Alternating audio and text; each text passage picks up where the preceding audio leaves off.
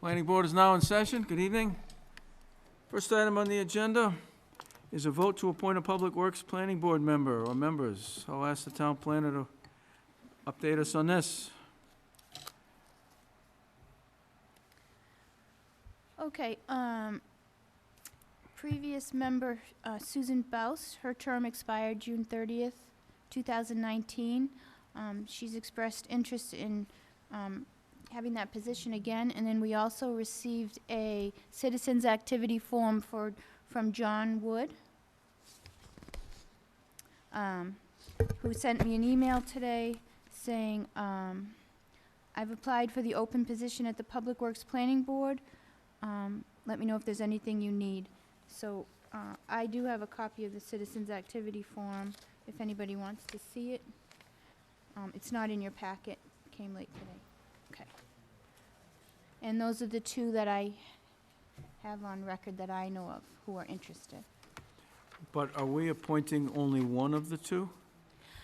Yes, Sam Stivers, who's present in the audience, his term expires next year, June 30th, 2020, and he is staying on board, and the planning board has just those 2 seats to fill. What 2 seats? Oh, the planning board has 2 seats they have jurisdiction over. One is already taken and one is up for reappointment for the Public Works Planning Board. Am I making that confusing? Sorry, okay. No, but go ahead, Mimi.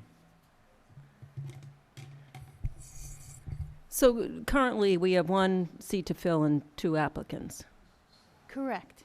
So at the last meeting, we held this so that we could advertise to see if there were more applicants, and we got one. So should we ask them both to come in for our next meeting?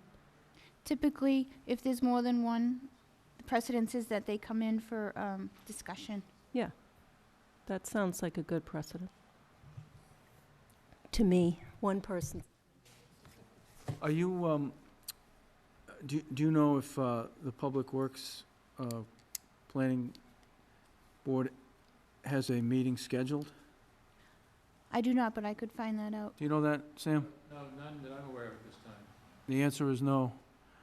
Okay, so by pushing this to August, what? 5th. Will, as far as we know, have 0 impact on that board. As far as I know, yeah, no meeting scheduled. Okay. Next item is vote to appoint Deed Research Committee member. Okay, hold on, let me tell you that one.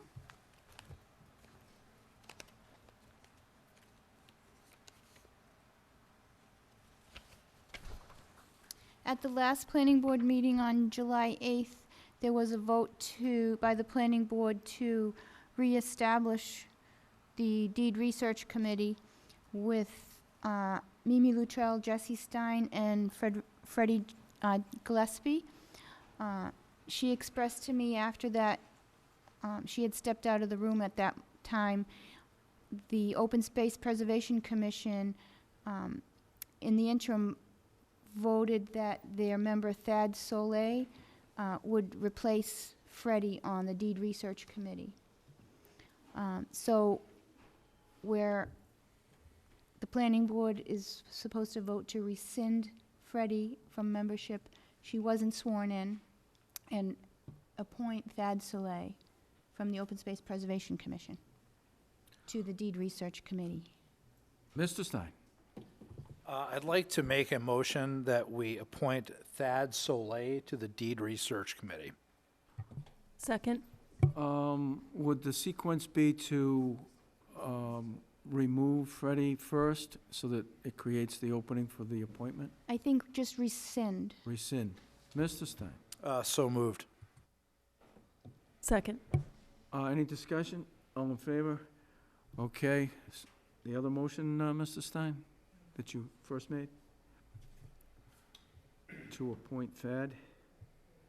So again, just making a motion to appoint Thad Soleil to the Deed Research Committee. Subcommittee, yes. Second. Motion's been made and seconded. Any discussion? All in favor? Very good. Next item on the agenda is a continued public hearing. 325 Turnpike Road, modification of major site plan approval. This public hearing has been continued from June 3rd and July 8th. There's been some movement, additional information provided. We'll ask the town planner to update us. Karina?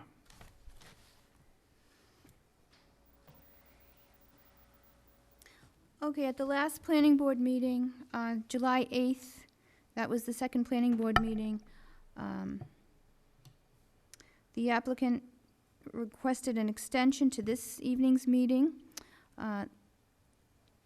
They were to provide, which is John Crow Associates, representing Ken's Foods at 325 Turnpike Road, regarding some modifications to the site plan that was approved last year.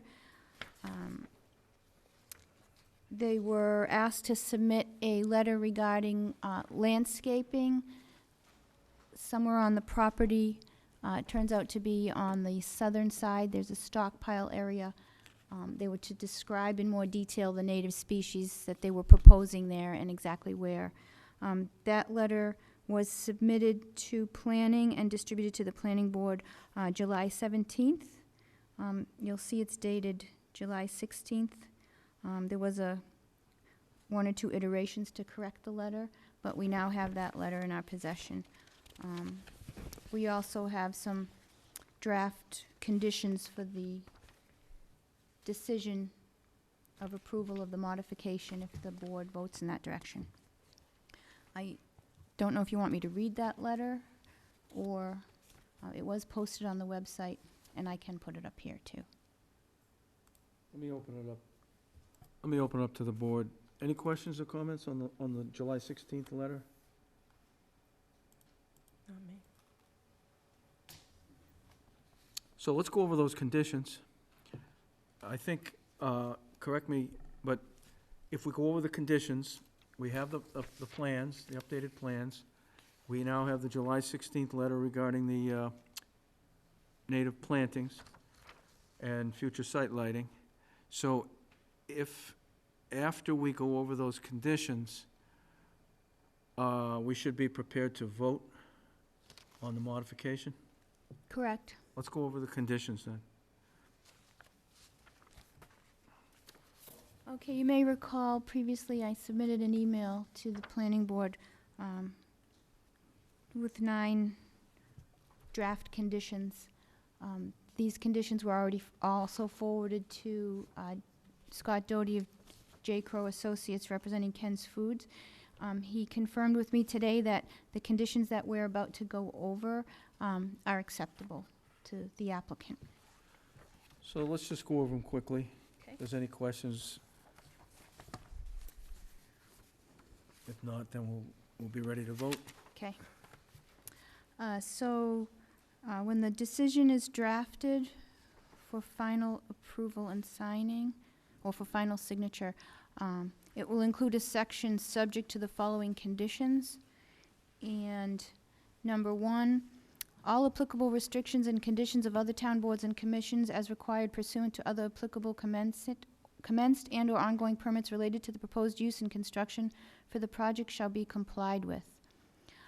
Except for waivers granted, the applicant shall comply with all provisions of the general bylaws, zoning bylaws, and all the rules and regulations applicable thereto. In this instance, we had the applicant shall pay all fees imposed generally for construction projects for the purpose of monitoring. That may be stricken since the work is completed. Condition number 3, all the conditions of the prior major site plan approval and special permit for lower impact development approvals, decisions that were dated June 19, 2007 for the project still hold. Allowed lighting for the development will be as shown in the approved plans and as per the lighting specification and photometric plan as approved. The planning board shall be notified upon completion of site lighting installation. After said notification, the planning board shall have 1 year to review illumination. During this review period, the planning board reserves the right to require adjustment of the number and/or intensity of exterior fixtures. If it is determined illumination is insufficient or spillover onto adjacent property is excessive, this is subject to the understanding that lighting levels will not go below standard safety requirements. And related to that is condition 5, LED lights no greater than 3,000 degrees Kelvin for blue light reduction shall be used when the lights are replaced or added on the allowed lighting for the development.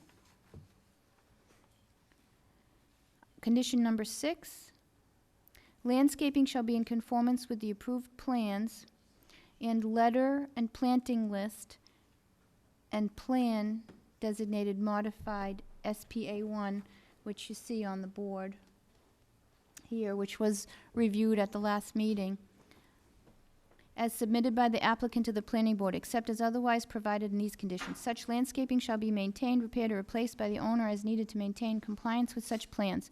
Replacement of such landscaping shall be native species. Condition 7, truck standing / parking will not be allowed in the driveway aisles. Condition number 8, prior to the lapse of the permit appeal period, 3 sets of the final plans shall be submitted to the planning department along with electronic file and AutoCAD files of all plan sheets. Submittals shall be delivered to the planning department at least 1 week prior to the pre-construction meeting. That last sentence will be stricken since construction has been completed. Condition number 9, the modification to major site plan approval decision shall be recorded with the written proof of recording provided to the planning board within 10 days after the appeal period lapses. And we have condition number 10, which is probably redundant because it's in the original decision, which is to be held.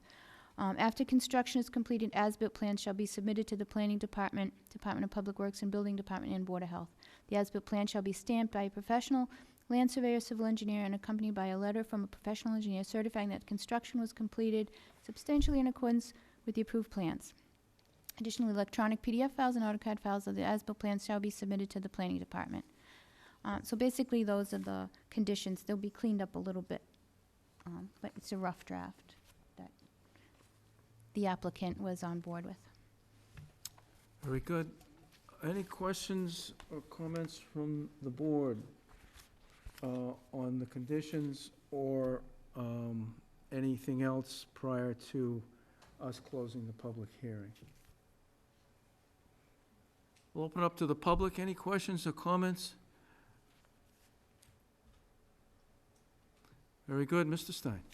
I'd like to make a motion that we close the public hearing for 325 Turnpike Road, modification of a major site plan approval. Second. Motion's been made and seconded. Any discussion? All in favor? The public hearing is closed. Mr. Stein. Making a motion that the board approve the modification of a major site plan approval at 325 Turnpike Road, subject to the conditions as read by the town planner. Second. Motion's been made and seconded. Any discussion? All in favor? Very good. Next item on the agenda is a continued public hearing, 118, 120 Turnpike Road, major site plan approval. This public hearing is continued from June 3rd and July 8th. There's been additional information provided, and we'll ask the town planner to give us an update while the proponent is setting up. Okay, and let me just find the right file for everybody.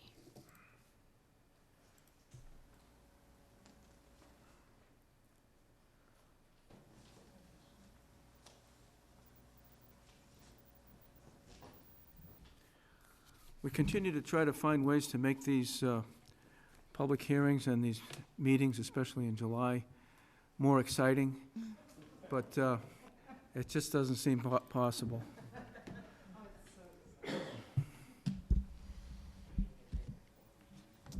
We do have a surprising number of people here tonight, though, for July. Okay. Vito, is that set in your prior submission, what you're showing? Yep, Those are the presentation plans yeah. from the we're previous Just put them meeting? up for now. I'm not sure exactly where we're gonna start once we I- get it rolling. All right, I'll just get them up there so we're already ready. Well, they were there. Oh, wrong one, sorry. Almost there.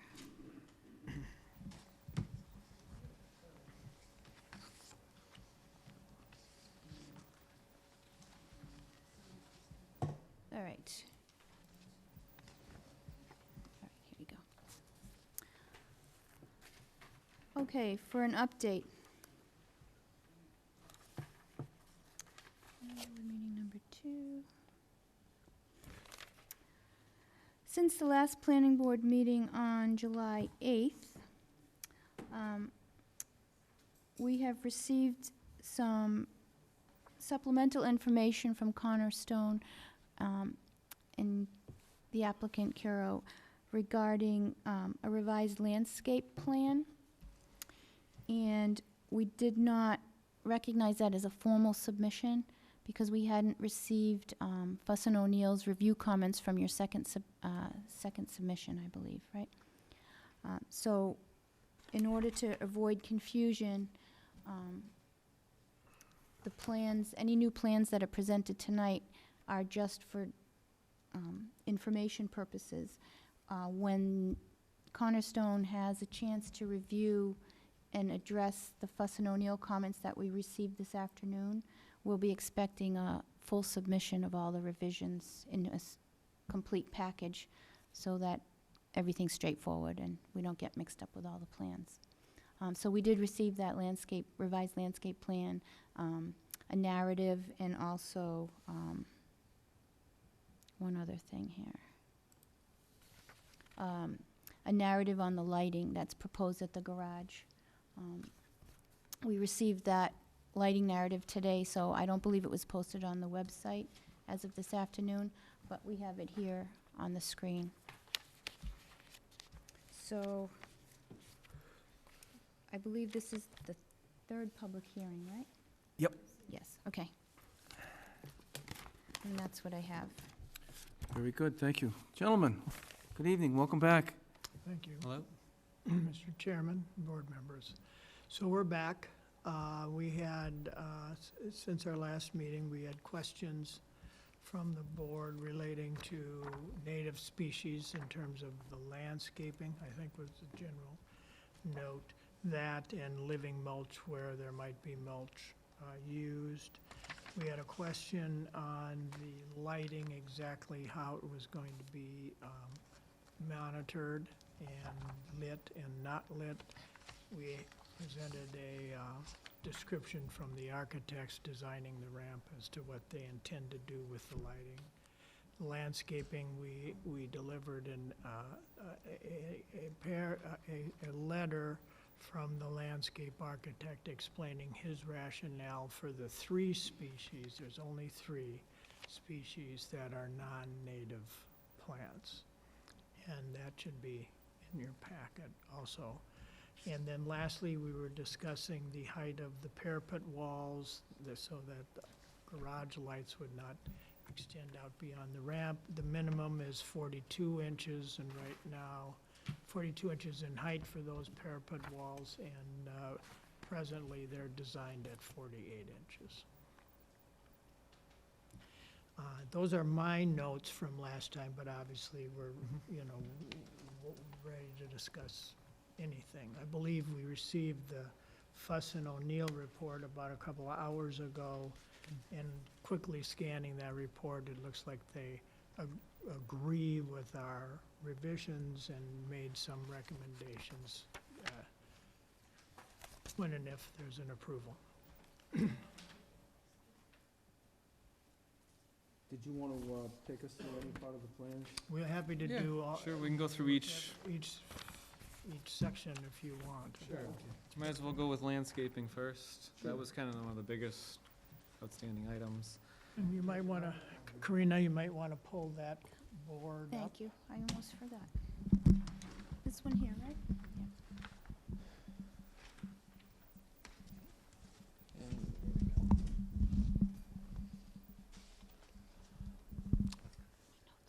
If you're gonna, Oh, we have to do that, don't we? Yes, okay. So there's 3 in the memo from Mike D'Angelo, who's our landscape architect. There's 3 species proposed which are non-native species. The first one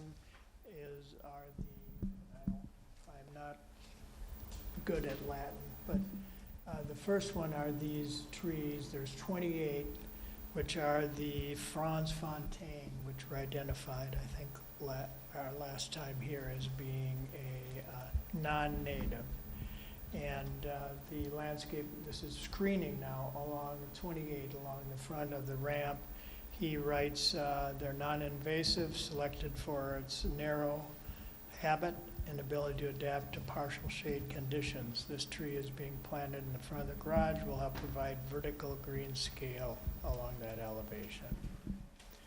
There are 2 other species that are non-native, or proposed species that are non-native. And one is they're over in this location, right here, and there's 9 Norway spruce.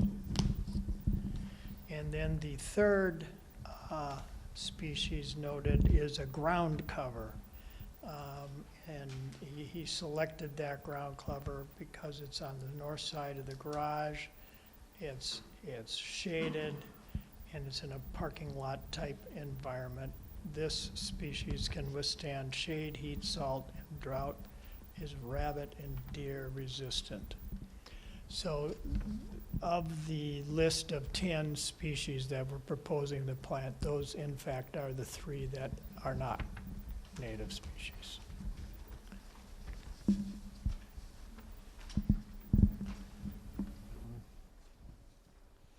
If you want questions on it? Why don't we just keep moving? Other questions about that? Okay, we'll take them one at a time then. Mr. Stein? Am I missing it? I didn't see Norway spruce. Oh, it's the Pica albius. Number Number 6. 6. It's number 6. Yeah, and they were up in here, and he said they don't lose their lower branches to provide the long-term screening. And that was the purpose of those versus the native. So, and then the only other thing to note when we were talking last time about the mulched islands and stuff, he brought it to our attention that these mulch beds, they're not really mulch, they're covered with shrubs. So they're designed so that in the long term, they'll fill in with shrubs completely, where it's not going to be just a tree with a, volcano of mulch around it. Last time we kind of weren't exactly sure, but he pointed that out to us and wanted to make sure everyone knew that.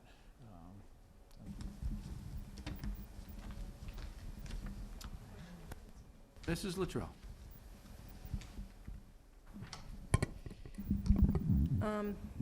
So you say that there are 3 non-natives, but I would have to disagree.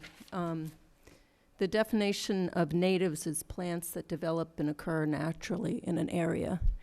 The definition of a cultivar is an evolutionary process that has been influenced by humans. So the vast majority of these plants are cultivars, so by definition they can't be natives. They're not naturally occurring, they're cultivated by humans. There's only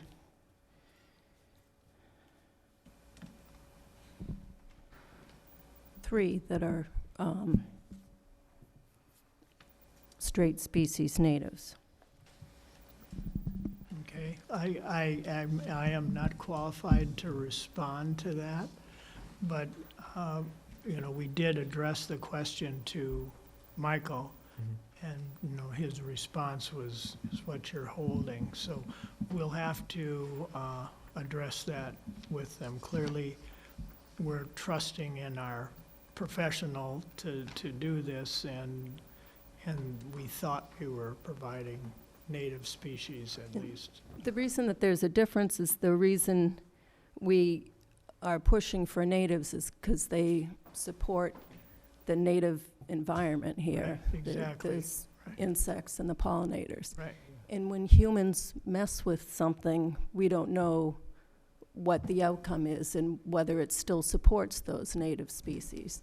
And pollinators are very specific to the plants that they go to and utilize, and maybe nectar's cultivated out of something, or it's unclear whether cultivars still support the natural environment.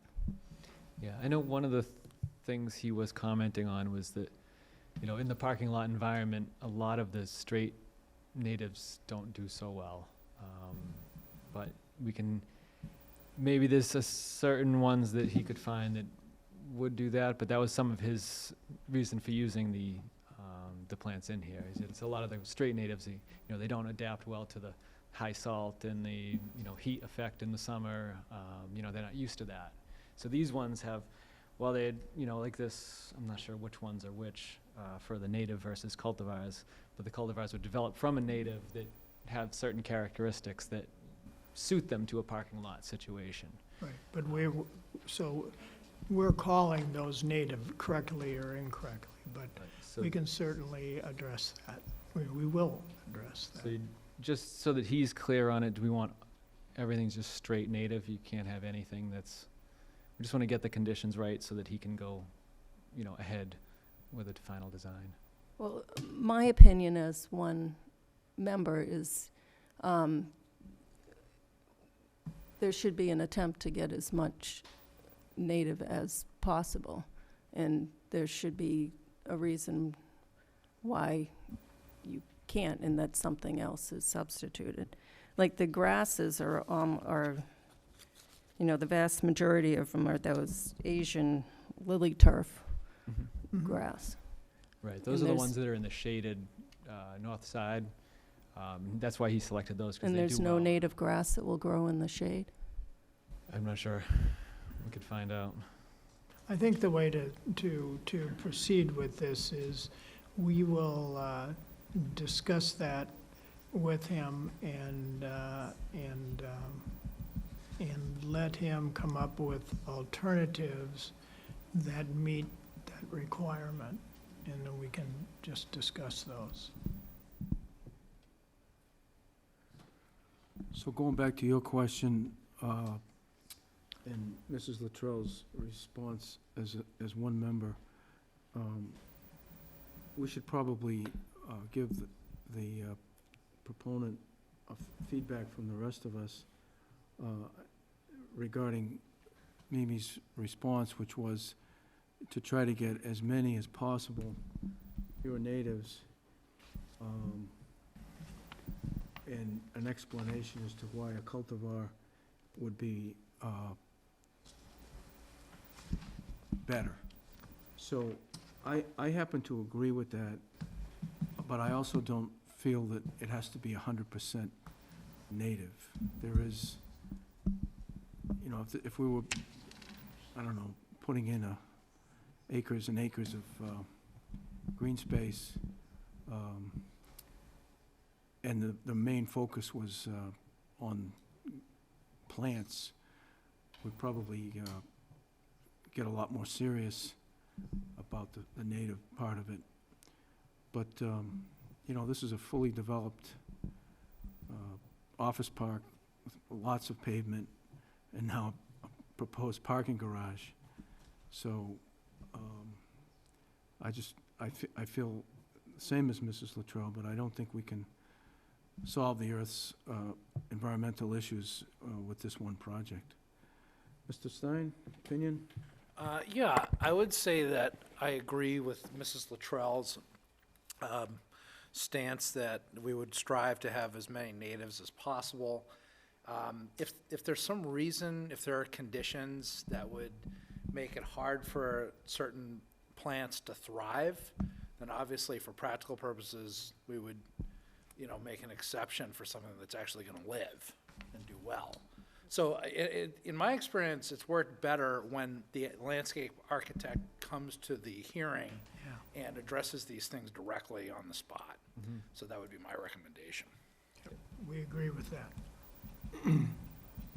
Mrs. Houlihan?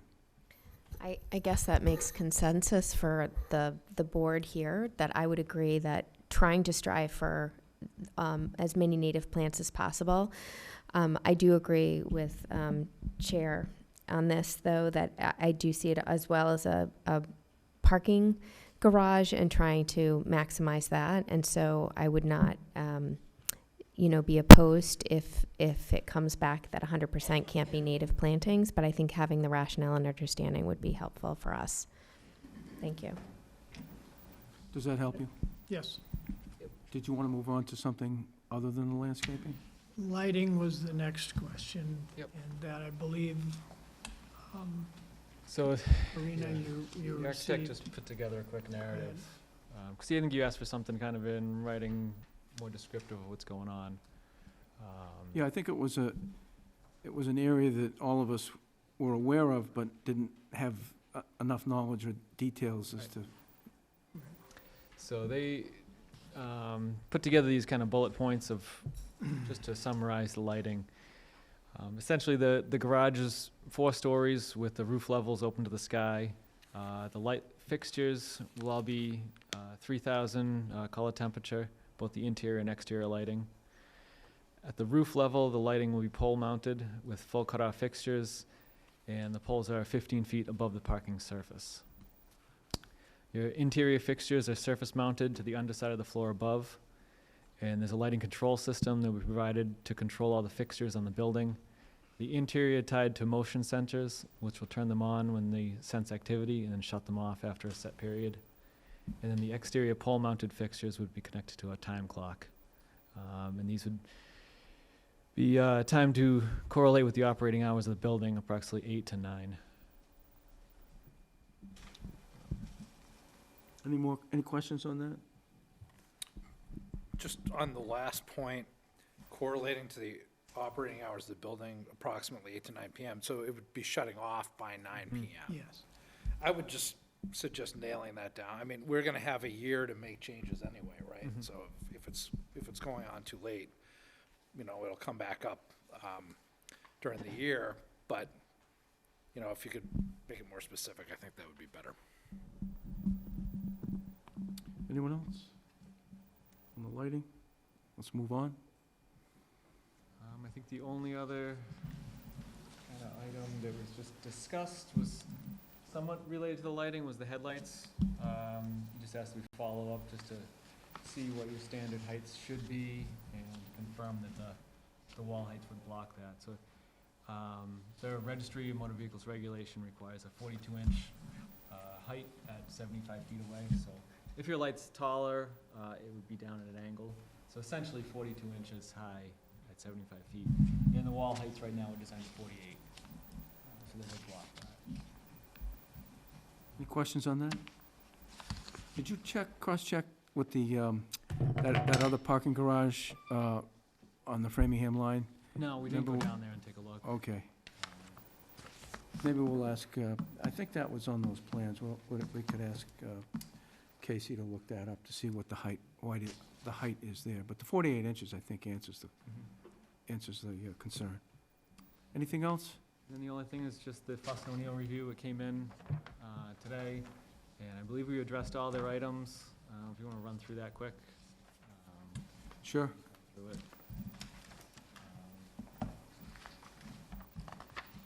So they had a few that they just kind of had follow-up comments on, was number 3. And, they just kind of confirmed, kind of went through our rationale of the limited disturbance, the need for it. Just confirmed that it's at your discretion, though.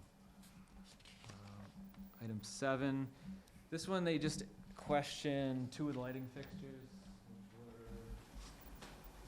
were Don't forget your microphone, Vito.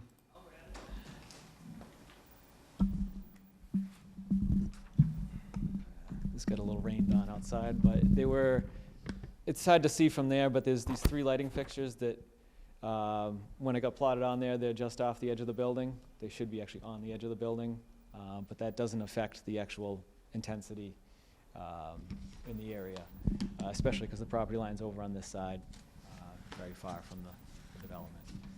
They just questioned whether they should be there or not. They labeled them B1 and BW on that comment.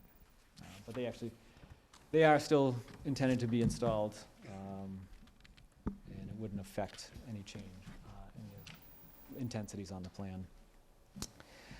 Number 9 was just commenting on the 10-foot landscape buffer on the side that we discussed last time, and just kind of left it up to the board's discretion. 28 was about the oil gas separator and tight tank to take the interior flows from the garage, and they just said get a Board of Health, a copy of the Board of Health approval for that, which would be fine.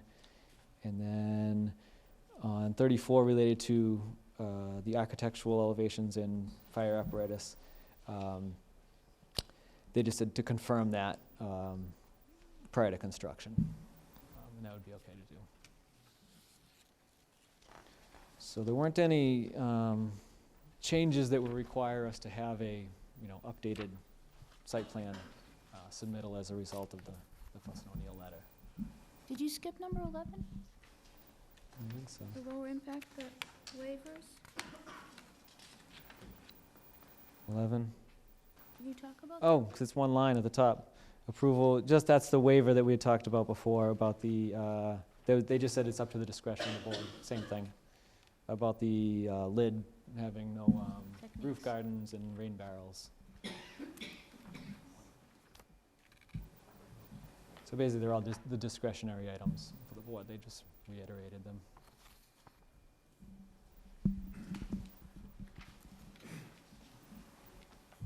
So, this is the first time we're seeing the letter also, but I'll open it up to the board to see if it might be helpful if we either agree or give you direction tonight, so that when you come back, maybe the only thing left would be the landscaping. Does that sound right? Right. Sounds good. So, any questions or comments on those, on the Fuss and O'Neill letter, based on our limited time to review it tonight?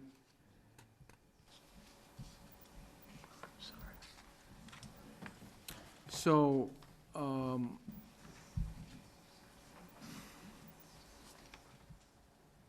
the rain garden, number 11, shouldn't we either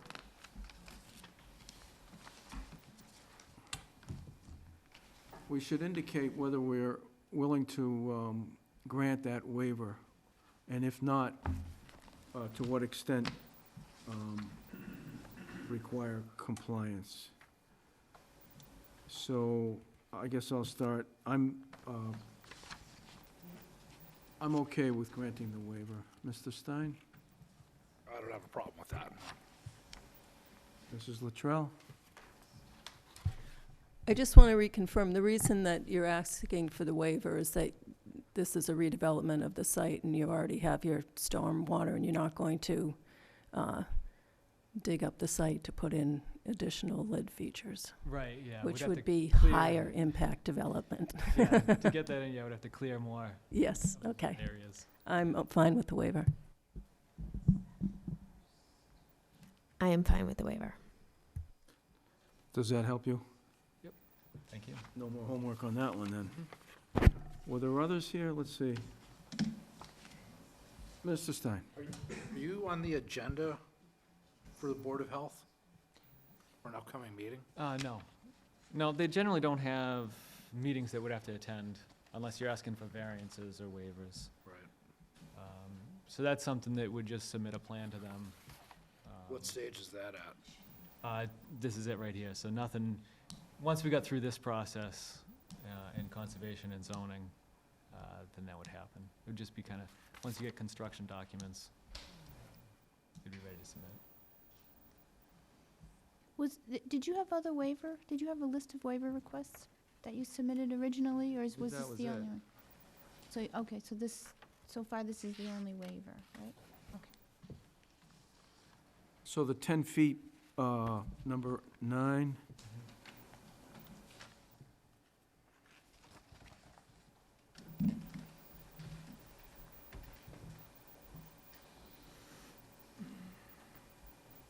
it's up to the discretion of the planning board to determine whether the proposed landscape buffer is acceptable. It says here the average is 10 feet, but some parts of it are down to 2 feet. So, and I think we talked about this before, Yep. especially not sure if it was casting a shadow on the previous approval by the planning board, so I was fine with it. Any questions, comments on that?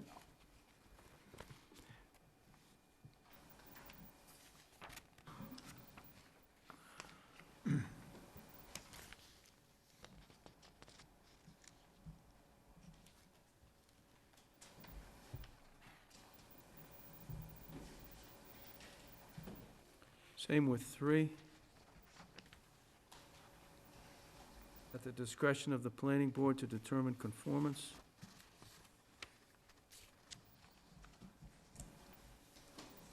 Has to do with the volume of cut and fill,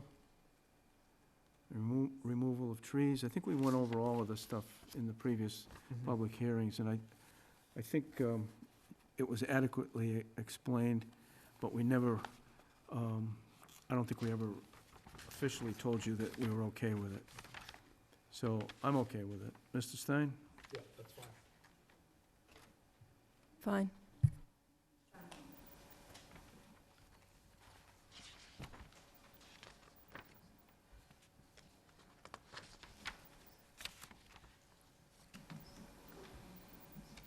Is that it?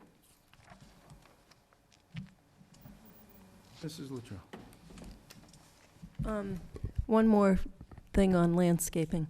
One of the seed mixes is a southeast rain garden mix, and a lot of the seeds in there are native to areas south of us.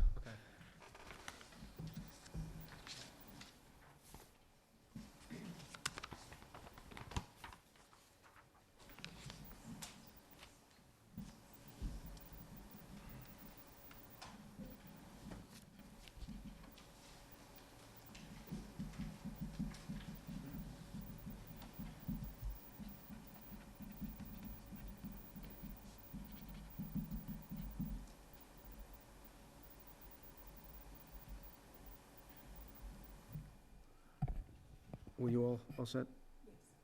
We're looking at when you're going to come back, which would be August 5th, Monday, August 5th, Okay, 7 PM.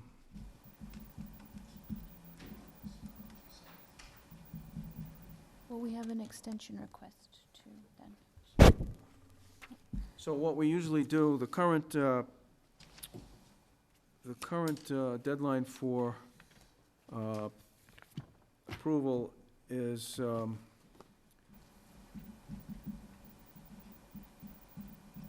July 26th. So we can't, in order to continue the public hearing beyond that date, you have to request an extension of the approval period, which we usually carry to the Friday after the next Monday meeting. So that would be, Just for site plan. The other one's okay. so that would be August 9th. So is it your request that the board grant extending the approval period to August 9th, close of business? yes, yes, it is. Mr. Stein? Mr. Chairman, before we make the motion, do we want to hear from the public? Nah. Sure. Any questions or comments? Yes, ma'am.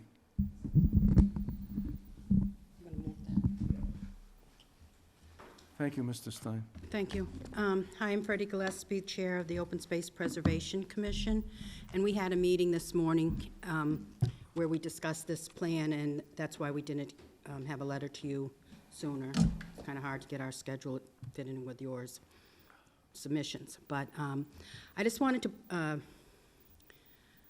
push back a little bit on the discussion about not being able to do native. And one of the things that's going on is how we landscape matters. What we do in parking lots and around office buildings matters. There's not enough public land, open space with all the development to take care of all of the losses we're having. The UN report just came out, said we're going to lose 1 million species in the next 20 years. And these species are not just in Africa or the rainforest, they're happening here in our own backyards, and we may have just lost one at Breakneck Hill, a rare bumblebee. You know, we've been working hard, and what you do in these types of landscapes makes a difference. Some bees can only travel 700 feet. You need to have hopping, you know, moving spaces for them. The cultivars, and I can send you the studies, don't provide the resources that these species need. That's why we're pushing for the straight species. And yes, the problem is, this is new. Your typical landscape architects are not familiar with doing it, and almost 100% of the time we hear here, can't be done, can't do it. And the reality is, the real reason is, it's just they don't know how. It's, you know, it's new, it's coming about. We are working with, one of the things they said, it's not commercially available. We're working with one retailer, and there's others coming up. Bigelow's, not fish, you know, I have no financial relationship with them, but they've been responsive. They had 50,000 native straight species, trees and shrubs last year. And they're upping their inventory all the time. This is the way it's going. As for the ground covers in the shade or north side, or if it's wet or sunny, there's a native plant, straight species for that. And I can, when we'll write an open space letter and we can direct you, there's a thing called Hell Strip plantings. And that gives you an idea, you know, what that area next to a street, that nothing will grow. There are native plants that will grow there and that will provide habitat. So there's species that, what do I call it, the lily rope, you know, there's plenty of other ones that will work there. It doesn't have to be. So we would, there's also New England wetland plants. They have lots of these shrubs and trees, straight species that can be used. And I think to say that there aren't any or they can't be as good, we just came across, we spent time with doing the native, the street tree list over. And that was the first thing, like, you know, the straight species natives don't work. But we came up with a wonderful list. You just have to work at it a bit. So we'll write a letter with some of these resources, but I urge, and the Open Space Preservation Commission recommend, that you don't just say, well, some is good enough. And, you know, maybe not 100%, but certainly this list was very disappointing. The cultivars do not, we saw cultivars, no nectar for the bumblebees. You know, why have a native plant if it doesn't have pollen or nectar? Because it was cultivated to look pretty for humans.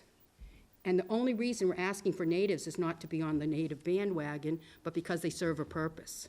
And it's a purpose that matters to all of us. And I know that insects aren't most people's favorite things to think about, but that part of our biodiversity is disappearing and collapsing, and everything else is going to collapse along with it. Just Google Insect Armageddon.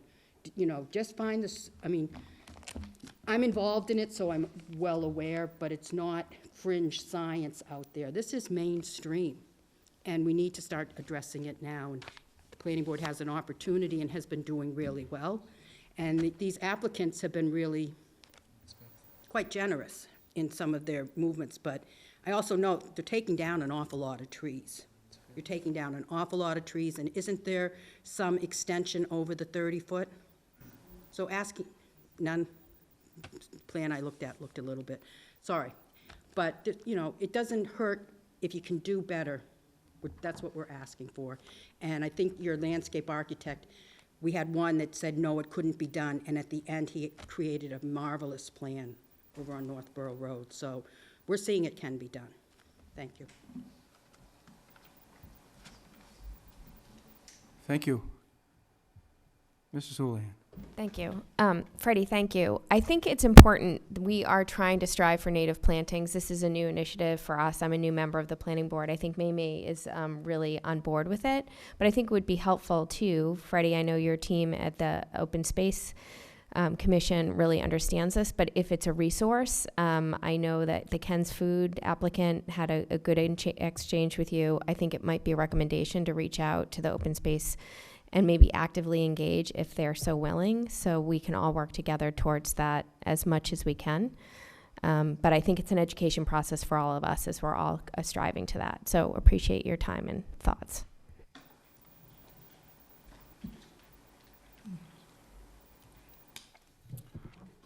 So, any other questions or comments from the public?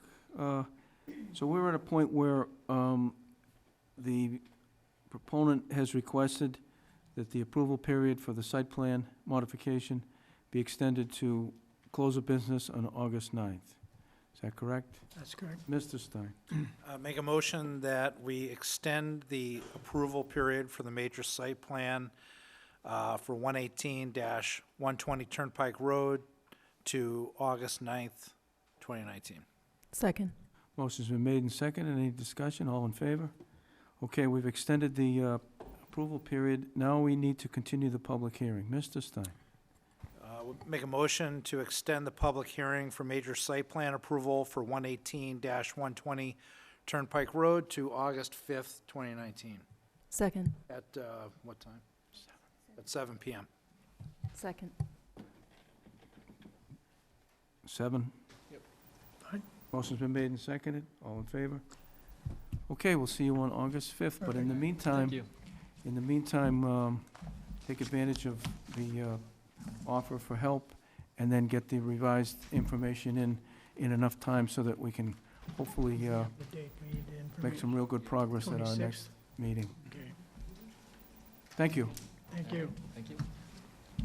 So, Mr. Cox, you have to sign your part of the continuation request.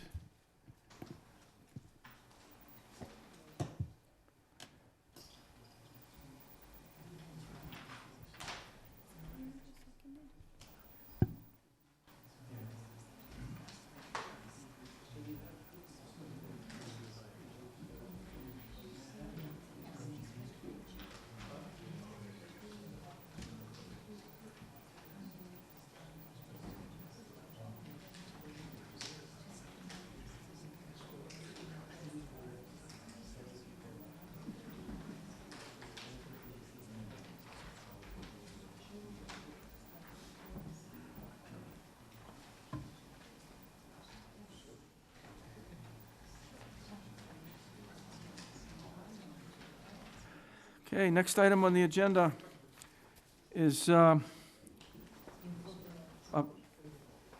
public hearing for 40-42 Central Street, Favel Hall, major site plan approval. And public hearing, 40-42 Central Street, Favel Hall, special permit, adaptive reuse of historic buildings. So we need to have the public hearing notice read.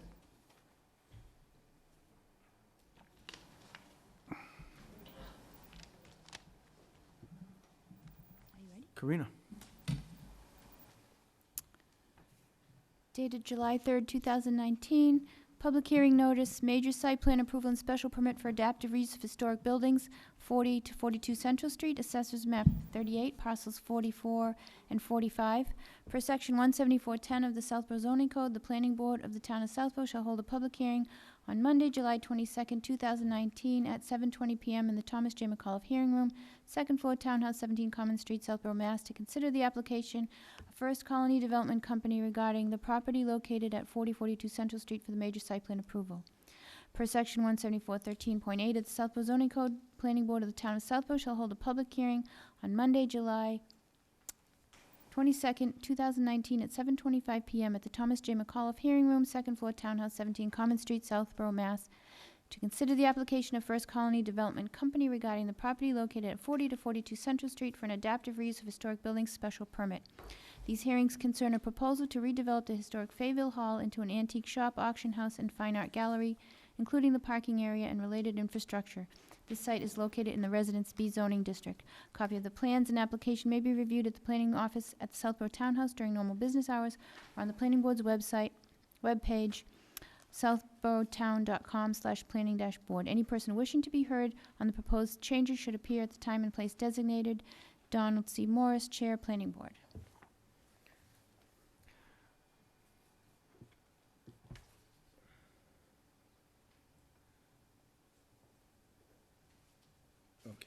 Combined public hearing. Anything else? Quick update? Yes. Okay. Let me just pull up the right plans too for quickly so people can see what we're looking at.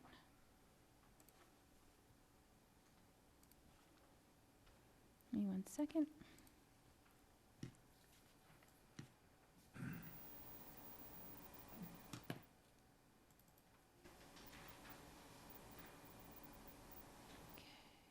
All right, we'll close that after. Okay, just a quick update to how we got here. On June 27th, Mr. Bemis with Engineering Design Consultants submitted plans dated May 29, 2019, and stormwater information. On July 2nd, he also supplied some supplemental information that was required to satisfy the application. On July 2nd, the application for major site plan approval and the special permit for adaptive reuse of historic buildings was submitted filed with the town clerk. Information was provided to Fuss and O'Neill. Legal ads were published in the newspaper on July 8th and July 15th for this evening's planning board meeting.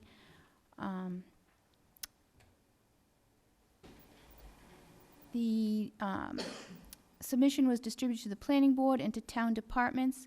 We received one set of comments from the building department, building commissioner on July 17th, which was distributed to the applicant, the planning board, and to Fuss and O'Neill.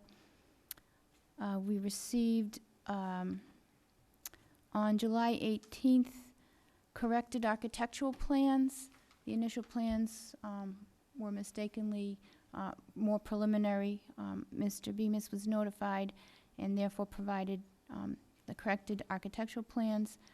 These were forwarded to Fuss and O'Neill, I believe, in time to be included in their review.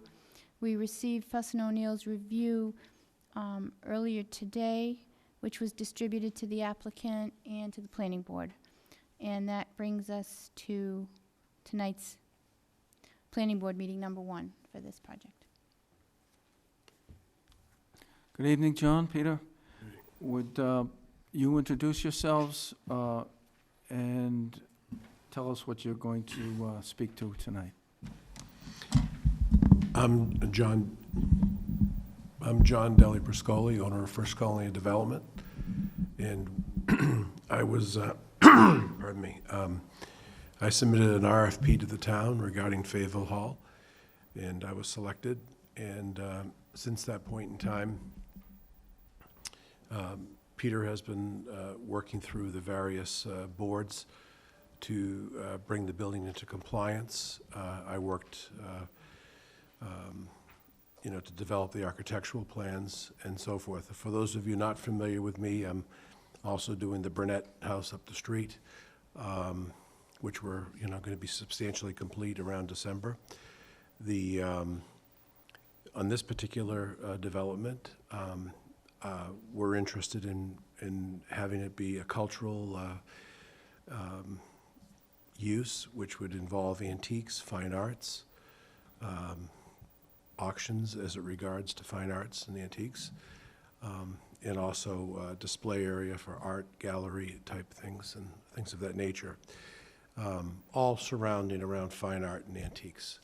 That's the goal. Now, you may or may not be familiar, but that's really a big thing for me in my personal life, is antiques and fine arts. As a matter of fact, I spent this past weekend, the last 3 days up in Manchester, Vermont at an estate sale, so I'm very active in collecting and buying and selling and furthering the collections. When the Burnett House is done, it'll be very similar to with all period furniture and things. It's a lot of work to gather all that. And my wife and I, that's what we would do over here. We would have that available for the public.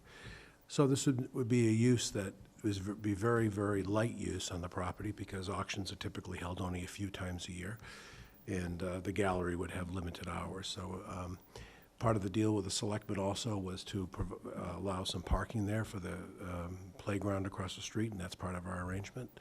So, we're improving this property, stabilizing it, making it period correct for the 1911 period. Also, for those of you in the audience and at home and here, My expertise is historic renovation as well as, commercial development and many other things. So I'm very familiar with the periods, and I know how to put the building together, and I've found some original photographs, and I think my architect has done a good job in capturing that and also making the building for an adaptive reuse and practical for today as far as accessibility and things of that nature, which is important. So with that, I'll let Peter, I'm happy to answer any specific questions to anybody about anything as far as what I would like to do. I'm just trying to give you a general, 1,000-foot above idea. But let Peter explain the technical aspect of it, and I'm happy to entertain any questions, Mr. Chairman. Thank you. You're on, Peter. Okay, great. Good evening, Peter Bemis, Engineering Design Consultant. So I've started with a picture that we were able to obtain from the historic photographs for the town. Not a date, but we know it's probably early 20s. And this is the look that John is, looking to try to restore here at this building, is to go back to those period details. That one's sideways, that's up there, but mine's horizontal behind you. So today, what's happened in order to make the building handicapped accessible is a handicap ramp had to be brought around. The handicap ramp's actually in the right-of-way of Grove Street when you look at our site plan. And the field area here of the building, it's just been lost a bit. So the idea is to just bring back some of that character, bring back some of those earlier period details in the architecture. And John's architect, I do believe, has done that. So the next first plan of our site plan set is sheet 1 of 1, which is a layout and materials plan to, again, secure the permits for adaptive reuse of the historic building and for major site plan review. We itemize all the approvals that we need in the right-hand column. So the first 2 are those that are the planning board's required. The next 2 are the 2 we've already secured. So the order of conditions, we have secured that from the Conservation Commission. That is actually an order that's of record at the Registry of Deeds. The soil absorption system for this property has also been approved by the Board of Health. And we had to get a number of waivers and reliefs from them, but it is a Title V compliant system for the complete reuse of this building. In yellow is the building shown, again, on Grove Street. And if you take a really close look, you'll see that the furthest portion of the building is actually in the right-of-way of Grove. Again, an old historic building, that's where it ends up being. And the existing improvements here, where I said that handicap ramp, is coming all the way down here to Grove Street. The goal would be to eliminate all of that, restore the front entrance in accordance with what its historic appearance was, in accordance with those architectural plans, and then to take that handicap ramp and bring it back to the other end of the building here. The other part of this site plan that's important, it would be that when we come off of Grove Street, which is a narrow road in town, there's only one other building beyond us here, would be a one-way travel. So you'd come in one way off of Grove Street into the site, and you'd exit here onto Central Street. At Central Street, there's two-way traffic movements that are available. So you can come in and get into this parking field. The parking field is 30 parking spaces located to the left of that entrance driveway, and then there are 2 handicap parking spaces coming off of that one-way section up here at Grove Street. We have a site currently that has 1 parking space basically in Grove Street for handicapped accessibility. So we're making the building much more handicapped accessible. We've got a good ramp system to get back into the building through that existing entrance here on Grove Street. Going back to the wetland component with the Conservation Commission, the wetlands here are shown in my illustration in green. In pink is our erosion control barrier at the limits of work. So you can see that we're going to be doing some work in the buffer zone. The Conservation Commission gave us a few waivers from their requirements because we have a fairly tight site. The land area here is 3/4 of an acre. And within that site, this is comprised of 2 pieces of land. The original limits of Fayetteville Hall were right here, about 15,000 square feet. And then the Delara property that the town acquired in 1999, which had a house on it. And the house was removed to construct a portion of a driveway and a portion of paved area. The current parking lot out there is substantially gravel today.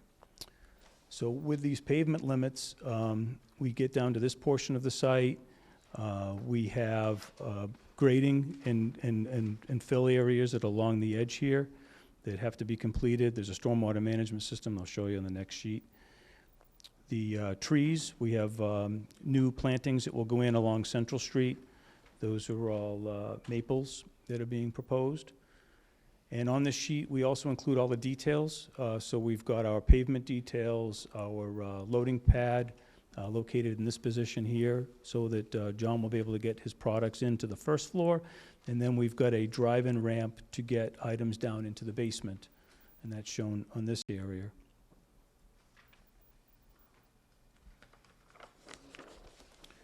On the sheet 2 of 2, this has the grading and drainage components in it. So you can see the parking lot is fairly level. We don't have a steep parking lot coming down into this area here. We've got a stormwater treatment system. So this is called a CDS unit. The details of that context system are located here on the right portion of the sheet. So stormwater will be treated prior to discharge into this detention basin, and then the detention basin was discharged out to the wetland that's here along the CSX line. We've also got an area for stockpiling of snow during the wintertime, and then that will go through a filter strip down into this 4-bay area and discharge into the basin. The plan also includes all your construction notes and requirements. So architecture, these are plans that, again, part of the set. The A1 plan is showing the basement area. This shows that ramp coming down into the basement, into that loading area. The new stair would be created out of the basement to come upstairs. The building is in need of restoration. This is a timely project for the building. In that this stair, the existing stair, that system that's there just doesn't function well at all. So there'll be a new stairway that's created coming out of the first level down to the second level and up to the second level. We've got a new bathroom system that's going in this area of the building. And basically an open hall like you have today. You're not going to see much difference other than having compliant systems within there. And on the second floor, we've got another bathroom that's being proposed in this corner. And then our stairway, and then our second means of access here. The elevations, again, just to bring it back to period details. So he's giving you some finish legend. The front facade of the building, again, all these windows would be replaced and restored with historic detailed windows and siding.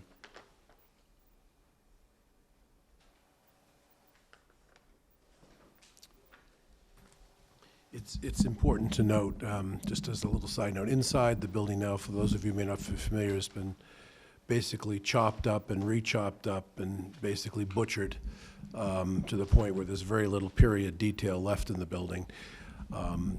The one thing that is good is the original staircase in the front, which we're preserving. The other thing is somewhere along the line they put plastic replacement windows in. I intend on putting wood period correct windows back in and things of that nature. I'm also putting back the flagpole that was stripped off, fixing the front facade, and bringing it back to that early 20th century appearance. But the building has really seen some hard times. So in accordance with the criteria for approval, we had offered some number of points in support of the application. The proposal ensures the preservation of Fayetteville Hall and includes restoration of historic facade elements and details with a use that is sensitive and compatible with the Fayetteville neighborhood. Again, we've reviewed these details, the period details with the Southborough Historic Commission. You have a letter of record from the Historical Commission where they voted unanimously in support of the application. Private funds are being used to complete this project. I know the town has struggled over the years to try to see something happen at this location. This is a good use for the site, and private money will be used to ensure that the historic building continues to exist. The use of the proposals, the uses proposed were identified in the bylaw as allowable through a special permit from this board. And egress to Fayetteville Hall is being significantly improved with dedicated parking spaces for 2 handicap patrons, and then a more desirable pathway into the facility. Vehicles, including emergency, are afforded better access than they have currently with the site, with the driveway system that's there today. In support of major site plan review, again, the 2 handicap parking spaces, that's a significant improvement over what currently exists at the site. We have a Mass DEP and Town of Southborough compliant stormwater treatment system. We have a Title V compliant soil absorption system. And for site plan review, it's important that the site match its cut and fill volumes, which this site does. Very little cutting and filling of the land is required. That parking lot is pretty much on grade with the existing parking lot. Pedestrian and vehicular access is improved with safety in mind. We've moved the driveway up to the southern location in the site versus coming in a central location, so that vehicles would then have to turn down into that parking lot. The site does not obstruct any scenic views or vistas. It expands parking opportunities for use of the Central Street ball field and park. The parking area is no more visually intrusive with the improvements proposed than what currently exists today. And lastly, there's no site lighting, eliminating any concern about light intrusion from this proposal. So overall, we believe we adequately address your requirements for adaptive reuse and for major site plan review, and we would look forward to your support. There's one other little point, too, is that the current basement in this building has hydrostatic problems. So there's water pumping literally up through the floor. So what has to be done there, and this plan allows for that, is the floor needs to be removed and drain tile installed inside the building, and then it is gravity fed to that retention area, so you can manage the hydro problem that's actually infiltrating the building, so the basement becomes usable. The way it is right now, it is not, and that's why they've had problems with mold over the years and everything. The town never took the steps to fix it correctly. So there's an awful lot of work in this building to bring it back to where you could use it and it'd be a good environment, and we will have the proper HVAC systems and all the things that you'd expect today in energy efficiency. I just want the board to understand there's very little to save inside this building because it's been, modified so much over the years. There's very little original, but what is original was going to be preserved. So that's what I have. Yeah, that drain line, just so you know, is coming here, and it comes down, it ties into the drainage system that John just alluded to. That's an important point. So, what we're gonna do, I'm gonna ask the town planner to read the letter, it's short, from the Historical Commission. And then,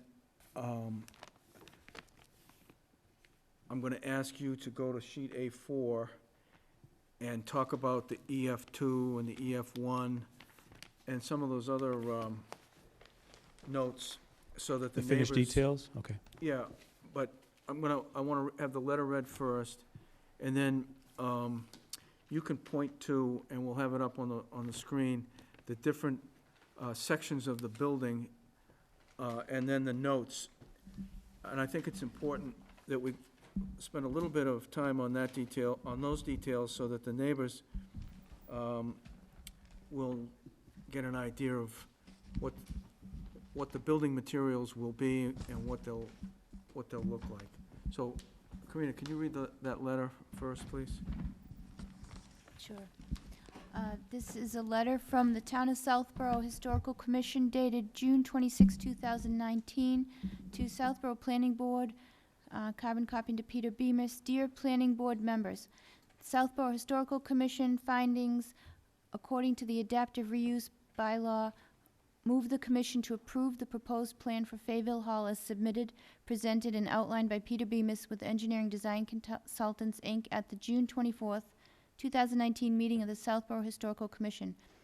Presented plans include removing existing concrete ramp from the main front entryway and replacing with external stairway and landscaping to replicate the original building design as closely as possible. Number 2, front facade of building to be restored to its original historically accurate character.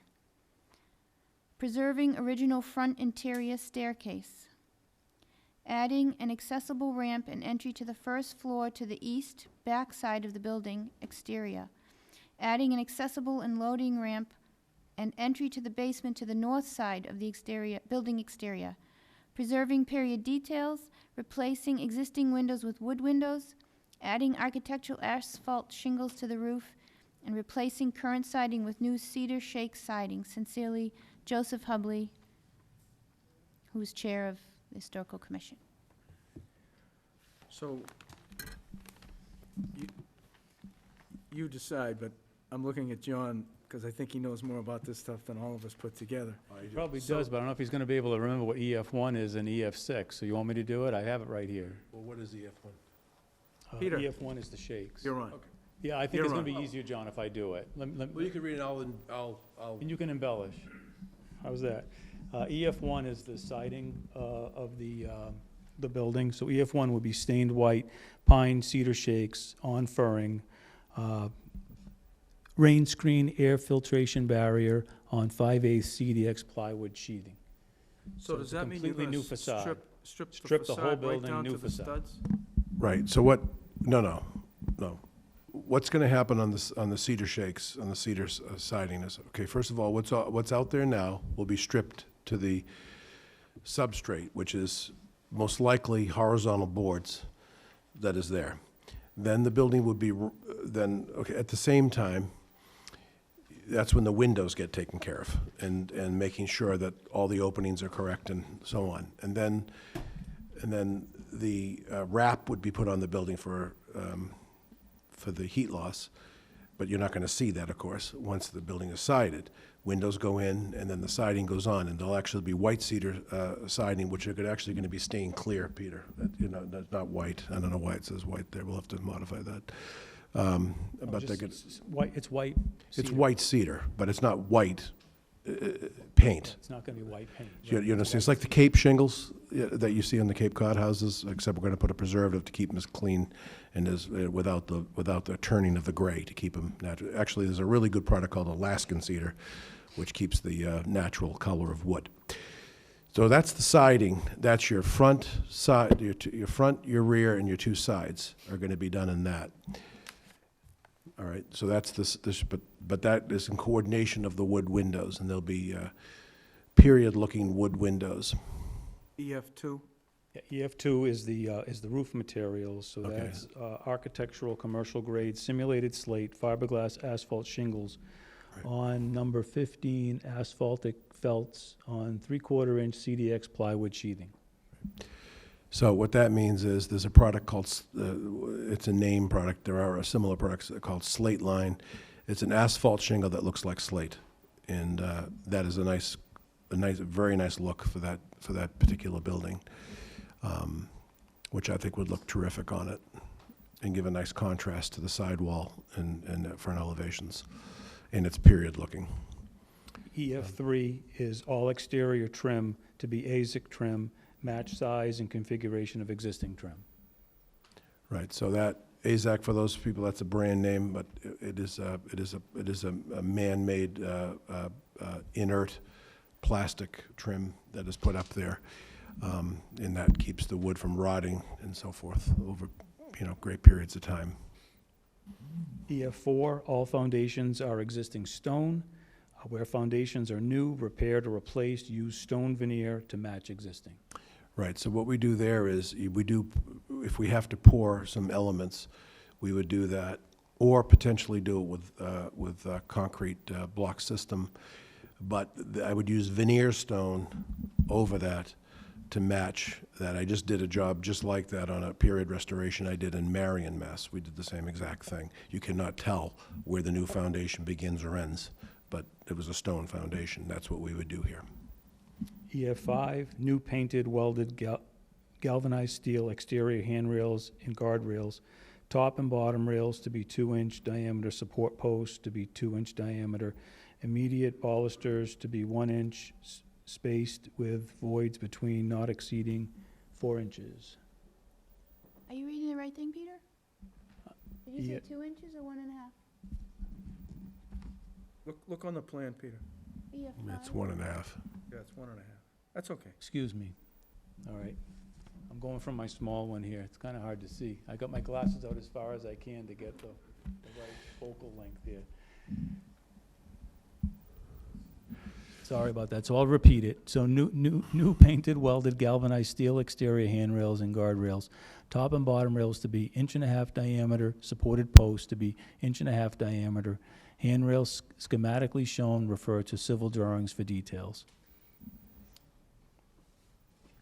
EF6, provide new painted galvanized steel flagpole mounted on front gable end of building as shown. And EF7, install new false brick face chimney, match style and size of removed existing chimney. And that chimney's here. And the flagpole was here. Yeah, the flagpole was, at some point in its life, was ripped off of it, but it's in the photograph from 1920. So we'd like to put that back. And Thank you. It's there. It's very faint, but it's there. I can assure you.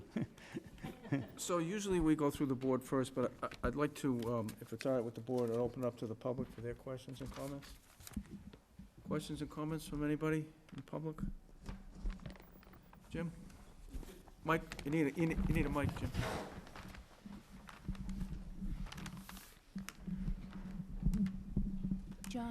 John, and when you have a chance, will you sign in too? Because this is the first hearing, Okay, so okay. the recording secretary is gonna have to know. Okay, no problem.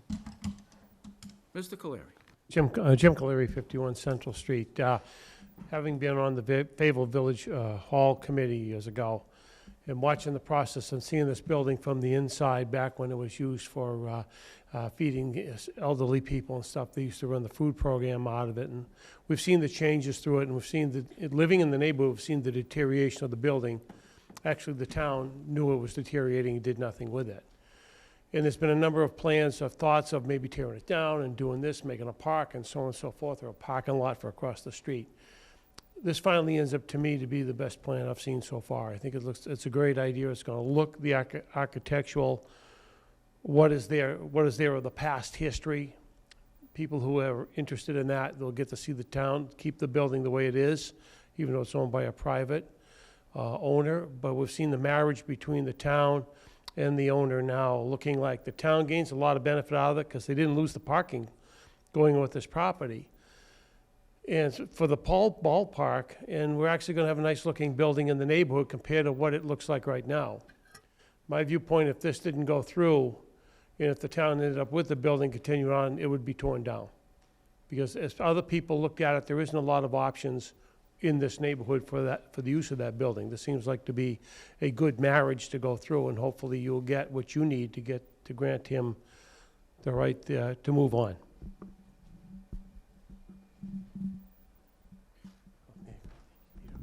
Anyone else? Thank you. Anyone else? Open it up to the board. Mrs. Houlihan? I'm going to defer. Can you come back to me? Mrs. Littrell?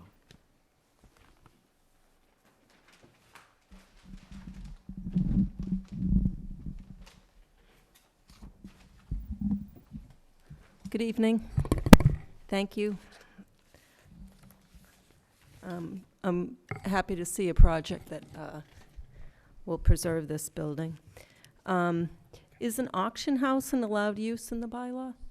Well, antiques, sale of antiques, and auctioning is just one method of selling them, and the auctions are conducted routinely, some through the internet, and people have to have viewing. That's one major reason, well, that's one of the major commercial reasons we're restoring the basement, because that would be the preview area, for the items, so people come prior to the auction, examine the articles, and then the day of the auction, they either call it in, or they appear there, or they buy it through the internet.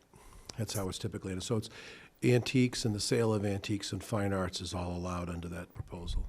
So the auction house isn't a separate use, it's a function of the Antiques. antique shop? Yeah, that's how. So it's only two uses that you're looking for? Well, we would have, I would like, what I've asked and what the historical committee thought was appropriate, and we all agreed, I don't know if it says that there, but is that, we would be allowed to have a gallery there, so you'd also be able to do retail antiques out of there. You'd have periodic auctions. Now, these auctions aren't something that happen every week. I mean, these are auctions that happen very sporadically. Most large auction houses may, and this is not a large auction house, would have maybe auctions 4 times a year, something like that. I don't want to, strangle myself to that, but I mean, that's what we're talking about is maybe 6 auctions a year. But then you'd also have the ability to come in and you'd also be able to retail antiques out of there. But it's all antiques and fine arts. It's all just different methods of presenting them to the public. That's what it would be.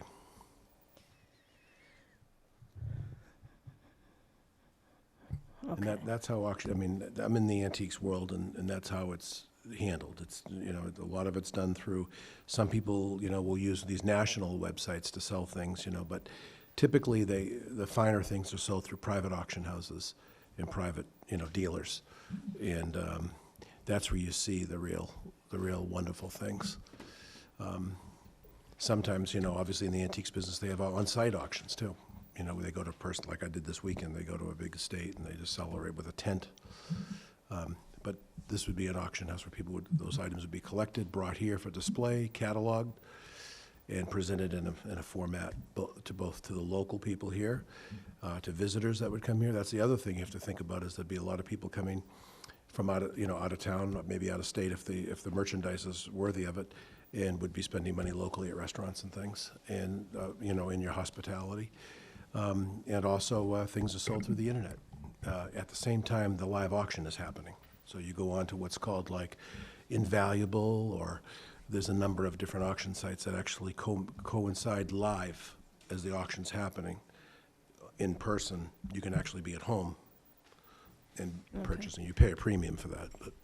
So I'm just trying to figure out, are there 3 uses of this building or 2 uses of this building? Well, it's all fine arts and related to, to support that business. So to be technical, there's an office component, there's a retail component, there's an auction component, there's a storage component.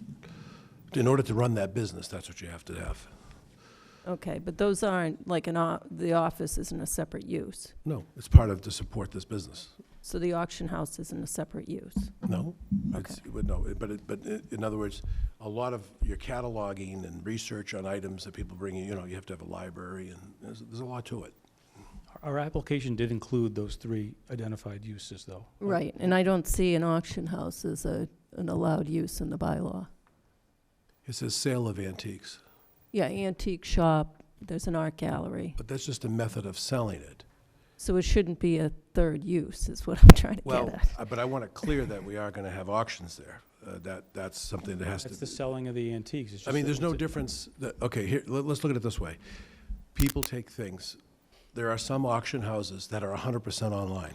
They don't even have a physical. They have a warehouse somewhere. Yeah, They're selling antiques, but through an auction process, just not a live auction. In the sense, when I say a live auction, I mean one that you would physically attend. You have to do it completely 100% online. That's not what I'm interested in. What I'm interested in is having the ability to have the live auction as a companion to the online auction as it's occurring live. So that's the only way I can do this. It makes no sense otherwise. okay, I'll move on from that for now. Okay.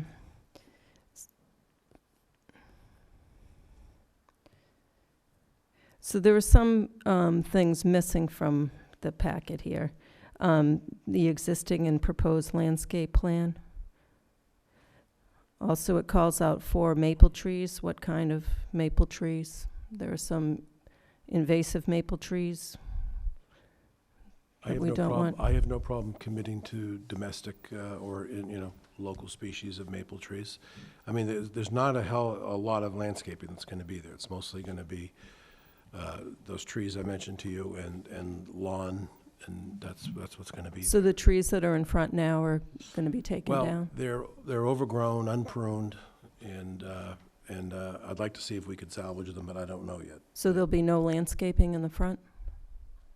Well, look at the original picture of the building. I mean, there's going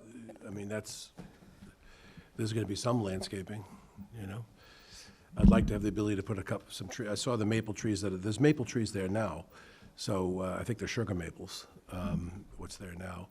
And, I mean, but at least that one on the left, I'm not 100% sure, but I think we should start fresh with some, really quality trees and some nice lawn. And I don't particularly care for shrubs up against the building. That was never done, and that's a real mid-20th century thing. So I, would like to see the trees as mentioned in there, but I'm happy to commit. I saw your prior discussion with the prior applicant. I have no problem having those trees be a species that's on your list, and we can select from that. Okay. So the landscape plan that we have is the landscape plan. So there's going to be no additional landscaping in the front of the building. No, I want to showcase the building. Okay.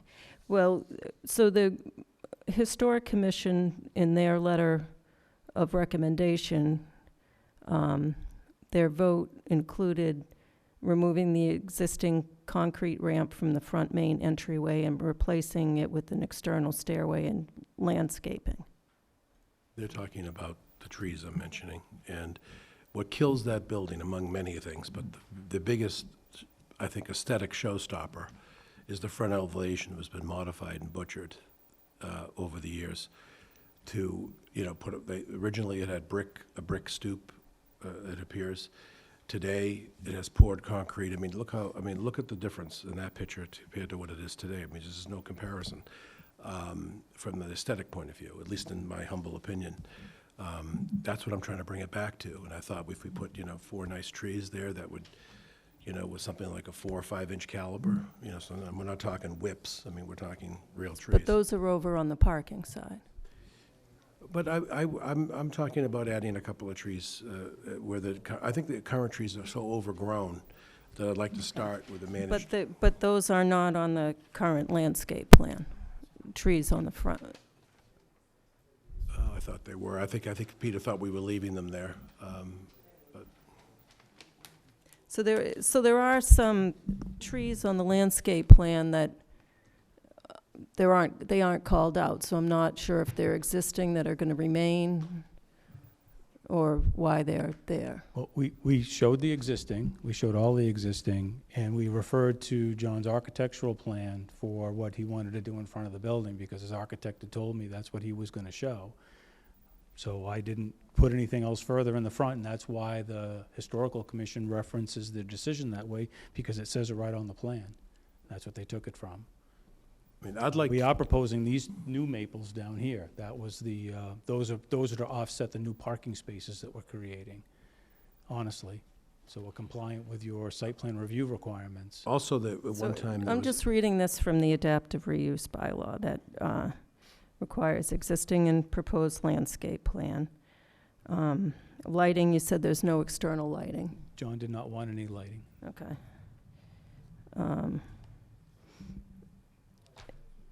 Existing and proposed parking. A narrative stating the historical significance of the structure. The cover Those letter things included that. It didn't mention the historical significance of the structure.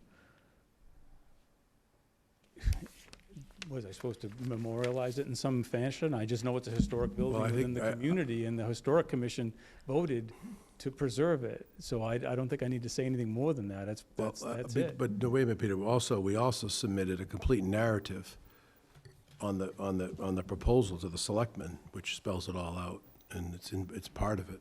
We referenced that in our on the planning board. We referenced that to the planning board, that was a record document that the town had received from John. We did reference that. I put a lot of in our time into that cover whole letter. concept of. It wasn't included in the packet for ease for seeing here. Am I, were you Public expecting record. like me to print it and give it to everybody? I don't know. I don't know how the selectmen distribute the documents that come into their office, but I just referenced it. But that- the adaptive reuse is under the planning board, right? They're the special permitting authority, right? Granted Right, but authority. in my cover letter, I referenced that and just referenced the historic nature Yeah. of the building, which I think is enough. It would just be helpful to see it when we're in a Okay. packet, so people don't have to go searching. Just makes Okay. it easier, because we have so many applications coming through here. I think that's probably what Mimi is getting at. I don't think you have too many like this, though, do you? All kinds. Yeah. Big, small, I didn't realize the town sold that many buildings. all kinds of projects. Okay, well, the trees, the existing trees are shown, and the proposed trees are shown. There's not a separate landscaping plan. We were not trying to develop a significant landscape component to this project. But the bylaw requires one. It requires a plan, and one was submitted. So it lists maple trees. What kind of maple trees? There are a bunch of different We were gonna match species, what was some of there, which are. so I will designate them as being a sugar maple or something that's appropriate, and we'll add that to the plan. Indigenous to Massachusetts, you know. That's all I have. Mr. Stein? So what are your hours of operation going to be? Well, the auctions are typically, depending on what day of the week they fall, they're typically, if they're during the week, they would be in the evening. And typically on the weekends, they would typically start at 10 o'clock. As far as in the morning. The viewing hours are usually during business hours, if you're having a weekend auction, for instance, you would have viewing hours during the week prior to the auction, that people could come in, look at the merchandise, and then decide whether they want to come back or bid online or leave a bid. They can do that too. Or they can do a phone call bid. There's many different ways but they have to be able to see the item, so so there's called a preview. So they come in and do that during the week. So that would be the auction side. As far as the, typical hours would be available for the retail side of things, and what I mean by that is things that were being sold by regular treaty, which would mean that would be at, 10 to 5 operation during the week and the weekends. And So 10 to 5, 7 days a week. right, except unless you have an evening auction during the week, would be past 5 o'clock. Sometimes they start at 6 and they go to like 9. Would During that- the week. So, Because the reason for that is because people obviously aren't available during the week, on normal business hours for an auction. Because an auction, the way it works is everybody's there at one time, and that's why the weekend auctions are usually preferred. But sometimes there are auctions that are during the week, and I don't want to preclude that. so approximately 6 auctions per year, spread out throughout the year, I take it. And those would be, it's from 6 to 9 p.m. Or on the weekends from 10 to 5 p.m. I'm just wondering about the no photometrics in that context. What do you mean? Well, because in my experience on this board, when you have parking and any type of operation after dusk, there is photometric, there's lighting involved. So, Well, there's going to be lighting on the building. I mean, there's, obviously, there has to be a light at the entrances and things of that nature. I mean, I think what you're asking me about, if I'm not mistaken, is like parking lot lighting, for instance, right? well, the photometrics for the whole plan, including the exterior. I mean, we also look at the lighting on the exterior of buildings too. So I would strongly recommend a photometric plan for this submission.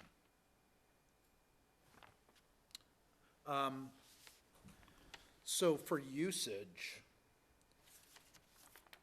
could you just take me through what's going where in the building? Okay. So in the basement is typically, Just sorry, for my plan is I don't know how they're labeled. Let me see. A1. A1 is the basement, Yes, well, the lowest level, which is subterranean. partially. About half of it is underground. Okay. So, it's like a knee wall, down there, from masonry, then it becomes. So down there would be would be storage, would be preview area, would be receiving antiques that come in and be prepared for sale, which, and would be area that would be used for that primarily. Okay. That's that level. Yep. And then one flight up is. One flight up is actually the gallery where the auctions, most likely, you know, all the antiques would be, there'd be seating up there in the big gallery there. So that's A2 for me, Peter? Okay. And would this be the area where you actually have the auctions? Yes, with the seat? auctioneer sits in front. How or many stands there. people do you think would be coming to an auction like this? Typically, today, they're 30 to 40. Because a lot of people use the online aspect, but a lot more than 30 or 40 will preview, but that's over several days during the week. So they come in, they look at the items at their own schedule, and then they, you know, they might decide to, like, let's give an example. Say you have a conflict in your life and you can't go to the auction. You might just choose to leave a bid, and the auctioneer will bid on your behalf. So, and then, you know, so you don't, everybody who's bidding at the auction isn't necessarily there, is what I'm saying. Anything else besides an auction hall on Well, yes, I mean, I said we're going to be able to, you know, during, this level, I'm sorry, specifically? well, yes, there might be some retailing of antiques, you know, private treaty, and also paintings and things of that nature on non-auction times.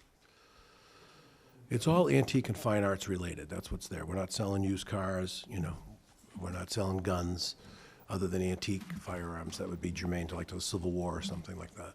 So then A3 is the upstairs, is the second Right, floor? and that would be primarily support for the downstairs. So that's your office? Offices, and there could be some gallery up there as well for retail. But auctions wouldn't be held up there, they'd be held on the first floor, or the middle floor, let's call it. Okay. So with 30 to 40 attendees, we have a plan that reflects, if I'm not mistaken, 30 parking spaces. Do you guys feel that's adequate? I do, parking because you're for- also allowed to park on the street, which is what they do now for the playground. Or the baseball field? Well, whatever, I mean, the playground across the street looks brand new to me. They park along the street, there's parallel parking there, allowed, is my understanding, at least that's what the town administrator told me. And I think, is that correct, Peter? Okay, so there's parking on the street for that overflow. But, you know, a lot, when I say 30 or 40 people, some of those are couples that come in one car. What do you guys have planned for signage? Well, obviously, we're going to have to follow the sign code, you know, of size and shape, and it'd be very, you know, very simple sign, and it'd be called, you know, we're still naming the business. We're debating whether we're going to use my business name, First Colony Antiques, or Metro West Auctions, or some combination of that. Okay, will that be reflected on an updated plan? We can. Yes, Well, will it the say- signage, handicap parking spaces. We can address hadn't the lighting on discussed that a sign. plan, too. I'll give more thought to the lighting, so you'll have that, Mr. Stein, for the next time around. If that's helpful. It is. There is a lot of lighting in the area, you know. I mean, there's lighting, I've driven there at night, there's lighting along the way there, but I don't know where it's all coming from. I really haven't examined it. So we'll pay more attention to that. You reference guardrails. That's going in because this area is going to go downgrade to get to the basement. So that's where those guardrails are proposed, as a retaining wall that would be constructed in this area, because we're going to be dropping in grade. And then there's a loading dock right here at the upper level, so there's a guardrail against that as well. There's basically a rail that's going to come from here all the way down that wall. I want to avoid steps when we're moving furniture and large items in.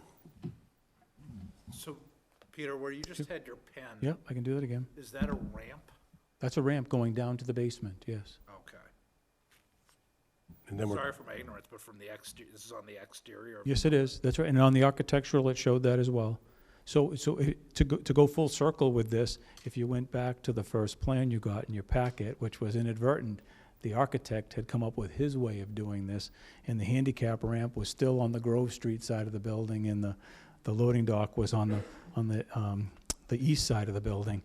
And when we told him how we were looking at the site, and we were able to improve that handicap parking significantly better than what was there currently, and then when when John told us that he wanted to be able to get down to the basement that hadn't been contemplated, that's when we realized that the plans needed to be changed. So there was a significant change.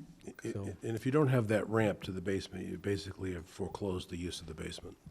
So this is what the guardrail is going to look like as it appears on this plan on A5? yes, Okay.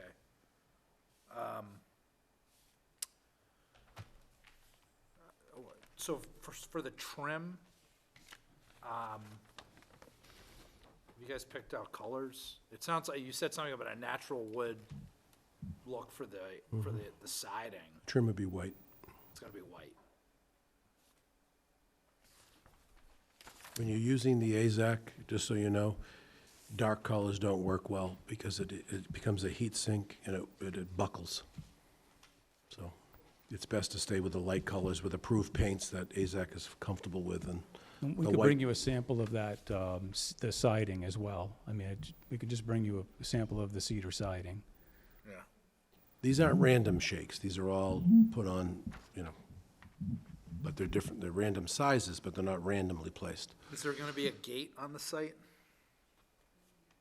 Gate?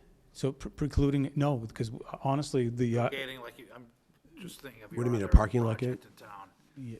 There's a gate on the front of the Burnett House. Right. Entrance at the. Well, that's a whole different I kettle just of. want to be clear that there's no gate involved here. Well, that gate would not be period correct for this house. That's a French Empire gate that's from a French Empire house. That's what the gate's for. Okay. This is not French Empire. This is, in the Craftsman era. Okay. And the parking lot, has a functionality. It's still going to be able to be used for access to the park across the street when they're not in operation. So there's going to be no conflict with the ability to still use that parking lot. As far as the wetland buffer, it doesn't look like you're anywhere near the wetland buffer in terms of disturbance. Would you agree with that? We had to go into the 20-foot no-touch in a couple of spots. We just couldn't find an alternative to still address all the issues. When we first started the project, John had wanted to keep this in period detail. If you went to Fayville Hall in the 20s, this was a gravel road. There's still a gravel parking lot out there today that the town relies upon for people to go to the park. We wanted to keep this gravel. Unfortunately, there's not a way to address the stormwater management guidelines that works real well for gravel parking lots, unfortunately. We tried. Our initial proposal, and actually if you look at Fuss and O'Neill's comments, the drainage calculations evolved over time, and the initial full calculation describes the gravel in the parking lot. So we ended up having to pave the entire parking lot because we just couldn't find a way to comply with the requirements. And Conservation was working with us to try to do it. I mean, we just tried, but as a group, we just couldn't find a way to dot all the i's and cross all the t's and get there. So we had to go back to what we didn't want to do, which is a paved parking lot. And the way to do it was to put the CDS unit in.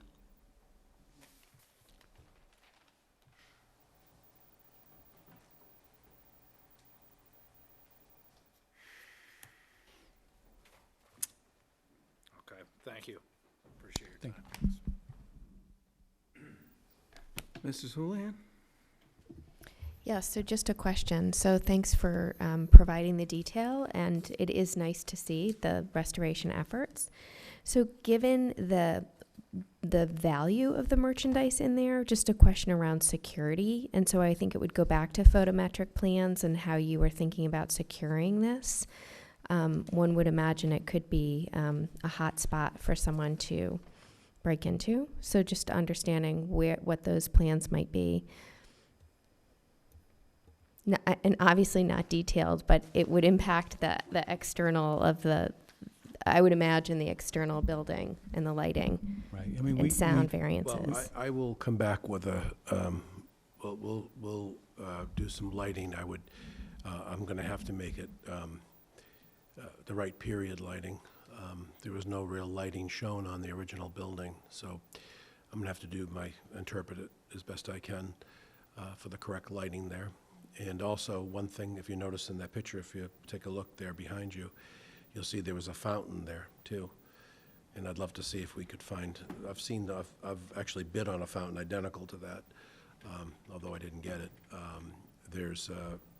Those fountains do exist, and a lot of them are in town squares. You'll see one in Westborough at the Rotary that's identical to that. So it would be nice to replicate as close as we can to that picture there, which is the best known picture of the building. The whole front pediment has been hacked, and the columns are missing, and, there's a lot, that's being put back to give it the streetscape. So the fountain just raises a second question to me, would that require some sort of different plumbing or way that you would No, actually what happens with supply the water plumbing, to that? okay, so what happens with fountains is the fountain has its own water source, which is the water you put in it, and then you have to add water as it evaporates. There's no surge to it or anything like that. It's natural evaporation, and you have to keep filling it. It's a maintenance item, so. I'm not saying I can get that exact fountain. I'm just, if I won, I'd come back to you. If I was able to locate something that looked substantially similar to that, I'd come back and look for an amendment, maybe we'd put it in there, If you want me to. If you don't, you don't. That's all for me. Thanks. Thank you.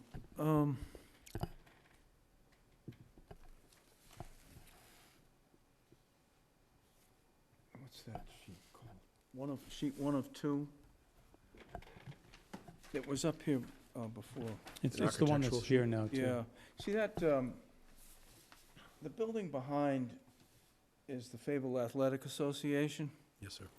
and I couldn't really read, is there, where you have the one-way going in, and then there's a dark line there? That's the property line. And we're putting an erosion control fence along there, so we would prevent any activities going past our boundary. And their parking lot's on the other side of that. Yeah.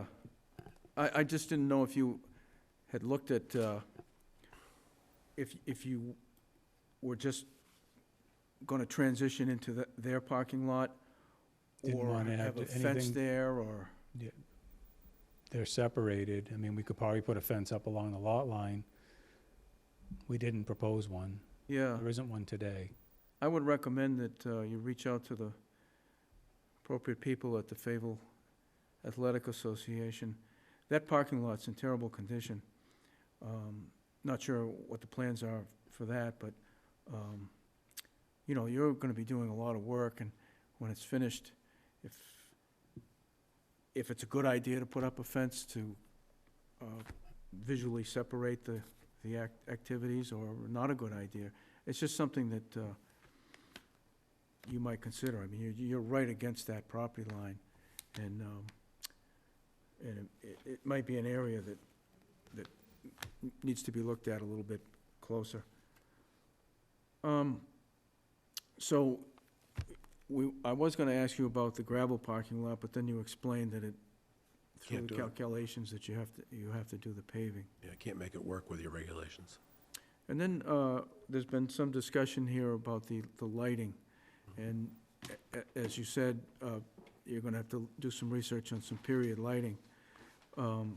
But, I believe there's, there's more than one way to illuminate the area. One would be to have the fixtures on the building, and another would be to have fixtures away from the building and casting the light toward the building. So,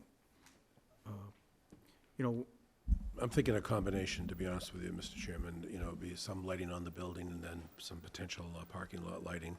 I think we're gonna have to look at that, and Mr. Stein makes a good point that, some of these auctions will take place at night, and he's concerned about that, especially in the wintertime, and that's something that needs to be addressed, so we're gonna do it.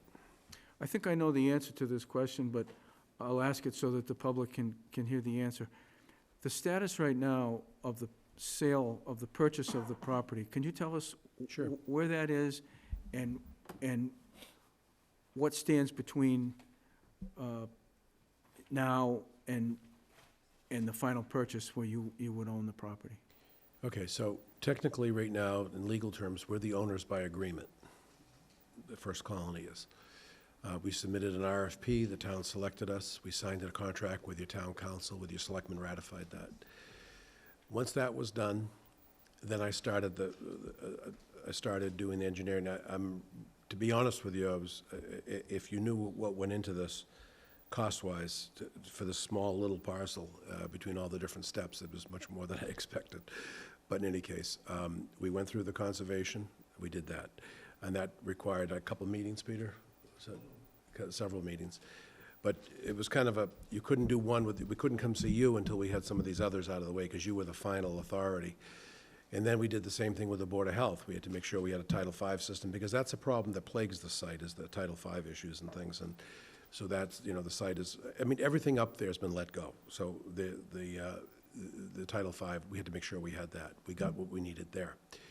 Then we had to, once again, further the plan. I had to do the architectural plans, and I had the architect work with me on that. And I'm going to tell you tonight, they're not perfect.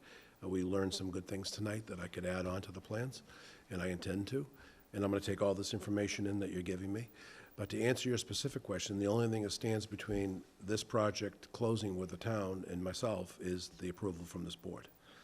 So once that approval's done and the appeal period lapses, we can then close, and then I can, submit for demolition of the interior and things like that, and, and work with the, who have had a great working relationship with the, with your municipal people on the Burnett project, and I'm sure that will continue here. But in order for me to file for a building permit or do anything beyond where I am right now, I would need your approval as a board, and then I would close with the town, and then I would work to put it in the schedule to get the work started. The project's not going to happen it's an involved project. There's a lot of site work there, and there's a lot to it. And there's a lot to it. It's like any project, you have to go backwards to go forwards. So that's what has to happen there. So are you planning to, or hoping to do some of this before winter? What I'm hoping to do is, the town is very concerned. They want to get it into the private sector for tax purposes and all that, I assume.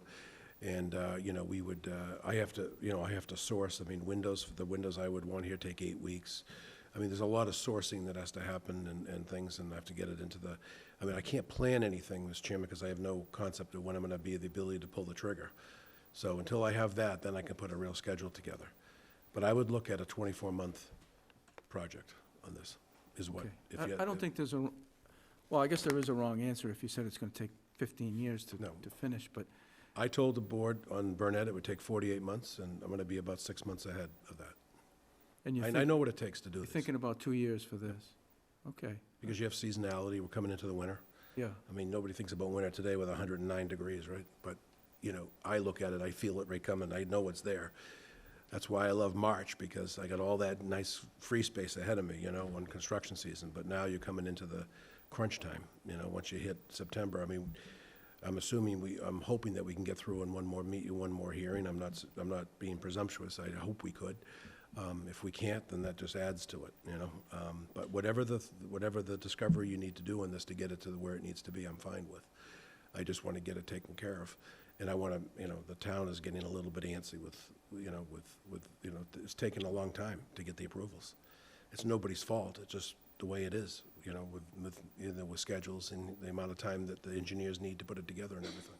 It takes what it takes. But we're almost there now. Obviously we have some homework to do after tonight, but we'll get that to you. And I'm going to get the package I submitted to the town, so you have the full, description. I apologize for not submitting that with the thing. I'm sorry about the lighting. We'll address the lighting. I'll address the trees, make sure the species are called out in the trees and the things a bit more definitive on the landscaping. And I'll even give you a note on the security of the building, so you know what our plans are. So I'm fine with all that. And I intend on addressing that for your next meeting, whenever you're going to be able to see us again. So, going back to the sign question, And the sign, too. I have to design that based on your regulations. Are you the sign, I'm not familiar with are you the sign controlling authority, is the planning board, or is that somebody else? it starts with the building inspect, but it sounds like you need to have the name of your company or your entity so that people can find it. Right. But is there a plan to continue identifying it as the Fable Town Hall? I think we should, I'd like to see the word Fayetteville Hall on there. I didn't know it was called Town Hall, that was always Fayetteville Hall, but I'll check with Mr. Hubley about how it was, the verbiage Sure. and how it was, and I think there has to be, respect paid to the history of the building. That's the whole point of this exercise, and the dates and everything. Then I'd also like to see, and I think that could be viewed as a historical marker more than a sign, kind of you ever see those houses where they say, so-and-so lived here in 1847 or whatever, and then you'd have the name of the business as a separate sign if you think that would be appropriate. I think that's what should be done, and I'm fine with that. Okay. And then there was a discussion about uses, 2 uses, 1 use, 3 uses. Well, it's all related to the same thing. And the way you explained it, probably displaying how simple I think, but it sounds, and I mean no disrespect, but it sounds like similar to like a gas station. At one time, you went to a gas station and you bought gas and oil, maybe some tires. But now, if you go to a Cumbies, you can get Restaurant. you can get food prepared there, you can get it packaged, you can buy gas, you can buy propane, all these elements. You can go to the bathroom, and it's far more than a gas station. And the newer ones that are going up, not just Cumberland Farms, but they're like supermarkets. They're like small stop and shops. But it's approved as a gas station, and it's kind of, so there's a lot of pieces that we expect to find or encounter when you go to a gas station now. And so it seems like the way you have explained it, there's all these different elements. You can't, I guess you could have one and not the others, but in order to have it fully functional, you have to have all those little pieces. Right, especially today with the way things are in the internet age. It's all changed. How, in order to sell items, like this, you have to have exactly how explained. I do it, I attend at least 3 auctions a week myself when I can, and so I'm very familiar with what's required. And we really don't have, we have Skinner's auctions, but that's very large auction company and very corporate. This is going to be a boutique auction firm, which are very popular today, especially people like the personal service and for things like estate jewelry gets sold there. All kinds of interesting things. And those of you who have tried to liquidate a estate, in an orderly fashion, sometimes very difficult to do sometimes. This will give an opportunity, but there's many ways people want to buy things, and you have to accommodate that. Or if you don't do all those different things, you're not hitting on all 8 cylinders, the business will fail. Well, I suppose we should be grateful that we have a proponent here that's in the auction business, but it doesn't involve like cattle or. No, you could say fine arts and related like that, that's fine. Be quite a Yeah, I don't quite a do different cattle. site plan for No the- cattle. if There you- might be an antique car or 2 here or there. Sometimes that happens, but it's 1 or 2. It's not a car auction like a Dessa, okay? It might have a 1930s Packard or something that came with the estate to be parked outside. That's that type of thing. Is usually part and parcel, but not often. Well, this is, if there's no, Mr. Stein. Corinna, have you received any communication from the Conservation Commission about this project? I have not. I've discussed it with her, but I don't recall if, you didn't have to go in front of Conservation, did you, Peter? No, we have an order of conditions, and we reference it on the plan, and the book and Yes. page of the recording information is also listed on the plan. A new order of conditions, or is? New order of conditions, yeah. Okay, so yes. So, Mr. Chairman, would it be asking too much to request Conservation Commission to weigh in on the wetland disturbance? I Well, don't know what the impact is. They already have, right? they've Yeah, already we signed have off, approval they've given from us a them to permit. do, the Oh, okay. project looks the way it does It's already because recorded. There you go. But I'll tell you this, how about this, though? Why don't we just submit to you what's recorded? That way there you know what they approved. Usually that comes with a lid. When you have the lid special permit, you have to give all the copies of the prior permits. But we don't have a problem adding that if you'd like. I mean, it took us several months to get it, so. Well, this is the first night of the hearing. It's obvious that a lot of questions and, you know, there's a lot of little details here. But, you know, we'll be in much better shape when when you come back. Did you have something, Mrs. Latrell? Yep. So, this is being developed under the municipal building section of the adaptive reuse? Is that correct? honestly, I'm the first one to come through this, and having tried to dissect the way it's written, it was difficult, because we missed interpretation on one thing, which was the Historic Commission had actually already given a recommendation on redevelopment of this site, but we needed to have official findings. So we had to wait for them to reconvene again to put us on the agenda so they could actually vote findings. Again, had someone gone through this before, we might have already known about that step. So we learned a lot going through it. My belief is that we are taking a historic municipal building and we're repurposing it. But not as a municipality. But not as a municipality, right? This is a Right. privately owned property. This is what it So will when all be. is said and done, this can be in private hands. Okay, so I understand that, but if you read the bylaw, there are allowed uses under residential buildings, which require that the building be owner occupied, which this is not gonna be. I'm not, There's no residential use with this Okay. proposal. All right, so then it would either be commercial, which it's not, it's in a residential district, or municipal. But if it's sold, it's no longer gonna be a municipal building. So how is that, it will I don't know revert how you're back reading to, it, but it was very clear to me that this was allowed for, you gotta look at your town's RFP. It said that the exact uses, that they listed the uses that could be used. Antiques was one of them, art galleries, and, I mean, I don't have it in front of me, but that's what it was. I followed that protocol, that's what they offered, that's what I submitted my RFP on. Everybody that I've met, that I've, through this process, has been happy with what we're doing with it, and says it fits the bylaw to a T. So, I don't know what's different. I would add, this is also done in conjunction with Mr.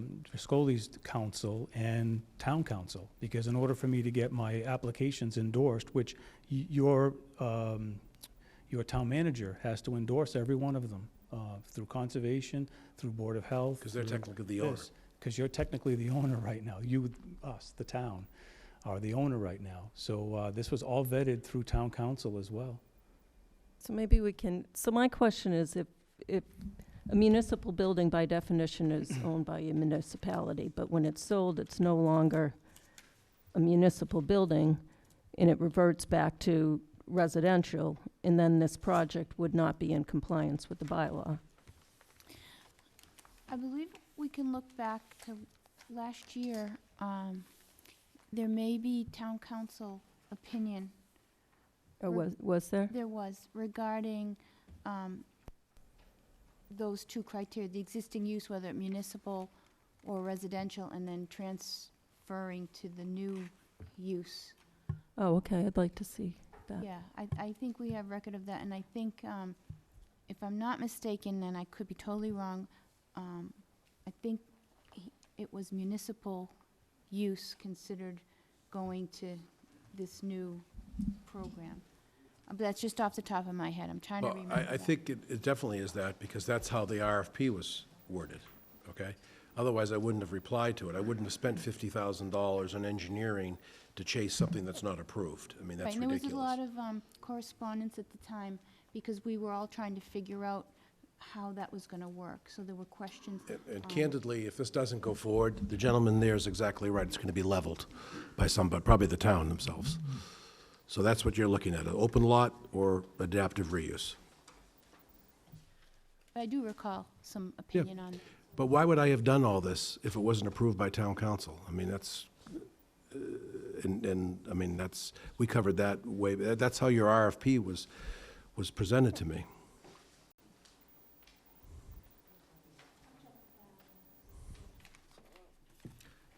Anything else from the board?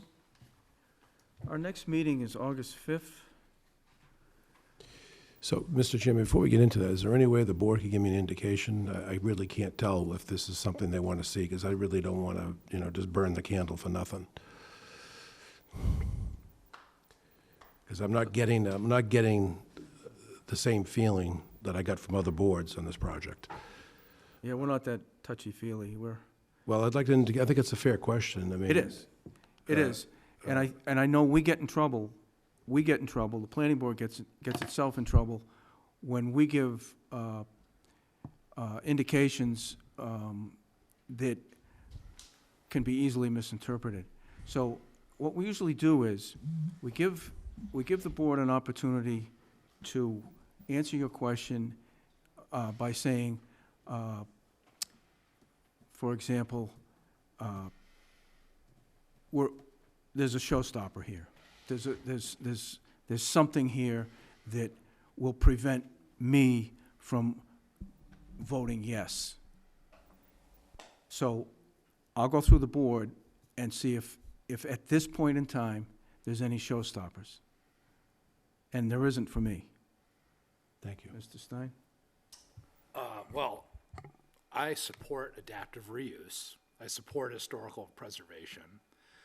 And I agree with Mr. Chairman. If I, as a member, didn't want something like this to go forward, you would absolutely know it by now.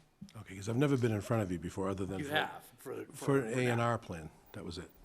which was quite detailed, and I Well, think there that was multiple hearings, if I'm not No, mistaken. there was which I don't there was a remember. crisis there with, that was the crossover between Mr. Moss and myself when I got back involved with the Burnett. Well, anyway, I mean, you certainly would know, rest assured. Well, I appreciate that. So, having said that, though, I personally take this responsibility very seriously and intend to do the correct site plan review. Yeah.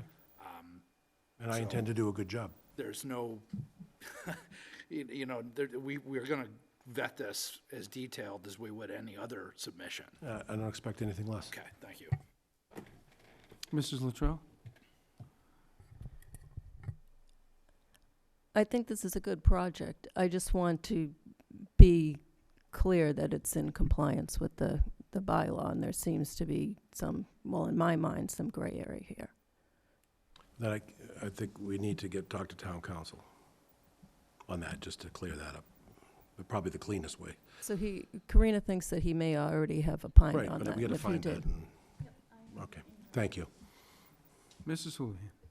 Thank you. No, there are no showstoppers for me. I also support adaptive use. As a new voting member of planning board, I too am serious about this job, making sure that we as a board support the bylaws that are in place. So that's why there are multiple questions. And I rely on Fuss & O'Neill, and Fuss & O'Neill has pulled out some information we all received today. So I think as long as we continue to support that, there's no showstopper for me. Peter, do we have a copy of Fuss & O'Neill's comments? We got around 2 o'clock today. Okay. I just personally haven't seen them, so I We, can't comment on them. We had a project, I think it was about a year ago, and it was a site plan, and the proponent was not taking the lid part of the site plan seriously. And we did tell that proponent that if they didn't get serious about the lid, that was a showstopper.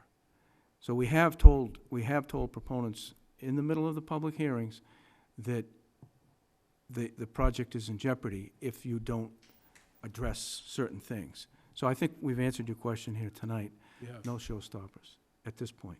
and I appreciate that, and I think all your comments are valid, and I'm gonna do my best to incorporate them all in the next submission. Or in Very the- good. in the- So Anyone else? Questions or comments?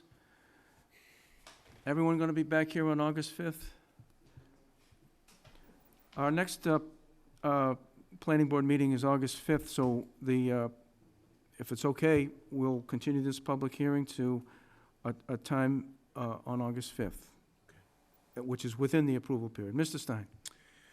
I'd like to make a motion that the board continue the public hearing for 40-42 Central Street, Fayetteville Hall, major site plan approval to August 5th at 7:30 PM. Second. Motion's been made and seconded. Any discussion? All in favor? That's the major site plan. Mr. Stein? Making a motion that the board extend the public hearing for 40-42 Central Street, Fayetteville Hall, special permit adaptive reuse of historic buildings to August 5th at 7:35 PM. Second. Motion's been made and seconded. Any discussion? All in favor? We'll see you then. Thank you. Thank you. Next item on the agenda is a public hearing, 2 East Main Street, major site plan approval, and public hearing, 2 East Main Street, special permit, Village Business District. I'll ask the town planner to read the public hearing notice, since this is the beginning of that public hearing. Mr. Stein? Motion for 2-minute recess. Second. Motion's been made and seconded. Any discussion? Hearing none, all in favor? We'll see you in 2 minutes.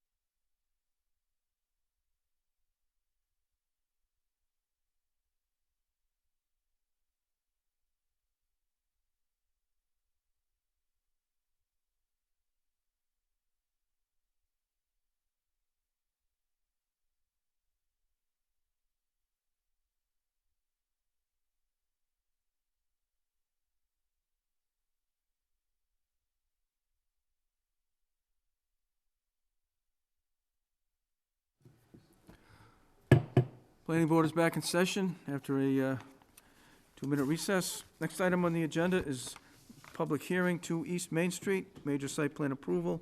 Another public hearing, 2 East Main Street, special permit, Village Business District. Ask the town planner to read the public hearing notice. July 3rd, 2019 was published. Public hearing notice.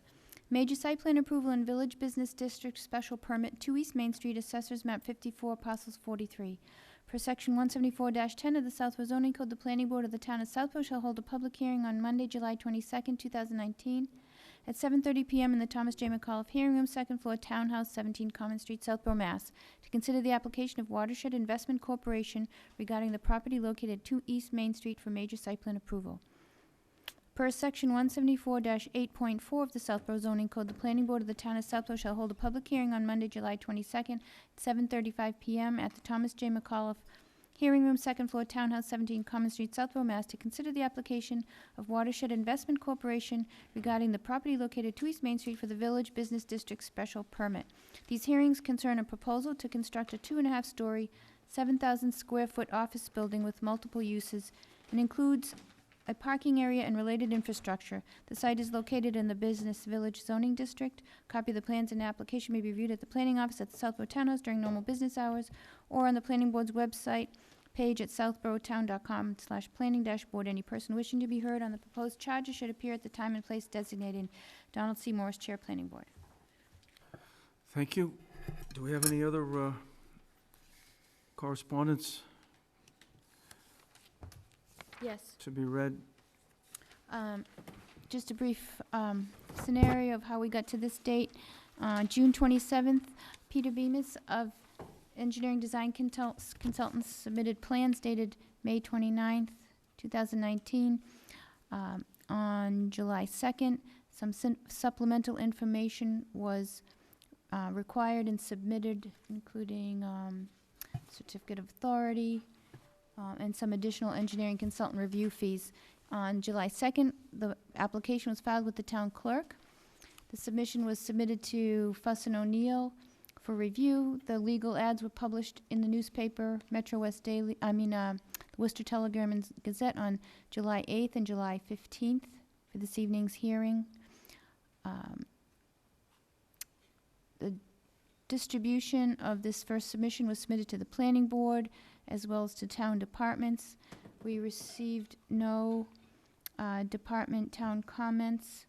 I do have a legal opinion from September of 2018 regarding the uses at the time when the proponent went through Zoning Board of Appeals for a special permit, I believe.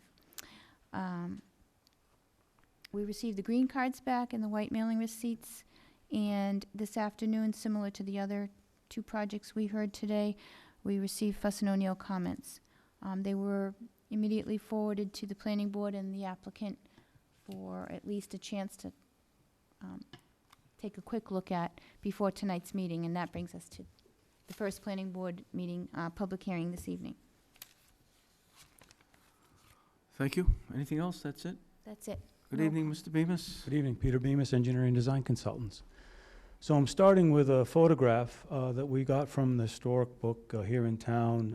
It shows the Sealy Block blacksmith shop. So we're talking about late 1800s. You can see the horse and buggy parked out front here. So I believe this was Sealy and this was the blacksmith shop. And it took up the whole corner of East Main and Newton Street. We're going to go through like 100 years of history real fast. The next photo is sometime probably 20s, 30s, judging from the vehicles that are here. And you can see that the corner now is a gas station. And you've got motorized vehicles on the street. And you can see the, I think it's called Saucony. Is that a name you remember? But that was the name of the fueling station that was there. And then we've got the Gulf Station, which I happen to remember when I first moved to town, anchoring the corner, and the repair shop that was there, plus the fuel for sale. And you can see Marlboro Savings Bank on the other corner. Our site plan, we've got a 19,700 19,765 square foot lot with 95.02 feet of frontage on East Main Street. So this is our legal frontage for this building. Newton Street being here. South is the bottom of the page, north is the top of the page. East, west, CSX railroad line located here. Soil testing that we've done on the site is also located on this view. And on the right view is the horizontal control for the site. So I'll start with that. We've got a 7,000 square foot building that's being anchored at the corner here, 2.5 stories. We are the minimum setback from East Main Street and from Newton Street. And we've got a parking lot that comes in off of Newton Street here at the northern end of the site. And we have 23 parking spaces that are shown. Handicap parking space down here in the corner. We've got a sidewalk that will connect out to what we hope will be a sidewalk on Newton Street. There isn't one there today. I'd like to see one there. We've got a stairway that comes out of the front of our building to what we hope will be a sidewalk on East Main Street. There isn't one there today. There's an opportunity to create parking spaces on East Main Street that are somewhat there today because people go and park where they want. We'd like to see formalized parking spaces occurring here on East Main Street and on Newton Street. Those parking spaces, there would be on the order of about 10 that could be located there. It would obviously improve the opportunity for people to park when they go to downtown. Hopefully there's a reason for them to want to come to downtown with this proposal. And it gives us the opportunity to hopefully calm the traffic a little bit going through these intersections as well, because we find that traffic does go through here a little bit quicker because there's a wide open expanse of land here and nothing blocking that corner, which I think will benefit from having a building there. Grading and drainage is the view to the left. Pink is the erosion control barrier, so we've wrapped that portion of the site going around. We've got a wetland that's located here, very small. It's associated with a ditch. That ditch is flowing south. So the drain line comes down, comes along the CSX, crosses East Main Street, goes off behind Falcone's further down to the south. The grading on this site's pretty nominal. We have a flat site coming across Newton Street.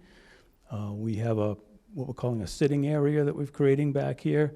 We've got some birdhouses that we proposed out in that area, and we've got some expansion of the wetland system here. We're actually widening that wetland as part of our order of conditions from conservation. Much of this grading work actually has already taken place on the site because we've had an order of conditions valid for this work for some time. Those decisions, obviously, I should have brought that up. We've got 2 open right now for you folks, a village business district requirement and a major site plan requirement. Those are the top 2. The permits that we already have, an order of conditions from conservation, the book and page reference, the registry are located there. Our soil absorption plan, also identified from the Board of Health, and then our special permit to allow multiple uses on this property from the Zoning Board of Appeals is also located on the plan. We are showing the non-residential 3.5 per thousand for the parking ratio. We've got 23 spaces on site. Based on that number at 7,000 square feet, we would need 24.5. As I said to you, there's about 10 parking spaces that can be created along the frontage of this lot, and we would hope to be able to have a parking reduction, recognizing the fact that we can create parking in the right-of-way. Sheet 2 shows our landscaping and our lighting for this site. So the right view is the landscaping. There are 20 trees proposed. We have 23 parking spaces. The ratio, I think, is 5, 1 per 5. So we have well over the requirement for landscaping.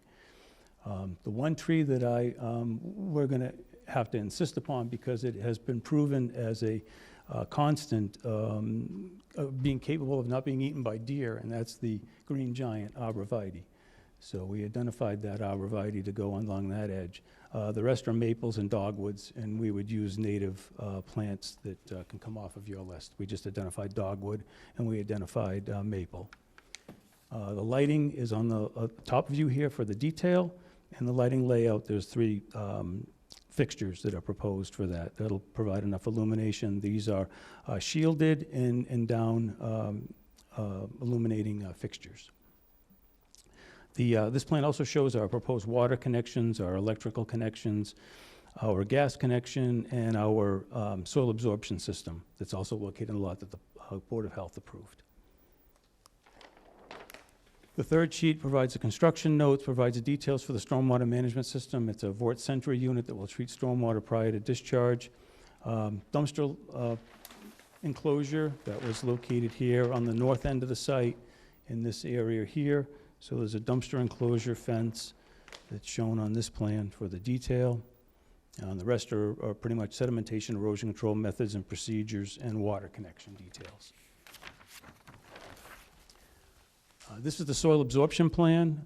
This has been approved by the Board of Health. I just have it here tonight in case someone has a question regarding it.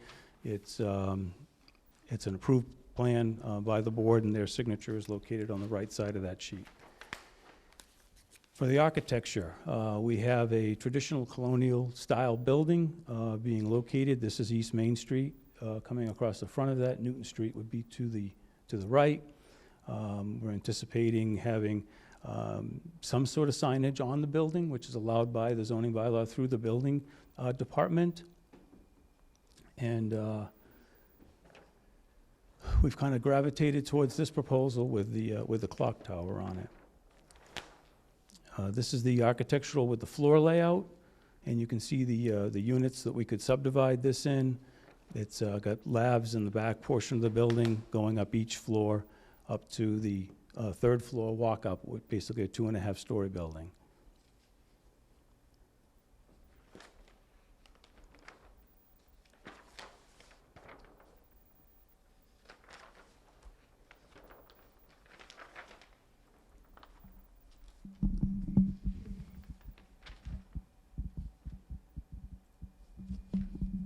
So under section 174.10.1, Village Business Plan Review, we have to meet certain criteria with this proposal. The uses planned for the property have been reviewed by the Zoning Board of Appeals. The Zoning Board did permit the referenced items in 1 through 5 identified as allowable uses for the Business Village District. This proposal, as we submitted it, is for an office building. We identified that in the plan with our land use, or excuse me, our building use category, Group B, that's identified on this plan. I can explain that further as we go on, but that's how we submitted it.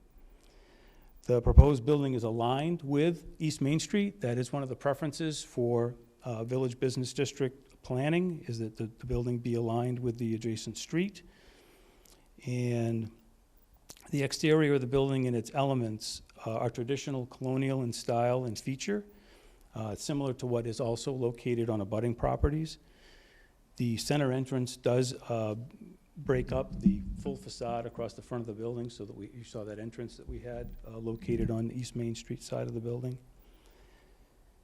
And again, signage is minimized. We're following a traditional look to the building so that the signage is in keeping with what retail centers and most downtown communities afford and offer. And again, the architecture, window treatments, whatnot, are all in line with traditional colonial style. So Village Business District requirements are being met with the proposed architecture. In 174.10 Major Site Plan Review, again, we have 23 parking spaces with 1 space designated as handicapped accessible. We have a handicapped accessible space coming in with a at-grade entrance off of that sidewalk that's proposed. We have a site plan that minimizes cuts and fills. The site's fairly level today. It's going to be fairly level tomorrow. Pedestrian and vehicular access is controlled with the 1 curb cut on Newton Street on the north end of the site. And again, we are affording the opportunity for parallel parking spaces along Newton Street and East Main Street that we think will improve not only parking for other businesses downtown, but also afford the opportunity to try to have a calming effect on traffic as it's migrating through the center of town. The site plan does not obstruct any scenic views. We hope this actually becomes the view that we're going to see when we come to East Main Street. And the parking area is not visually intrusive to East Main Street. It's actually located behind the building, which is, again, another preference from the planning aspects of how to develop a property in the Village Business District. And the lighting is dark sky compliant. So that's it. I hope you'll support this project as presented. Thank you. Thank you. Open up to the board. Mr. Stein. Could you just take me through the lighting, please? Sure.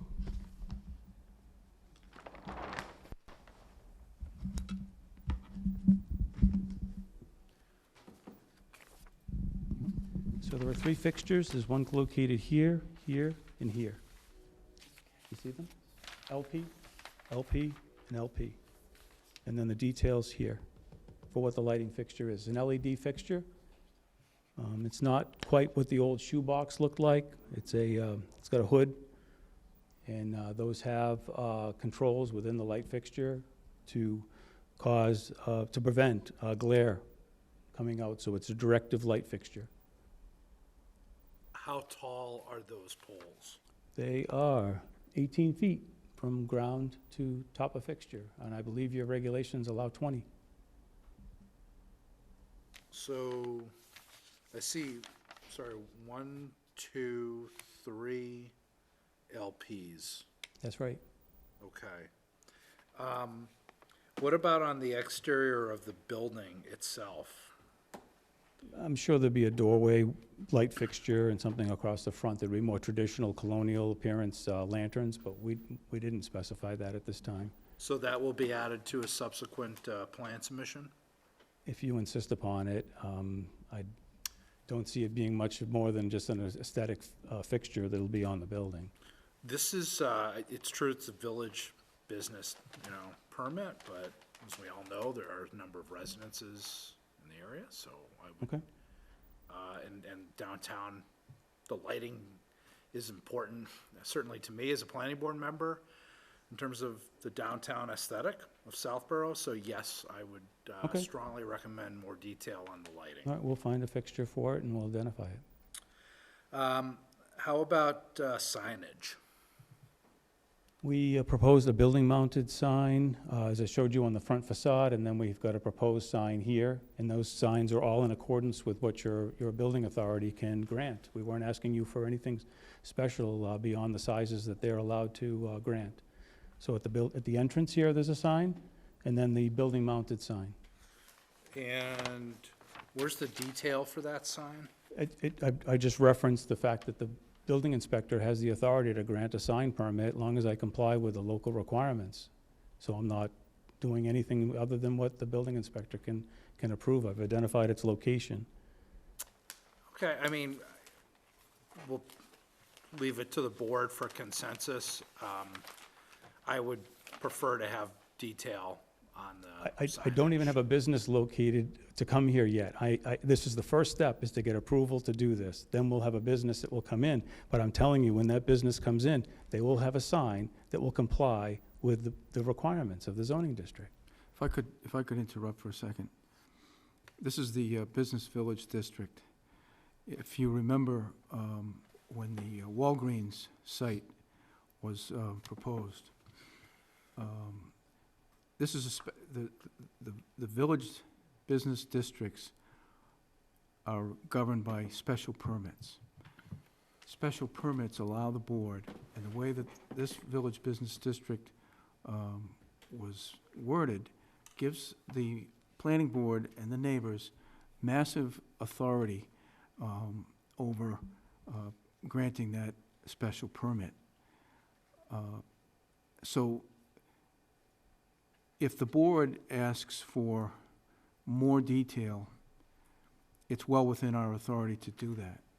If the neighbors ask for more detail beyond what's in 174-10, they're entitled to get that. So we have to understand that the village business district is special permit, and the level of detail can go into great detail. If you remember the Walgreens site plan, it came down to the neighbors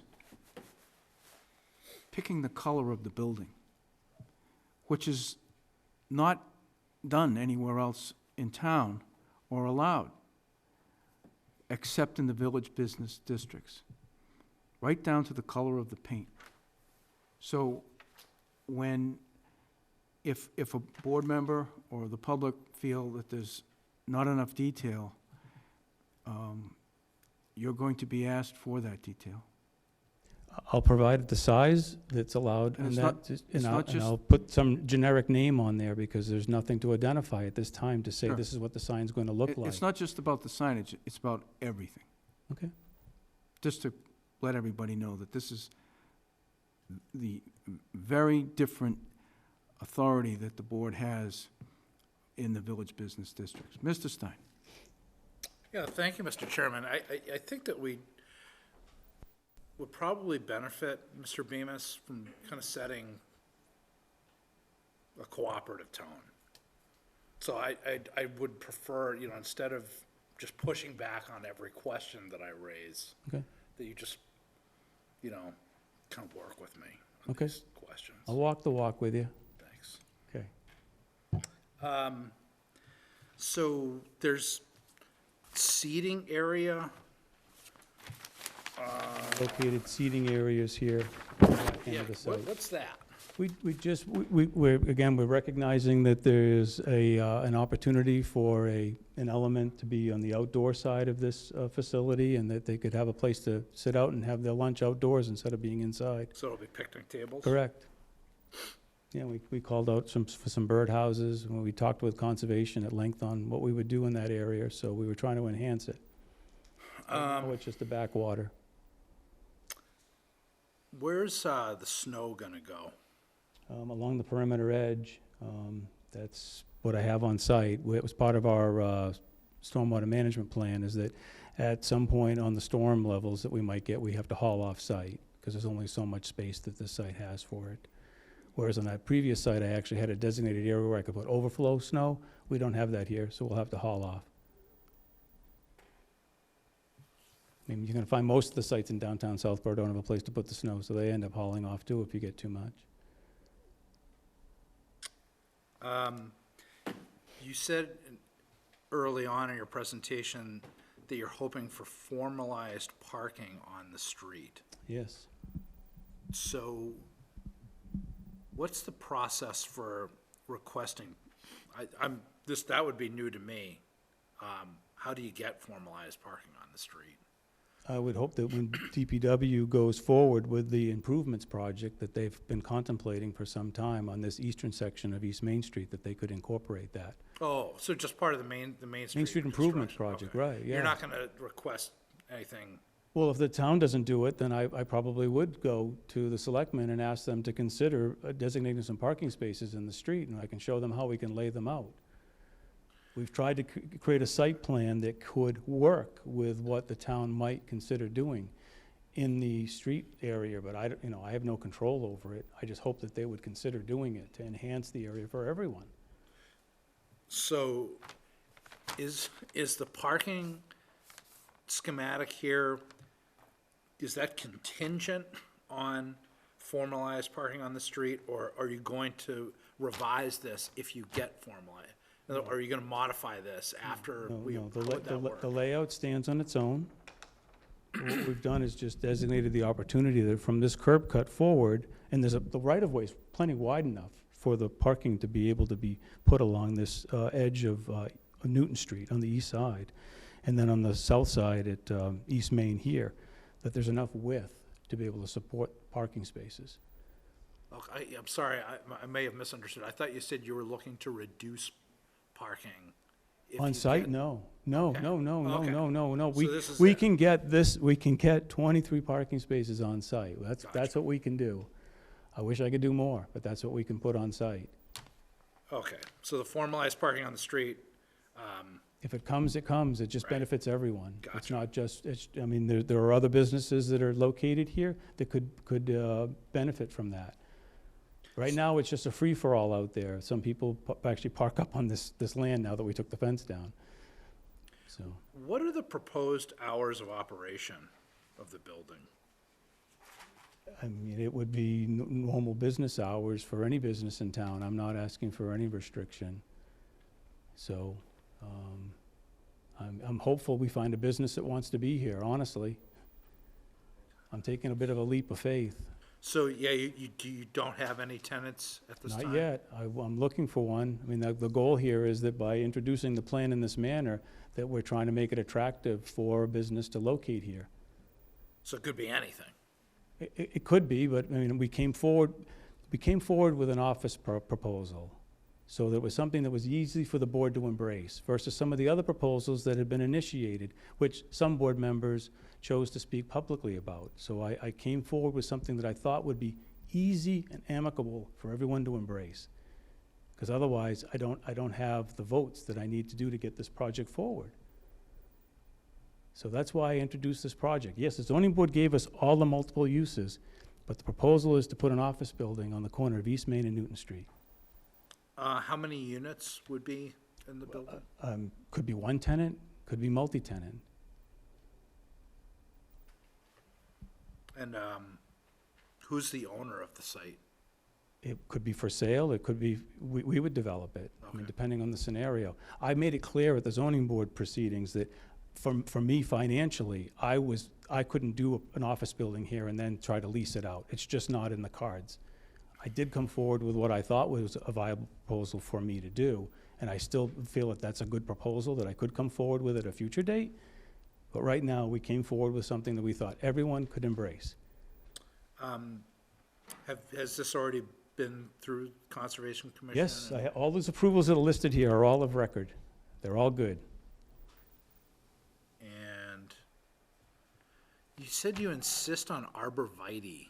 If you go down Newton Street to Mr. Kwan's medical office building, you will see the other arborvitae that possibly this board might have insisted that he plant there. The deer eat the whole lower half of it, so you end up with these rocket-looking trees, if you will. The top of it has some foliage, but the bottom of it has no foliage because the deer can reach it and eat it. I don't want to put that here. I don't want that to be what I have along the north side of this site. When we've done this at other locations, we've successfully put in the green giant arborvitae. Very effective plant, will screen the abutting property. I mean, it's a tree. It will grow very well. The deer do not eat it. So that was the one thing that I just said, that I believe that if you look at the natives, it doesn't list that as a native. I don't know where it came from or who bred it, but it is effective at deterring deer from consuming the foliage. So I've given you more than enough trees with the proposal. I don't even have to put anything along that edge. We want to put something along that edge because we've got 20. I think it was 8 arborvitaes. So that's all I'm saying is that I just feel it's extremely important to plant something that I know will be effective for what we're trying to accomplish at that area. The alternative would be to put a fence up. I just didn't want, I wanted a living fence, not a board fence. And the septic, where Yes. was that? Where is it or what is it? Where is, yeah, Yep. both. Utility plan, so it's located here. The siting of that is the most difficult for the project because we have a lot of environmental receptors that we have to contend with to locate this against. We've got drainage in Newton Street, we've got drainage along CSX line. We've got our facility that we're trying to develop here as well, and then we had, good soils in that location, fortunately. Other sites in downtown, have tight tanks. At least we don't have to do that here, and we can actually develop a building around what we have available for soil absorption. No further questions. Thank you. Mrs. Luttrell.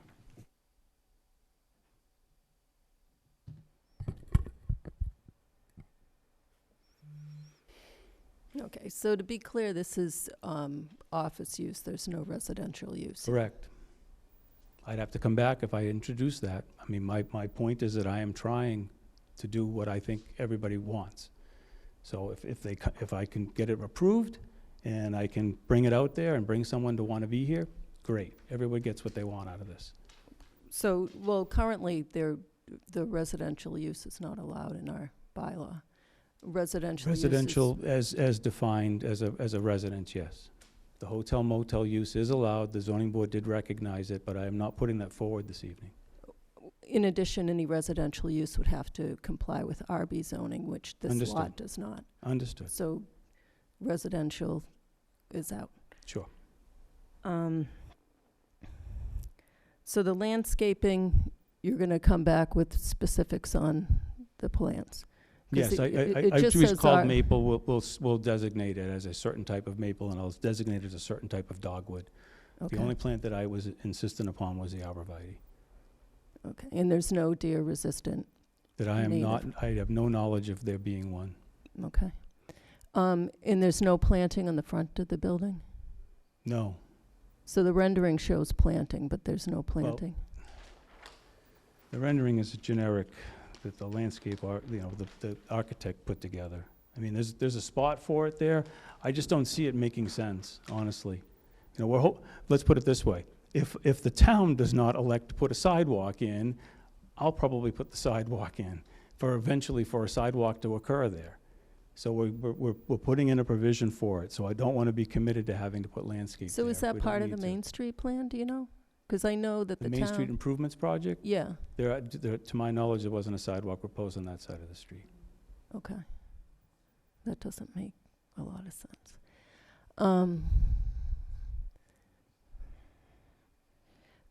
So is there one walkway from the front of the building out to the non-sidewalk, or three? Correct. Well, there's this sidewalk will go right out to Newton Street, to which we hope will be a sidewalk. On the front, on Main Street. So that shows one, in the rendering shows three. Again, the renderings are generic. The doors that are shown here, I mean, that's just how that's how he envisioned it. Again, So what are we to take from the rendering? the concept of what the building is. As if I told you how much I had to pay for this, you know, and that's and I gave him the site plan. That's what I got back. Okay, so the issue that I have is that this is to give you the idea and the concept of what we're trying to put forward here, architecturally. I think it's a traditional-looking colonial building for downtown Southborough. That's the proposal. Okay. In my can tie simple it to that. mind, we have a site plan, we have the renderings, and they should all, Okay. I can be more, I'll put Be- more detail on this, because I don't want to have to pay to do a rendering again. I'm just giving you the concept. I will have him label everything on this plan. okay.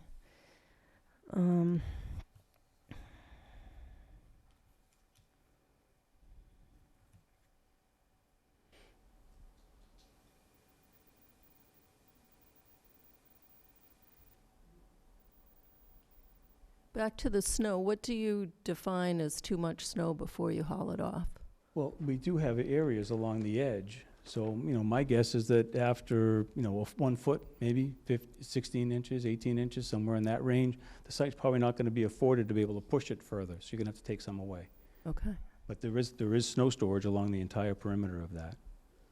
But after that point, there's no excess. I have no stockpiling area on site, whereas at the previous site that I had shown you at Fayetteville Hall, we actually had a designated area where we could actually stockpile and pile snow up.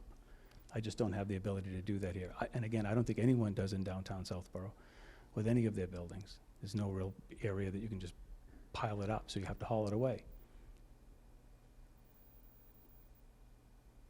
So the 23 parking spaces, will you still be able, they're undersized, will Well, you still be able to get them if they're? no. No, and I think 9 feet is more than enough. I would encourage you to go around town. You have a number of site plans that you've approved, probably at 9.5, but I can tell you that you don't have 9.5-foot parking spaces there. So you're looking for a waiver on I that? will ask you for a waiver, because I can fit 9-footers, and I can't do, I don't want to do more than that, because I don't want less parking spaces on site. I don't want to go to 8.5. I mean, we could. I think that's a good parking space size today for the size of vehicles that are out there, but I'm not asking you to do that. 9 foot is what people What size expect. are they at Southborough Medical? Probably pretty small. I have to climb out my window every time That's I why I park said, there. just go around. I'm just saying that we're not asking you for compacts, we're not asking you for anything special, we're just showing 9 by 18 with a 24-foot aisle, and we have 23 parking spaces. I don't want to put less. So I will ask you for a waiver for that. Okay. That's all I have for now. Thank you. Mrs. Houlihan? Thank you. So I wanted to just follow up on the office building. And so as I understand it right now, you would build out to whoever you could find that needed it. You got it. And so based on that, the proposed use as just a commercial building or an office building, not knowing who will occupy, we don't actually know if the parking spaces will be adequate for that occupant. Well, it does in that you have a non-residential provision, Requirement. and that's what, if we did an office, you would do it at 3.5. So I am off by 1.5 parking spaces. So I'm not asking you for a significant reduction from what you would require. You know, the square footage is important to make the building viable. So we capped it at 7,000 square feet. Certainly, we could make it a tiny bit more and still not, I don't think, be adversely affected with the parking, especially if we can accommodate those 10 parking spaces in the street. Now we've got 35 available. There are other parking spaces along the street. You have some businesses downtown Southborough that have no parking associated with their building. So in this instance, we have at least most of our parking carried on site. So we do expect some carryover to be on the street. I think that's a good thing for downtown Southborough to have that public interchange on the street. And I really think it will have a calming effect on traffic on the street as well. Thanks. With regard to lighting, so I think you've been a part of hearing our initiative to go for more warm lighting, so the LED that are less than 3,000 versus the blue lights. Absolutely. So I know that wattage wasn't part of this plan, but what's the We plan can there? identify that. I would not put up the blue light. Perfect. Don't care for it myself. Great.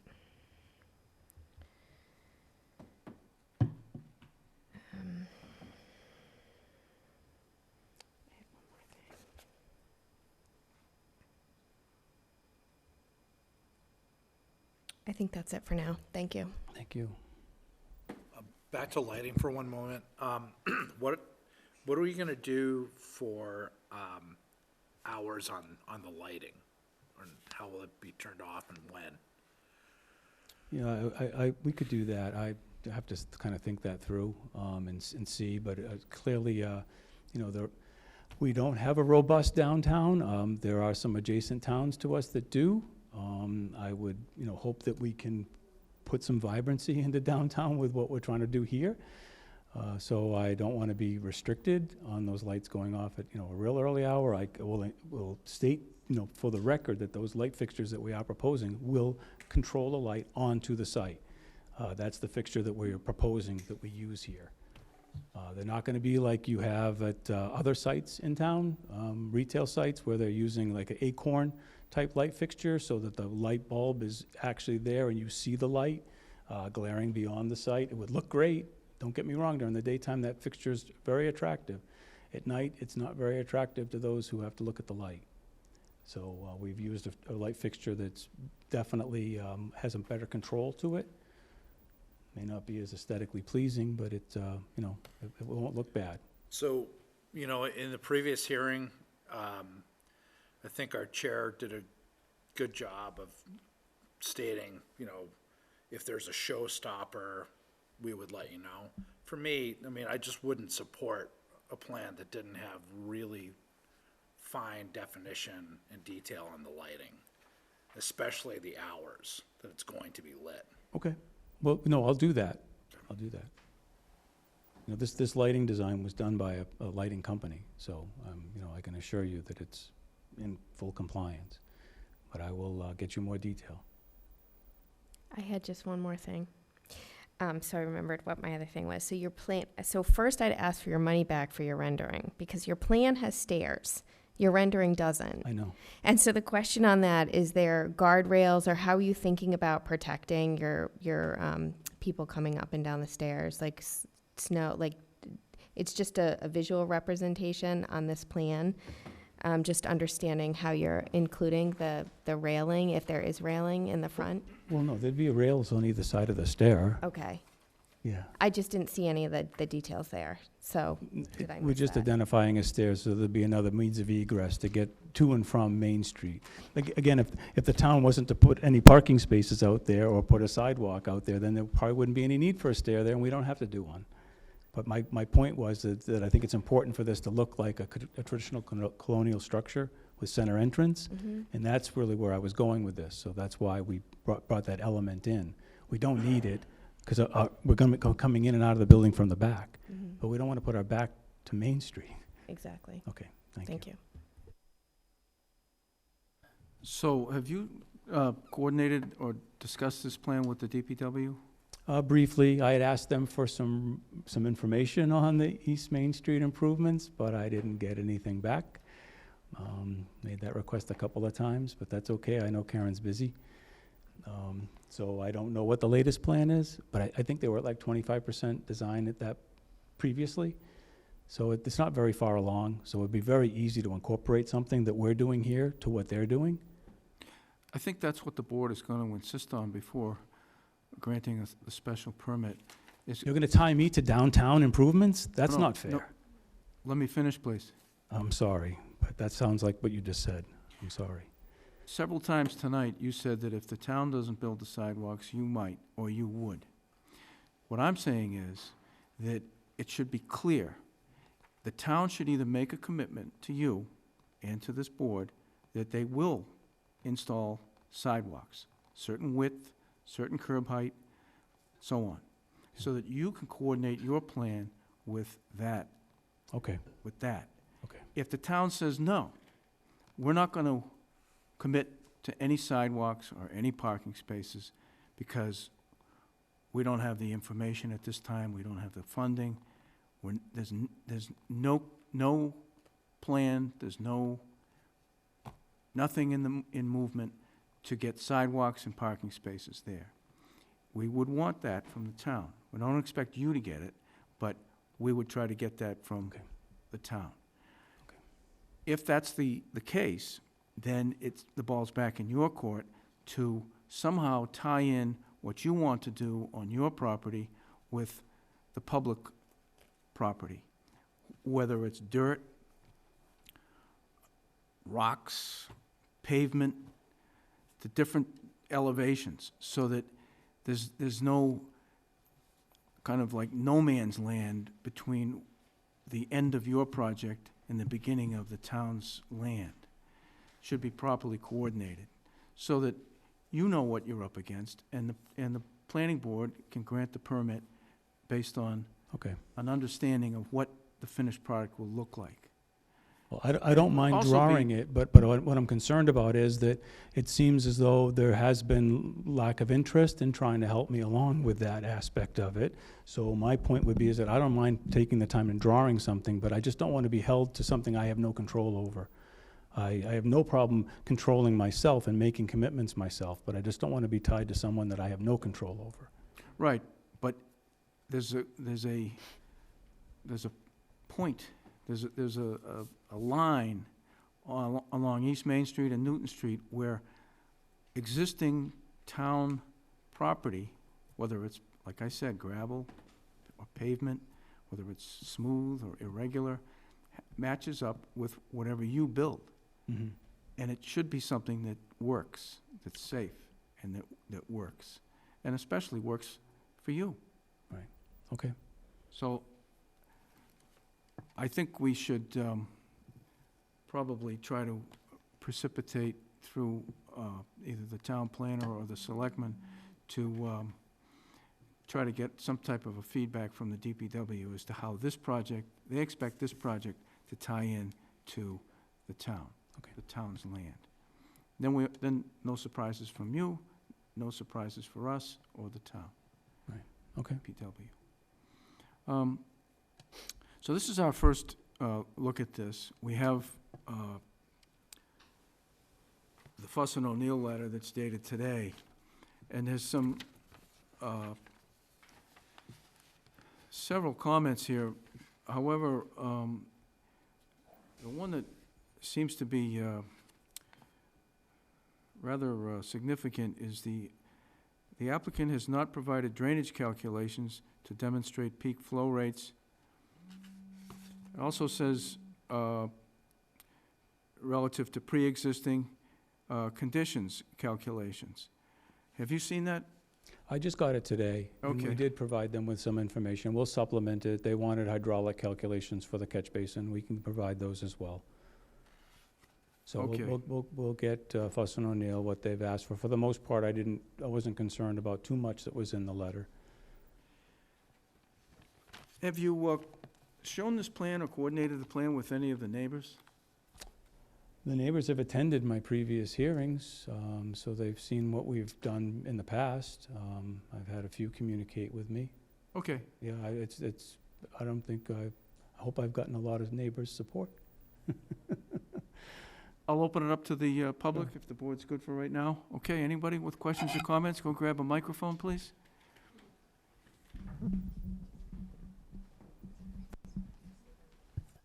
Yeah, it's Steve Morrow. I own Morrow's Village Cafe, 2 Main Street in Southborough.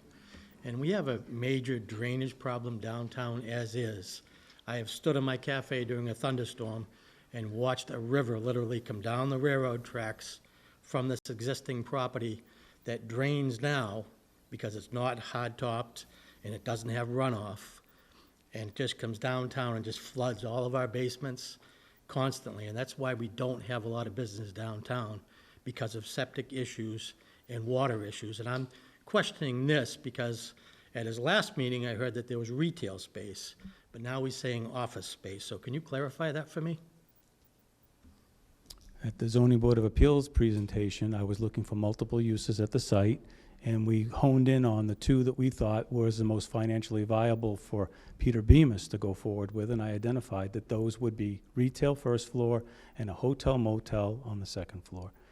That continues to be the project that I think that I can financially do with my own means. I, however, stated during this presentation that we came forward with an office building because I can do the math. I know how many votes that I need, and I felt as though, and I'm disappointed that Mr. Mills isn't here this evening because there's one less vote that I have, that isn't here. I've gone forward with the presentation. We all have to do what we've got to do. So I've come forward with what I think is a viable project for the town. There has been some interest expressed to me to have an office building at this location, or I wouldn't have done it at all. But I have an interested party that would like to be here, very much so, and I hope that we can bring that forward for them. So if it works, everyone gets what they want. I can find a way out, because I've had this for a long time. I don't want to own it anymore. It happens to be what I think is a project that because I actually got involved in this originally because I was concerned about what might go here. I had done a concept plan for someone to put a 7-Eleven here. I can't remember what year that was. Joe Tassia, God bless him. He had asked us to look at that. And after it was done and the proponent didn't come forward, I approached the property seller and just said, would you consider selling the property to me? I was going to put my office here. I was a lot younger man then. So I'm on Route 9, I'm established on Route 9. I am not going to put my office here in downtown Southborough. So I have it available. I'm hopeful that that company will come forward and want to be here. I think if we get support from the board to do that, it will happen. And I hope to be the one to bring it there. But I'm not tied to anything other than what I've submitted. I might have missed something, but I thought the question was to clarify between office and retail. We've put an office proposal together for this presentation. So there'll be no retail? No retail in this, Peter? Not right now, no. And then We as far as wrote that, we put the use category right on the architectural plan. And the other question I had too was, as far as gallons of usage per your septic system. Again, the Board of Health approved that. What did they actually approve per gallon? How big of a tank? And how many gallons of water per day is gonna go in that tank?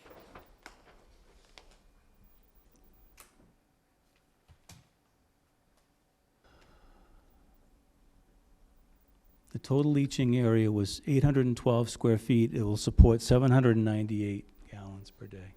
798 gallons per day? Mm-hmm. Okay, And the thank you. septic tank is, according to that, is sized for that. I want to say it's 3,000 gallon because you have to have 2 compartments. Hold on, Steve. Mauro, have you gotten any information? Has anything been communicated to you about the drainage and what's going to happen as a result of the Main Street reconstruction? I haven't. I sat on the committee for years, and we just kept going round and round about burying the power lines and never got anywhere with that.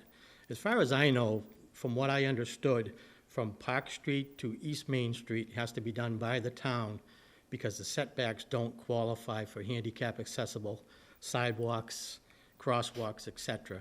So the town actually has to pay for that portion. The state will not give any funding for that. So there was a lot of gray area as to what actually is going to happen from Park Street to East Main Street. Just to give you a little bit of synopsis too, I was there at the bank this past spring, and I saw the DPW sticking a submergible pump in the drain on the corner right across from this property and pumping it out and pumping it down the street because that drain has failed. I And can now we're gonna confirm that. add more water to this area. I've gone in it to try to get an invert elevation out of it. It does not exist.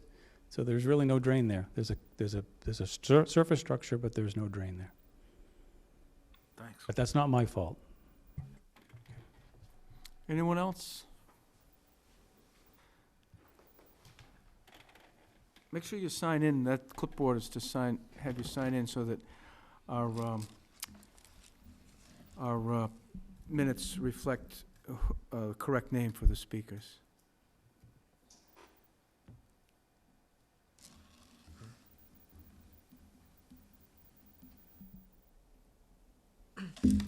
Good evening. I'm Jermaine Valentine, and I live at 6 Newton Street. I am the direct abutter north of this property right here. I think it's a great idea. I would love to see this property developed and used in a beneficial way for the town. I'd like to see it done, you know, in a way that it meets all the compliant, that it's all compliant. As far as the lighting goes, I would really, really appreciate lighting that doesn't glare onto my property, because the savings bank, which is diagonally across the street from my house, they have floodlights that are on all day and all night. And those lights just shine right into my house. And when they have customers coming through the drive-through, those car lights will shine into my house. They'll wake me up sometimes at night. So I'd like to, you know, ask Mr. Bemis if he could just consider lighting that doesn't flood over into my property, just for comfort's sake, you know. And also the trees along the property edge, I miss the trees that were there, but they were all kind of being choked out by the kudzu, and they were all broken up and everything. I appreciate what he did to take them down. I'm not sure if arborvitae is a good idea, because I know the deer like to chomp on them. So if he could plant something that is deer-proof, but will also provide privacy, I would really like that a lot. So that's all I have to say right now. Thank you very much. So on the lighting, I can assure Ms. Valentine that that fixture does control the light, won't glare on her property, and that has the photometrics to ensure that. And then the planting that I'm proposing is why I'm doing it, because she lives next door to me. So I'm doing the right and responsible thing. And I have met with her several times. So when you asked about neighbors, I have. So you mentioned photometric. Is there a photometric plan for the site? Yes, should have been part of the package. No? Is it in the plan set? We didn't do a full size, but I thought we did an 8.5 by 11 that was included with that. I'll provide it when we supplement. Because now you're asking for some building mounted fixtures as well, so I'll just run it again. I said we had a lighting company do the plan. Sorry.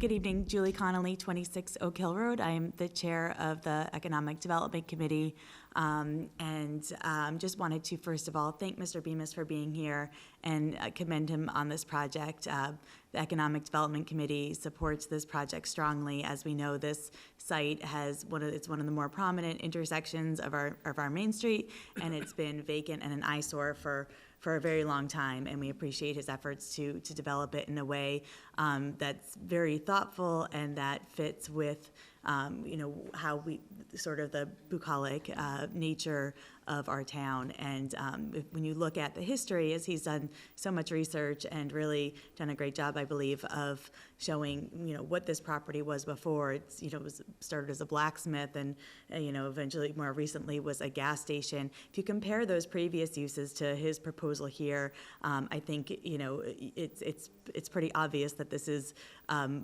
for what most people, I believe, in town are looking for. This is a better use than a gas station, both aesthetically and otherwise. As the chair of the EDC and also as a town resident, I would absolutely prefer Mr. Bemis's primary proposal, which would be a mixed-use retail on the first floor and residential on the second floor. This is something that has been identified as a need in Southborough. It was identified both by SHOPC and by the 2008 Master Plan Committee and by the Economic Development Committee as something that is necessary for downtown.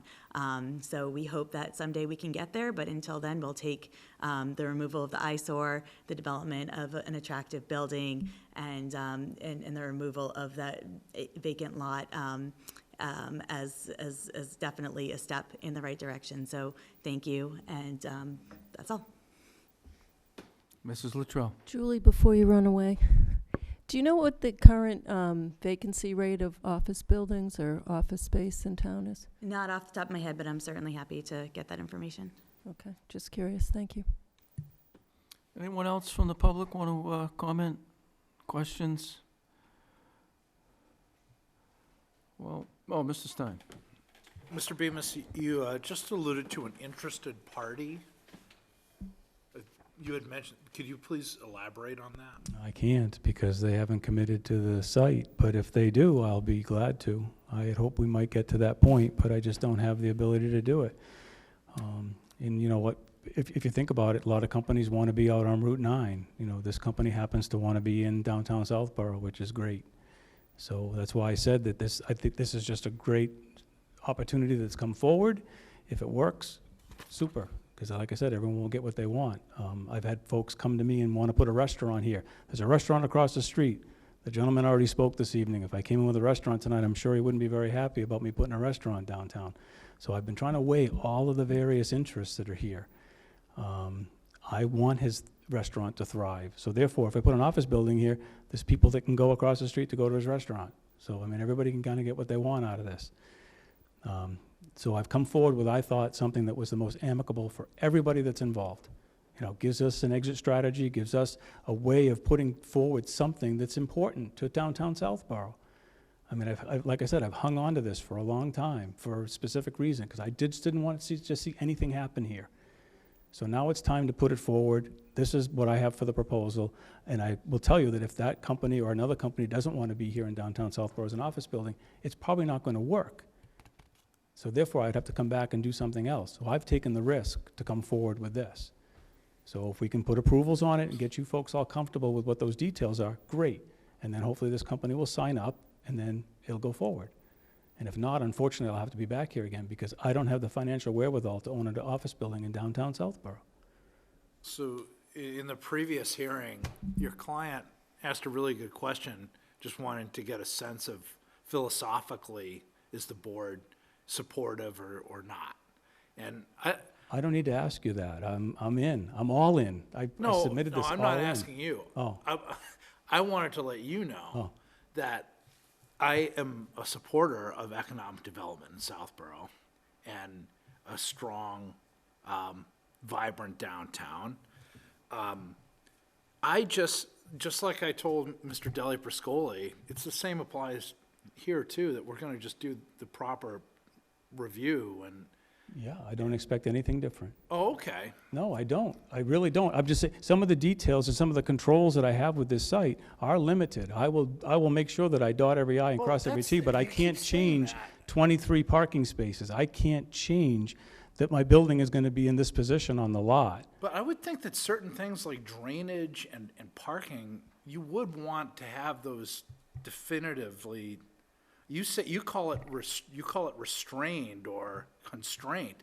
I would just think of it as details that you want buttoned down on a plan. Right, but they're here. Well, so I understand you don't want to be tied to the downtown, to the Main Street construction, but, I mean, Mr. Morrow's comment has me concerned about the drainage. But I that's- didn't realize how bad it was. That's the municipal infrastructure. It's understand not that. my infrastructure. My infrastructure will work properly. I can assure you of that, but I can't change what's going on in downtown. It's been ignored.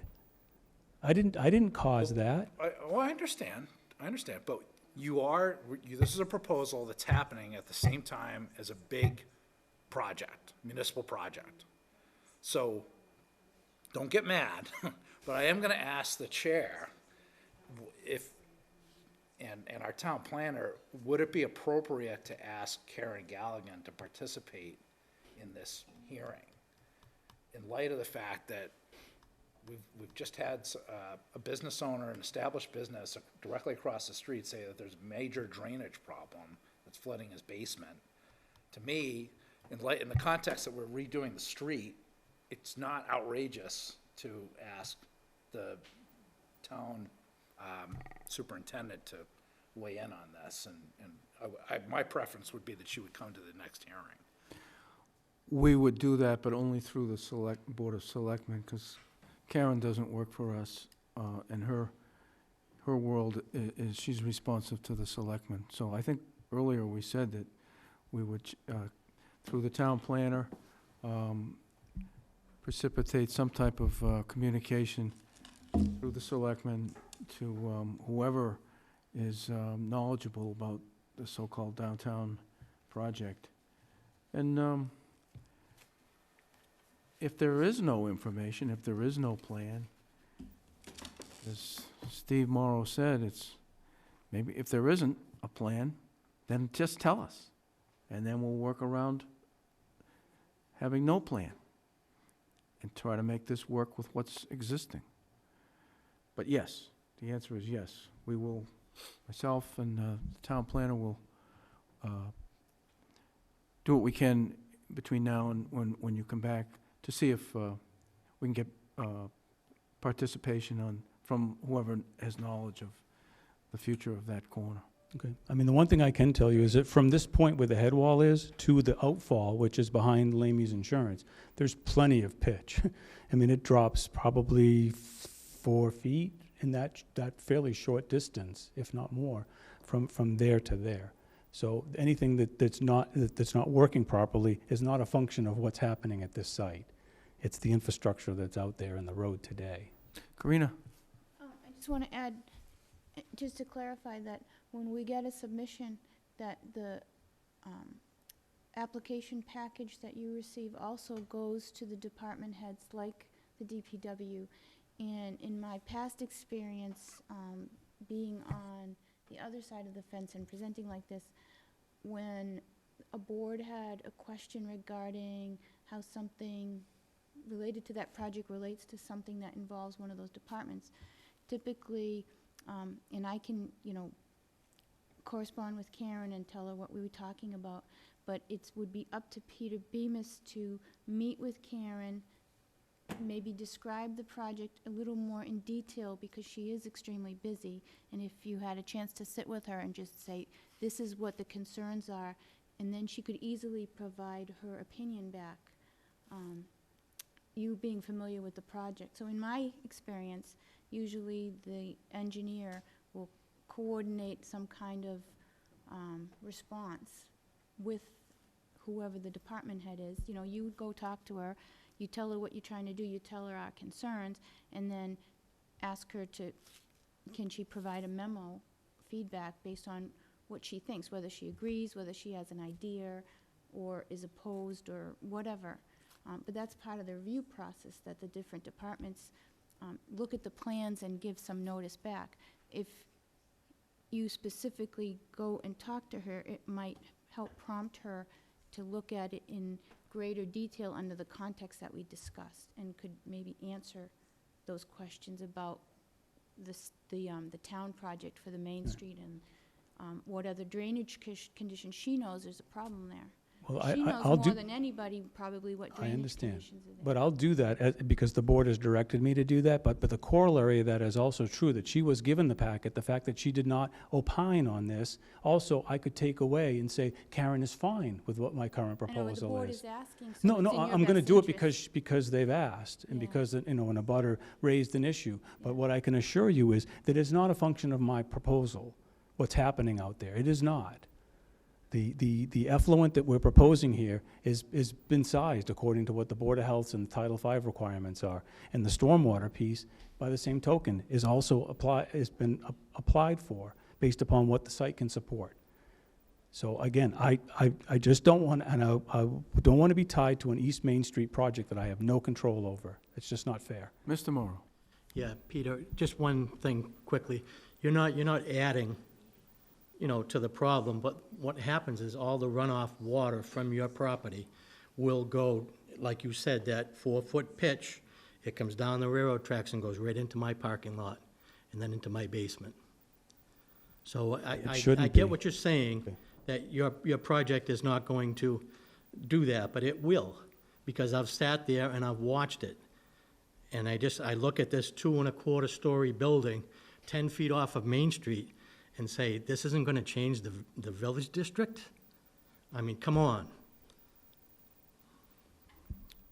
I will look into it further, and I will try to assure Mr. Morrow that what's happening here at this site does not impact him. Other things on the adjacent properties are impacting him, but not this proposal. Thank you. Yes, ma'am. Hi, I'm Mary Quirk. I'm at 11 East Main Street, and Mr. Bemis engineered my property. I was part of the original groupings of people who, after the mass water resource blasting, we experienced the gas station, which is the property he's speaking about, and my property and everyone on the bottom of East Main and downtown being flooded all the time. And Mr. Bemis engineered my septic and everybody else's because I had everyone's cesspool, 30 people's cesspools in my yard, and had a great difficult time being able to perk. So over the 20 years since that's gone on, the water problem in our town, for us in that section of town, is extreme. I'm sorry, our DPW doesn't care. They don't, we've talked to them, we've asked for help. Our drains coming down East Main Street are like rivers all the time. We couldn't even get out of the end of East Main Street most of the time without having ice and giant puddles of ice. And the DPW's answer to that was to bring a pump and pump it out into the street further down. I'm sorry, I think that we all agree in the world that, regrading a property, putting a structure, doing asphalt, all of those things add to drainage problems. I don't think it's unique to Mr. Bemis's, but we've got a major other problem that's going to affect Mr. Bemis's project, which is a good project. It's a good project to do something, but we've got a lot of water problems in downtown Southborough, a lot. And nobody wants to do anything about them. Nobody wants to help anybody downtown. So that's all I'm going to say. Anyone else? It's getting rather late, and we'll be continuing this public hearing to our next meeting. Is that okay with you, Peter?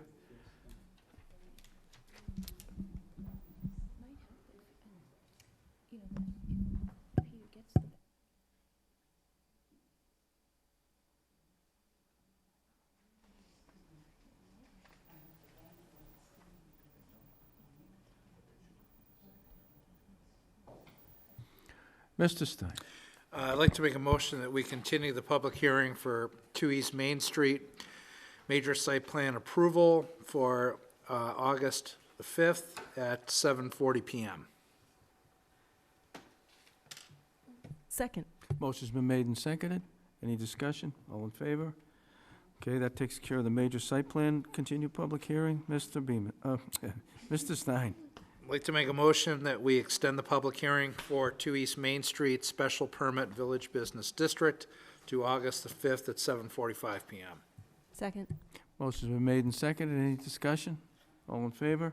We'll see you on Thank you August very 5th. much. Thank you. Next item on the agenda is a public hearing, 32 Marlborough Road, Clarkfield Lighting, major site plan approval. This is a public hearing that's been continued from July 8th. I'll ask the town planner to give us an update on the status of this proposed project.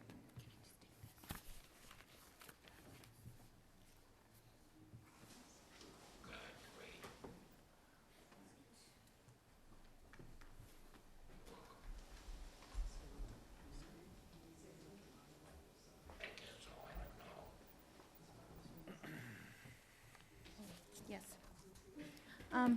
Quickly, I just want to say that, based on St. Mark's attending the first public hearing on July 8th, and the feedback they received, they have asked the planning board to grant them, withdrawing their application without prejudice, so that they can regroup, over some time and reapply in the future at some date possibly, but they'd like to just regroup and clarify some of the concerns and address some of the concerns that the public had, that the planning board had.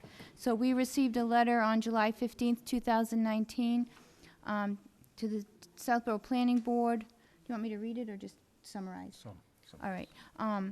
Basically, they would like to take the time to properly address each issue and put together a more fully articulated plan for implementation and use, and as a result, we are respectfully withdrawing our application at this time, after which I received an email that indicated they are withdrawing their application without prejudice.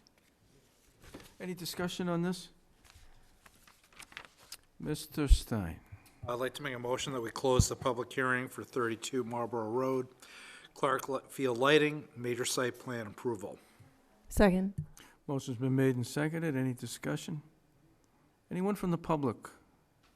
All in favor? Public hearing is closed. So the next item would be to grant their request to withdraw without prejudice.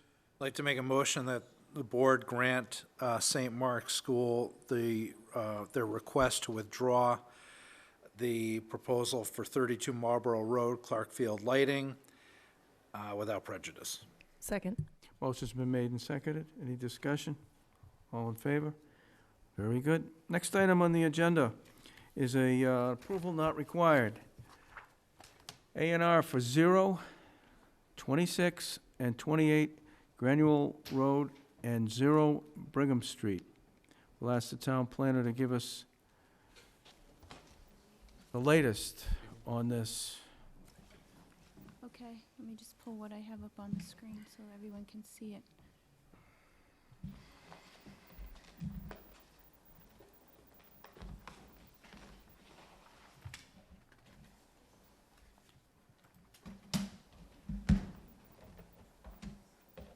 I don't, unless you disagree, but the plan before us had previous additions. I don't think we need to, other than the one that the board signed earlier this year, I don't think we need to go into the details of what's happened over the last 7 days. Just what we have to do going forward. Yep. Okay, so we received an application for an A&R at 26 Granuel Road, which also included 0,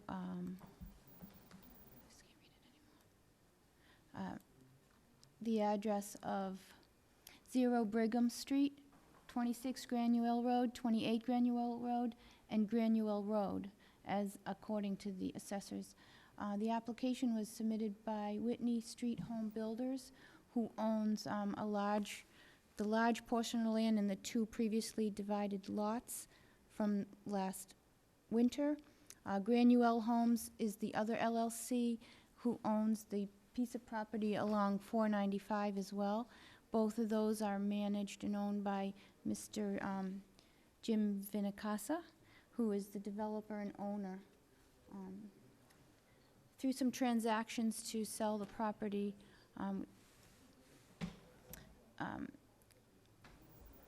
I digress. I reviewed the plan that was submitted.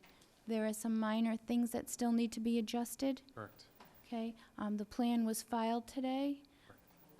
If the planning board is on board, they can vote to approve this A&R, to endorse it, at which time, with conditions, so that the applicant can submit a slightly revised plan, and I can point out the revisions that are needed.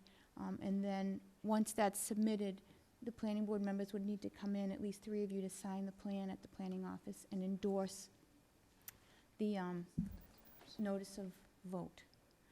So on this plan, I did review the deed references, the fact that the lots are buildable, that is residential A, a circle of 75-foot diameter can pass from frontage to the rear setback without intersecting any lines. So these 3 lots. So if you look at the big picture, last year this was one large lot to this stone wall right here. This lot right here was always a separate lot. In the A&R in January of 2019, these 2 lots, the existing house at Granuel to number 26, and this lot right here that contained the barn and shed to be raised, was created through an A&R. This application, and then this was the remaining piece over here, a larger piece with some wetland that fronted mostly on Brigham. The new A&R is adjusting the lot lines of not only this 45, this piece that abuts 495 over here, but also adjusts the lot line from this property and this property so that they can have 3 buildable lots right here, okay? And then leaving this remaining. So if you recall, the old plan kind of cut down in this corner like this. So they extended the lots and they widened them slightly so that they would be buildable lots. They all have the frontage required based on this scenario. You have to disregard this line right here as an error. That should not be there. These setback lines are confusing because these are supposed to be 25-foot setbacks from the side. When they adjusted the plan in the last submission, they forgot to revise the CAD drawing to adjust the side setback. So you can see it's very confusing. There's pieces here. But I reviewed this, and they also supplied an explanatory note here defining what I just explained. The deeds are referenced here. I checked these plan references, and it appears everything's in order except for this lot line right here. The reference to lot 2A and 1A, it should be lot 2 and lot 1 over here. Just trying to think if there was one other thing I wrote it on here, just so it's very clear. The deed was referenced twice. Remember, there was one deed that was referenced twice. Yeah, there was a redundant deed reference over here. There's a redundant deed reference, 2 of the same. So there, I went over these problems with the plan, and the intent is that they'll revise the plan if the planning board approves it with those revisions to be forthcoming, and that you don't sign the plan until we get that Mylar. And also a wet stamp from the licensed surveyor, who's now on board. Is that you? No, I'm Patrick Burke, this civil engineer. Oh, Patrick, okay, we spoke. Oh, so I kind of went on too much there, but that's the scoop. Gentlemen, do you have anything to add? I do have the revisions made. We could hand in a Mylar tomorrow with the wet stamp. We had our survey, one left us, one came back to the office between Friday and Monday, so we have one on board that didn't have a stamp today, or we have the Mylar today.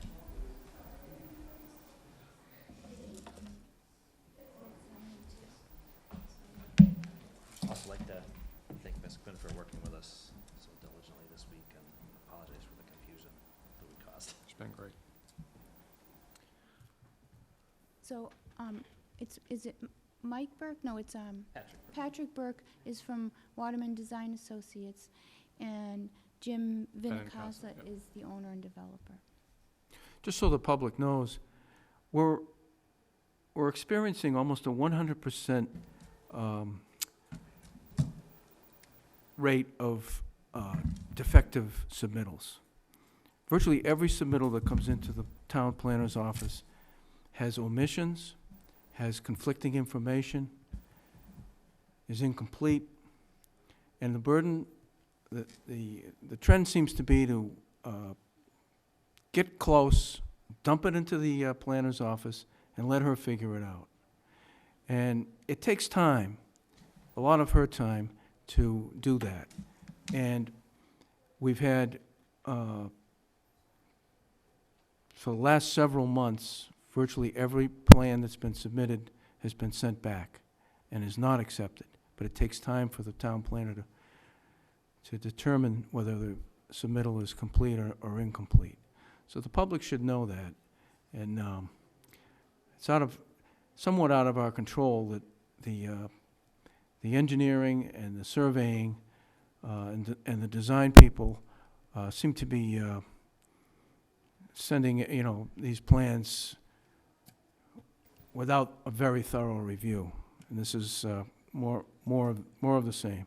So I'll ask the board if there's any questions, but if what is being proposed, which is for the board to vote to endorse the plan once it's submitted with the proper stamps, which would require us to, at least 3 of us, to take more time out of our day and come back to the town hall where the town planner will be holding the plan and sign it. Any questions or comments? Mr. Stein? So, gentlemen, I appreciate you waiting for this hour for this agenda item, and I understand your position. I do not mean to be obstructionist, but this is just not the way that I conduct business as a planning board member. So my recommendation would be that we continue this to August 5th, and you can make the corrections as discussed, because right now I'm just too confused to vote to approve this plan, which I don't even have in front of me. So. Mrs. Luttrell? Do we have enough time to August 5th, the required time that we need from the submission till? The deadline for action for this A&R that was filed today,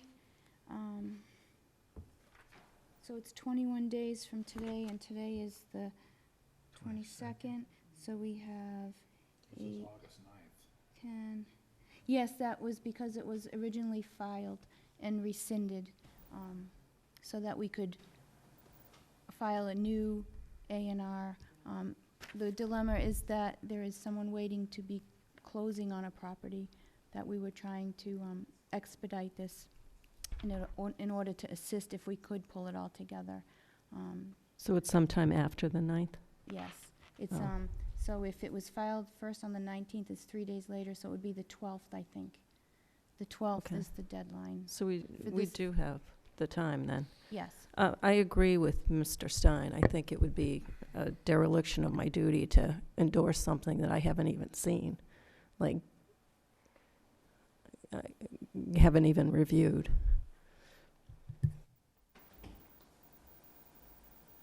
Mrs. Houlihan?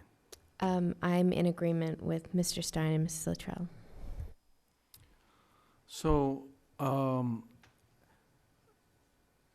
didn't really want to get into the history of this over the last several days, but you can tell from the beginning of this agenda item that the town planner has her arms completely around this plan right now.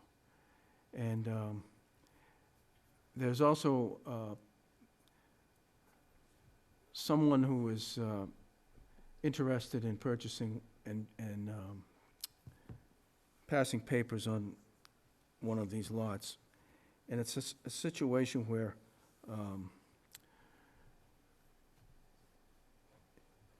it would make it a lot harder for the future buyer to wait until August 5th.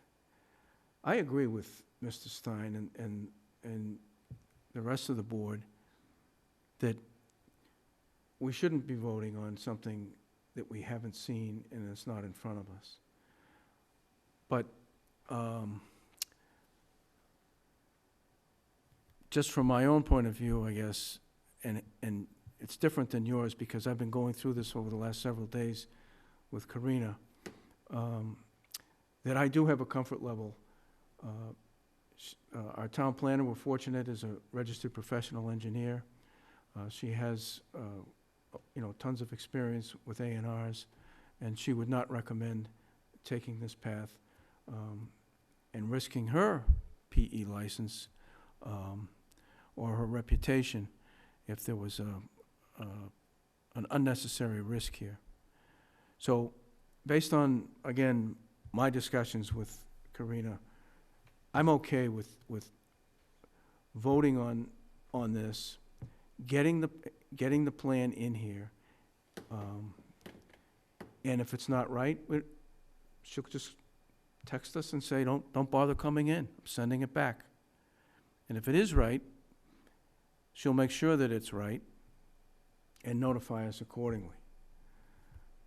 But again, I respect the board's position. This is extremely rare that we would be in this position, but it's also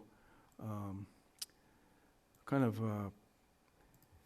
very rare that a town planner is also a registered professional engineer. Even though she's not serving in that capacity, she can't help but have those credentials and use her expertise to guide the board. But I will respect the opinion of the board. If there's any seconds on this, I'll listen. Otherwise, we'll move it on. Can I ask a question? Do you have a copy of the plan? Yes, we have the changes made. So you have it with the changes, just not the Mylar? Yes. Can I see it? Yes.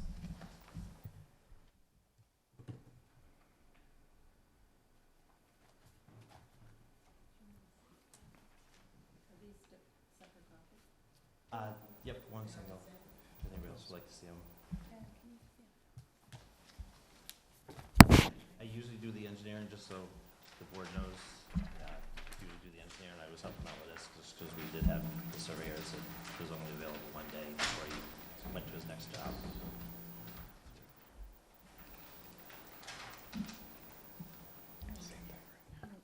So we just have these paper copies.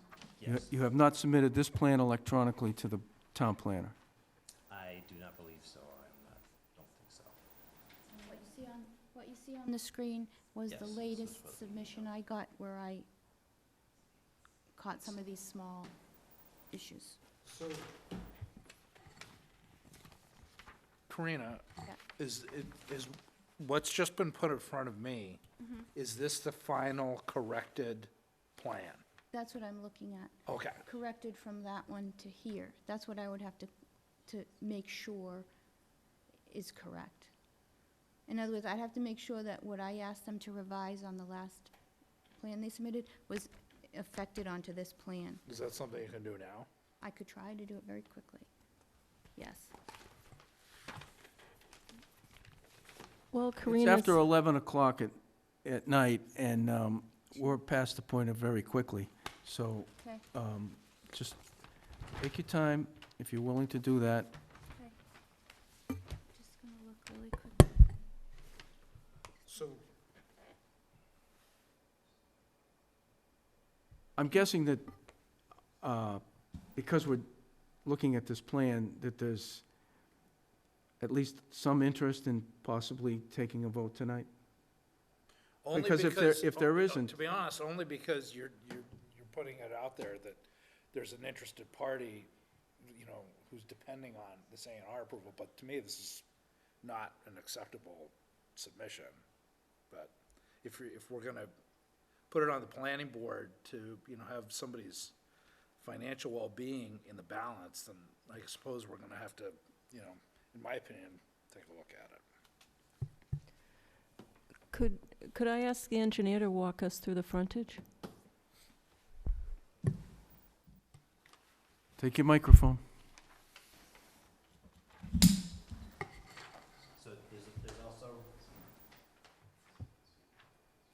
there's also these circle exhibits too I brought with me. So the frontage here is 150 feet on the lot to the east, and 158.48 on the second lot from the east. That was a little bit more than the 150 required to keep the circles, the circle regulation. You need to have 40% of continuous from center to center without touching the 75-foot diameter to the contour to the property lines. So that's why that one comes out a little bit to make the lots a little bit less irregular. And then we had 128 feet on the frontage here. On Granuel Road for the land remaining, we got 79.87, and then on Brigham Road, there's more than enough, 100 feet for the land remaining. So I see 128.15 called out there on that. Yep, and then there's another 23.05 on the curve. So there's a straight line coming from the stone-bound manhole. There's a straight line with a bearing, and then the curve starts after that. So it goes to this property line here. So is the additional 28 or whatever called out on there? Yes, 23.05 and 126.95, which adds up to the required 150. Why do I not see that? Oh, 23. Never Yep. mind. Check. Okay. Oh, and there's the addition for there. So what about the 128.15? The 158, 158. Here it is. 158.48. Gotcha. So the original, could you just draw with your finger what the original or the current lot is? The current, it had been broken up in January into 4 lots when we didn't have this land area here. So this was remaining land, and then there was a lot coming in like this existing home, and then another lot cut out here. And there was a separate lot in separate ownership So on it's this already side. 4 lots? Yep, we're not increasing the number of lots. That original lot on this right here, Jesse, this lot, right here, this skinny lot, was never part of the larger lot from the last A&R. That's a separate ownership. It's a separate LLC owned by Jim, but it was never part of the original big lot here. Yeah, so Christopher owned the lot to the right. We purchased that after we actually purchased, so I purchased it in 3 different sections. We bought the house plus 1 lot. Then I bought that piece from Christopher. And then we just closed, it was last week or the week before, on the balance of the land. For the rest of it, all the way, going down Brigham to 30. And when we did that, the Christopher lot was short on frontage. So it required more frontage, which is obviously what we're doing. It's like 30 feet short. Okay. So for an A&R, all we need is the frontage. The rest is up to the building inspector, right? Correct, and the other thing that we usually really pay attention to is if it's a buildable lot or not. So that's why I check that the circle, the 75-foot diameter circle in Residence A can fit like it's supposed to and run along the frontage. There's a criteria, it has to pass 40% of the required frontage, the center of the circle.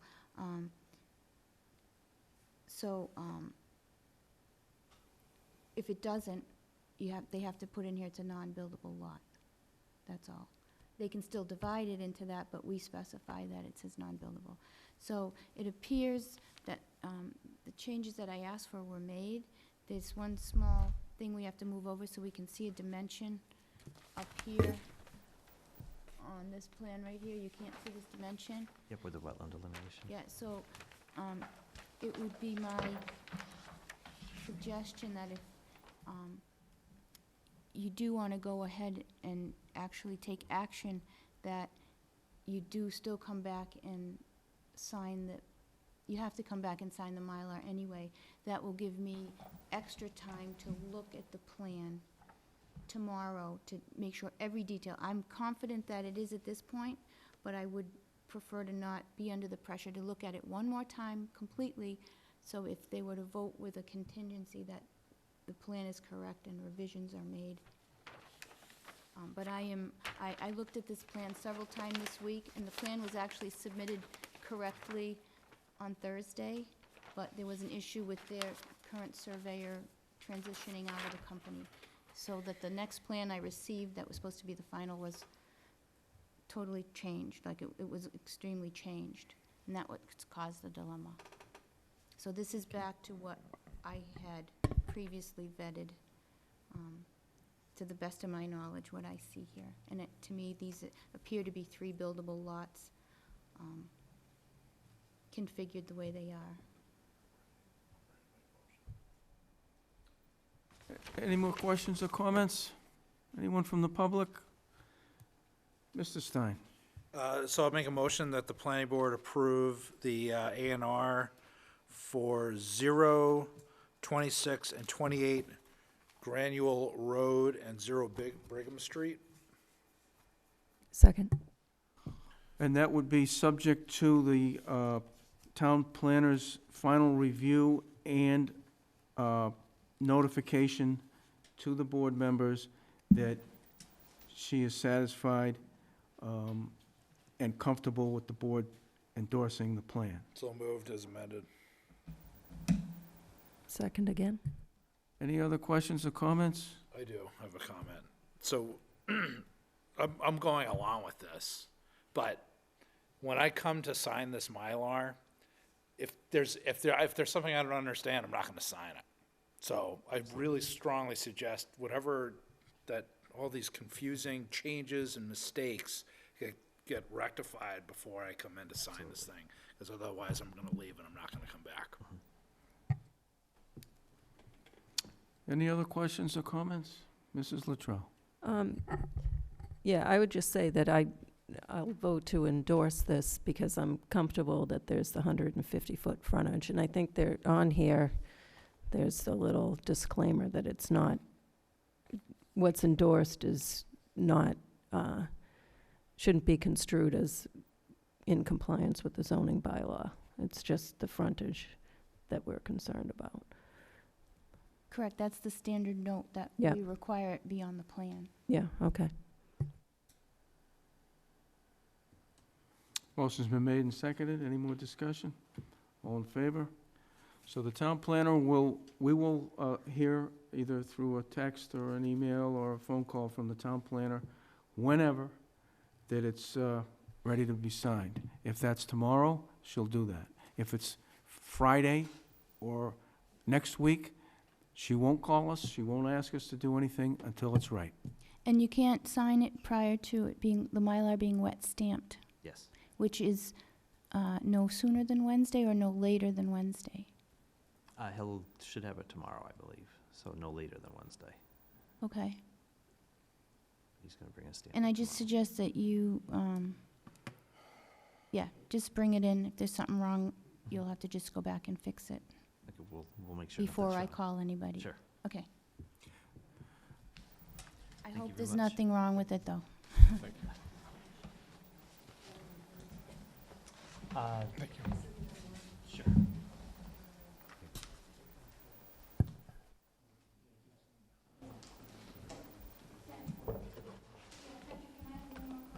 Oh, absolutely. So you have it in 11 by 17? Okay, next item on the agenda is a discussion item, Town Clerk's Town Code Update. We're very fortunate to have the Town Clerk, Mr. Hegarty, here with us tonight. Thanks, Jim, for waiting. Good evening. Good evening. Thank you very much for having me. I'll make this very brief. I'm undertaking an editorial review of the town code. and I'm trying to get ahead of this to get the information out to significant boards that would be affected like yourselves, so that people don't hear about it secondhand or thirdhand, and they have questions as to what I'm trying to do. Basically, the town code has been updated so many times and put together, it's like having 27 people write a novel, and there's all kinds of grammatical mistakes and changes and errors, and it's like cleaning out your garage. It needs to be done once in a while. And my intent is just to ensure the numbering is proper. It's different from different sections. We have typos, we have mistakes, we have conflicts. Simple thing like kennels, believe it or not, which is part of section 174, but it's also in a different section, and there were different numbers for that, different ages, things like that. In the zoning code, we refer to the same entity by 5 different names. We refer to a one-family home, one-family dwelling, one-family houses, one-family residence, single-family dwelling, single-family residence. So there's a lot of tightening of the code just to make things work, and this applies all the way across the code. So I'll be working with Karina on the issues related to the planning board and other boards just to think what changes make sense, and not to change anything, because I don't have the authority as a clerk to change even one comma to an apostrophe. I don't have that right. So once we work through this over the next couple of months and we come up with what makes sense, we'll bring it before you and work it out, and then whatever you think applies to yours, then do schedule a hearing before next town meeting, because we change the zoning code. But this is going to apply all the way across the board. For example, there are sections that refer to the building inspector versus building commissioner. There are sections that have fines that are in conflict with state law. So it's just something over time. It just needs to be, everything needs to be lined up the right way. I'm not trying to change anything. I'm not trying to add anything and take anything away, just to make everything simpatico. That's it. So, but when you touch something like the town code, it's like touching electricity. You don't want to burn it. And I just want to explain to you why we're doing this. That's it. So I'll be happy to answer any questions if you have related to this. Certainly. Just one thing, Jim. You described the process. Yes, you will be working with the town planner, and when there's a point in time where you say, okay, this is what we want to move forward with, that next step would probably be to submit that draft to the town council. No, first I'd come back to you to see whether you think these things are worth moving forward upon. And then if you do, because it's going to be a voluminous document, it's semantical changes versus, if there's anything significant like that, yes, I'll pull that aside. But I don't think most of them are going to be that way. It's not changing authority necessarily. But at some point, there will be a step where town council will review it. Absolutely, but and it'll be prior to the public hearing. Yes. Yes, you're correct, yes. Any other questions, comments? Mr. Stein? So which town meeting is this going to be voted on? In March, next year. So you'll have a public hearing with us in The fall? like October? Yeah, I'm guessing October, late October, give or take, yeah. So when, just Maybe trying to say get the November-ish. timeframe. Well, I need to get it, the selectmen have not come out with their calendar for when the warrant will close and so forth to move forward under that. But I'm with you, I expect to be back to you probably early October with this, and then we'll figure out what needs to go to town council or not. But it's kind of juggling, because there's a lot of different entities related to all this. But by October, you'll hopefully have a product that you can take a look at and see, does it make sense, does it not make sense, and what's sensitive, what's not. Because I'm just thinking, it will take town council some time to, I would think. How long No, do you think? I don't think so. I mean, just like grammatical change, you say, well, it doesn't make sense to use 6 different terms to describe the same item. So that's an easy fix. How many changes are we talking about? Dozens. Like 100? This is my rough draft, okay? So there's lots. But a lot of it's a typos, correction. I wouldn't, honestly, at this point, I wouldn't sweat that much. I think we're going to get down to probably, my first glance is probably only 6 or 8 hard things. There might be conflicts between different boards on about a half a dozen items, that's it. The rest should just be common sense stuff straight through. But if I do come across something, I'll be happy to give you briefs along the way, but I don't anticipate this be much more than whatever. And what'll happen is there'll be one warrant article to make all these changes, and there'll be a book put together for all the residents to look at. And I've already talked to the Attorney General's office. It can be voted as one article. So I'm trying to get ahead of this now, just so everybody understands what we're looking to do, and then get everybody involved in the process, so. So we'll circle, I'll work with Karina on this, and your piece of it, and work with the other boards, and then we'll circle back to you. I mean, I just agree with the chair's suggestion, that this go before town council before the public hearing, Oh, no, well, because that's gonna be the first thing sure. I ask in a public Okay. hearing. Well, I'll reach out to town council once I get a little further along into this, okay? And I'll separate the wheat from the chaff, the issues that are just, the grammatical, the typos and missing words kind of stuff versus substantive changes. Just out of curiosity, what's the most substantive change? To mention your perspective, there's some with authorities, granting authorities to others. There are some issues here where there are conflicts in state laws versus the town code. There are conflicts within the town code. So it's just a matter of identifying where we stand and what the different boards think that are under their purview, where they think they should be. So, but it's just one of these things. It's like cleaning out your garage. You got to do it once in a while. And thank you for undertaking this. Don't get me wrong. Yeah, no, it's. I just want to help here. It's an interesting summer project, but it's going to help us down the road. It really will. So. Mrs. Luttrell. Yeah, are you bored, Jim? Am I bored? No, but I get honestly a little frustrated in the clerk's world that I'll see things and say, there's a typo in here or there's a missing word. What does that exactly mean? And I can't fix it, and I'd love to, because I think this was the intent. It's interesting, when federal legislation goes through, there's actually a sense of the Congress that you can actually read the notes to understand what they meant when they wrote the law. But our bylaws don't have that. We're stuck with the literal word. And it's just, I saw enough bumps in the road to say we just need to smooth it out and everybody can see it, and there's no surprises, that's all. Yeah. The other, I agree, and I know what you mean, and the thing with the dwellings, so those will appear in other places in the bylaw. So you can't just take out all the redundancy and put one term in. You have to go through the whole bylaw and find out where that term, those other terms appear. We could potentially determine that. Some of it gets down to whether you should have one table of definitions for the entire town code. That's one way to look at it as well. And those are some of the issues that are percolate up. There are some issues, for example, one of the things that came across was whether garage should be a definition or not. But we'll work it through. Yep. But I'll keep you posted, and just wanted to just make it work. Mrs. Hulihan. Hi, Jim. Hi. So this raises huge red flags for me, just as a worry that you would be undertaking this. I think we've experienced some massive changes in town code, that things got changed that the general public didn't realize it was happening. So I would actually not be an advocate for you to do this alone. I think that some sort of commission or a group should be doing this as a review team, because there are a lot of ways that this could be misinterpreted.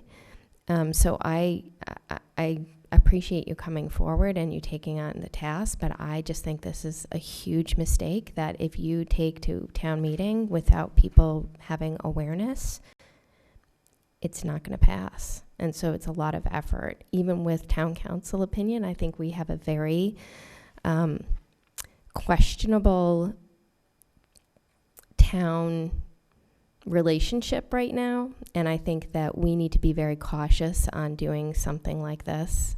And I completely appreciate the effort. I just think it should be thought out a little bit more on what the process looks like and what the timeline looks like. Well, the objective is to have it ready for next March. If it's not ready for next March, the next year is fine. We're not under the gun to have it done at a particular time. We got to start somewhere, and I did think about bringing a group in, and it's just, this is this is the path I want to go forward. I see where you're coming from. This will all be done in the open. I think once I get feedback from people, I'll probably schedule maybe a night to bring everybody in. The public want to come in and talk about this and walk through it, anybody that wants to.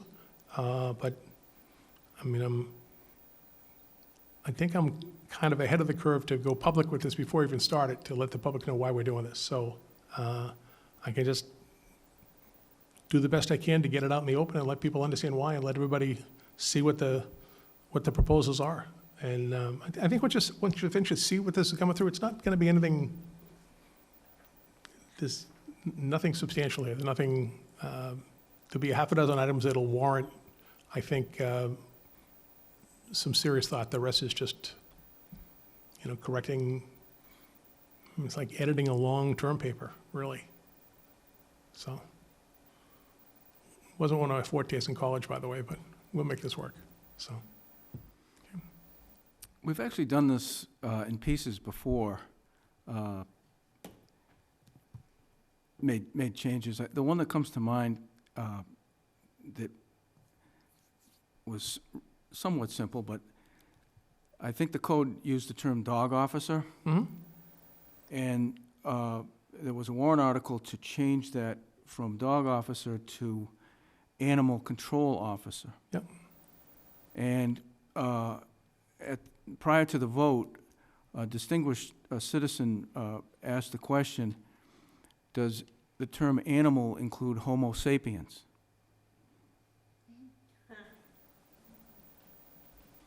Which received a lot of laughter, and then Sure. the article passed. Yeah. But again, we're not going to change, the intent in this isn't to change the meaning of the substance of any of the warrant articles at all that were voted by it's just primarily grammatical things.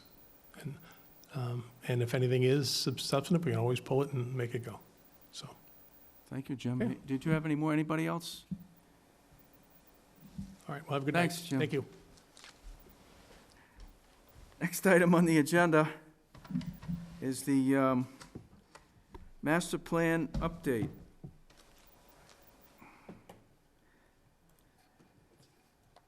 Mrs. Luttrell. I'll go really quick. We met on the 17th, went over our immersion day, which I already discussed with this board. We also took the 11 themes or goals of the commission for the next master plan, and we split it, assigned them into kind of little working groups that are going to, small groups that are going to dive deeper into each of those and then bring it back to the whole commission for discussion. We thought that would be more efficient than having the whole commission starting at the whole committee starting at square one and trying to dig deep. And we had the subject matter experts split into little subgroups that are going to work on these and then bring it back to the committee for discussion. And our next meeting is August 14th. Anyone want to add to that? Subtract? Divide? Thank you. Oh, yes, I just want to quickly point out that the new recreation director started today, and he was appointed to replace the ex officio membership from when Doreen Ferguson retired at the last planning board meeting. So he's aware. I told him you'd add him to the distribution list, and he's happy about that, I think, at least right now. So was that the planner's report? It can be. Next item on the agenda is approval of meeting minutes, July 8th. Mr. Chairman, I'd like to make a motion that we approve the meeting minutes from the July 8th session. Second. Motion's been made and seconded. Any discussion? All in favor? Very good. Any other questions or comments? I just want to point out, I was supposed to pass out the older A&R plan. That's why you didn't have it in your packet. I had it right here to hand out, but it wasn't the new plan, so it's moot anyway. So just thought it was.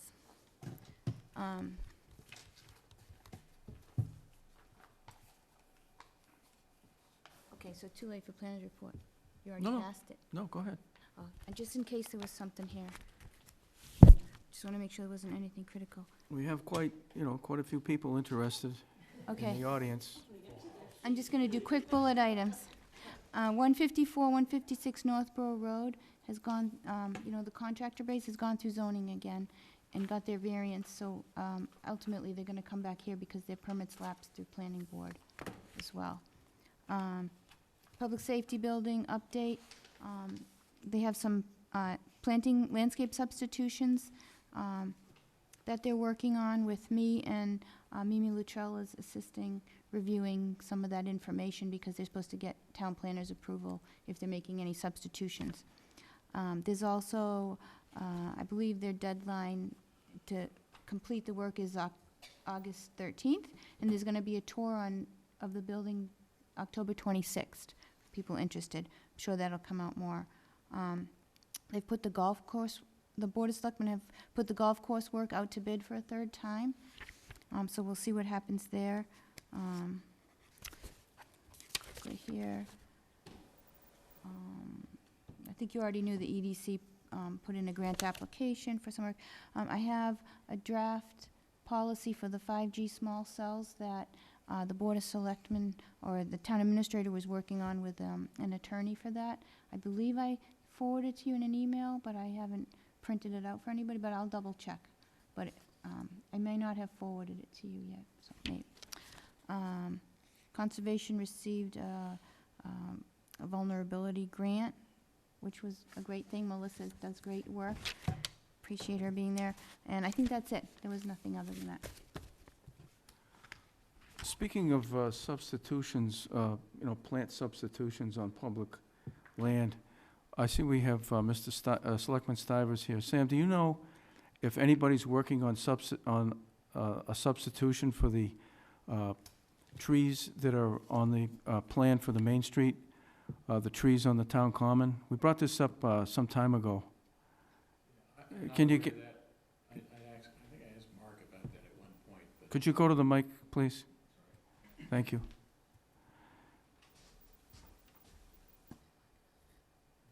Sam Stivers. I had asked Mark about that at one point in the past, and I think he was going to look into it, but I'm not aware of any specific plan for updates to those trees. So, but it would be certainly worth following up on, so I'll try to remember to do that myself, but Karina might follow up as well. Karina? I do have something to add. We recently had VHB prepare an update to the Southborough street tree guidelines, and when we were talking to them about that information that was last updated in 2010, we brought up, I printed out the plans that were the landscaping plans from the Main Street project and asked their senior landscape architect to take a look at the species that were proposed there.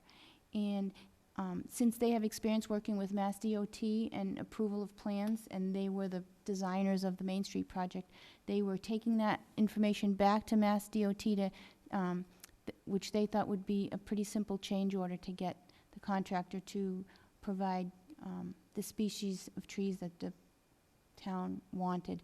And Karen Galligan and Freddie Gillespie, Mimi, Melissa Danza, the conservation agent, and I met with VHB on the street tree guidelines, but also discussed that, and he was going to help promulgate that on the Main Street at the Common where the triangle is, and some of the species along there that weren't what was expected. So were there a lot of them that were supposed to be changed? Or a handful? Not really, not like too a many? handful. So it sounds like that's underway then, is that correct? That It was initiated, and I haven't revisited it yet with them, but Karen Galligan is in full, has been part of that whole conversation. Good. So she's aware of it, and she helped get VHB going on it to try and get the construction plans updated, possibly with a change order. Good. So you might the remind her works. then and ask what's going on, and I'll have a chance to talk with her at some point here. I'll ask her as well. Mike Purple ought to be in the loop on that too. Yeah, he might have been copied, but I'm not sure at this Okay. point. Okay. We should try to identify who is going to write the change order. who's going to write the change order and what the process is for initiating and finalizing a change order. Yep. Probably Again, going to be no cost. I don't speak officially for anybody here, but Karen Galligan sounds like she's heavily involved in that, so that might be a natural person to do it. Right, and because it's the same, the consultant we're using for the work we were doing is the same consultant who was involved in the design of Main Street. Right. So they were very familiar with Yep. and knew exactly who to talk to. That sounds logical, but sometimes logic doesn't prevail. Thanks. Thank you, Sam. Mr. Stein? I'd like to make a motion to adjourn. Second. Motion's been made and seconded. Any discussion? Hearing none, all in favor? We're adjourned.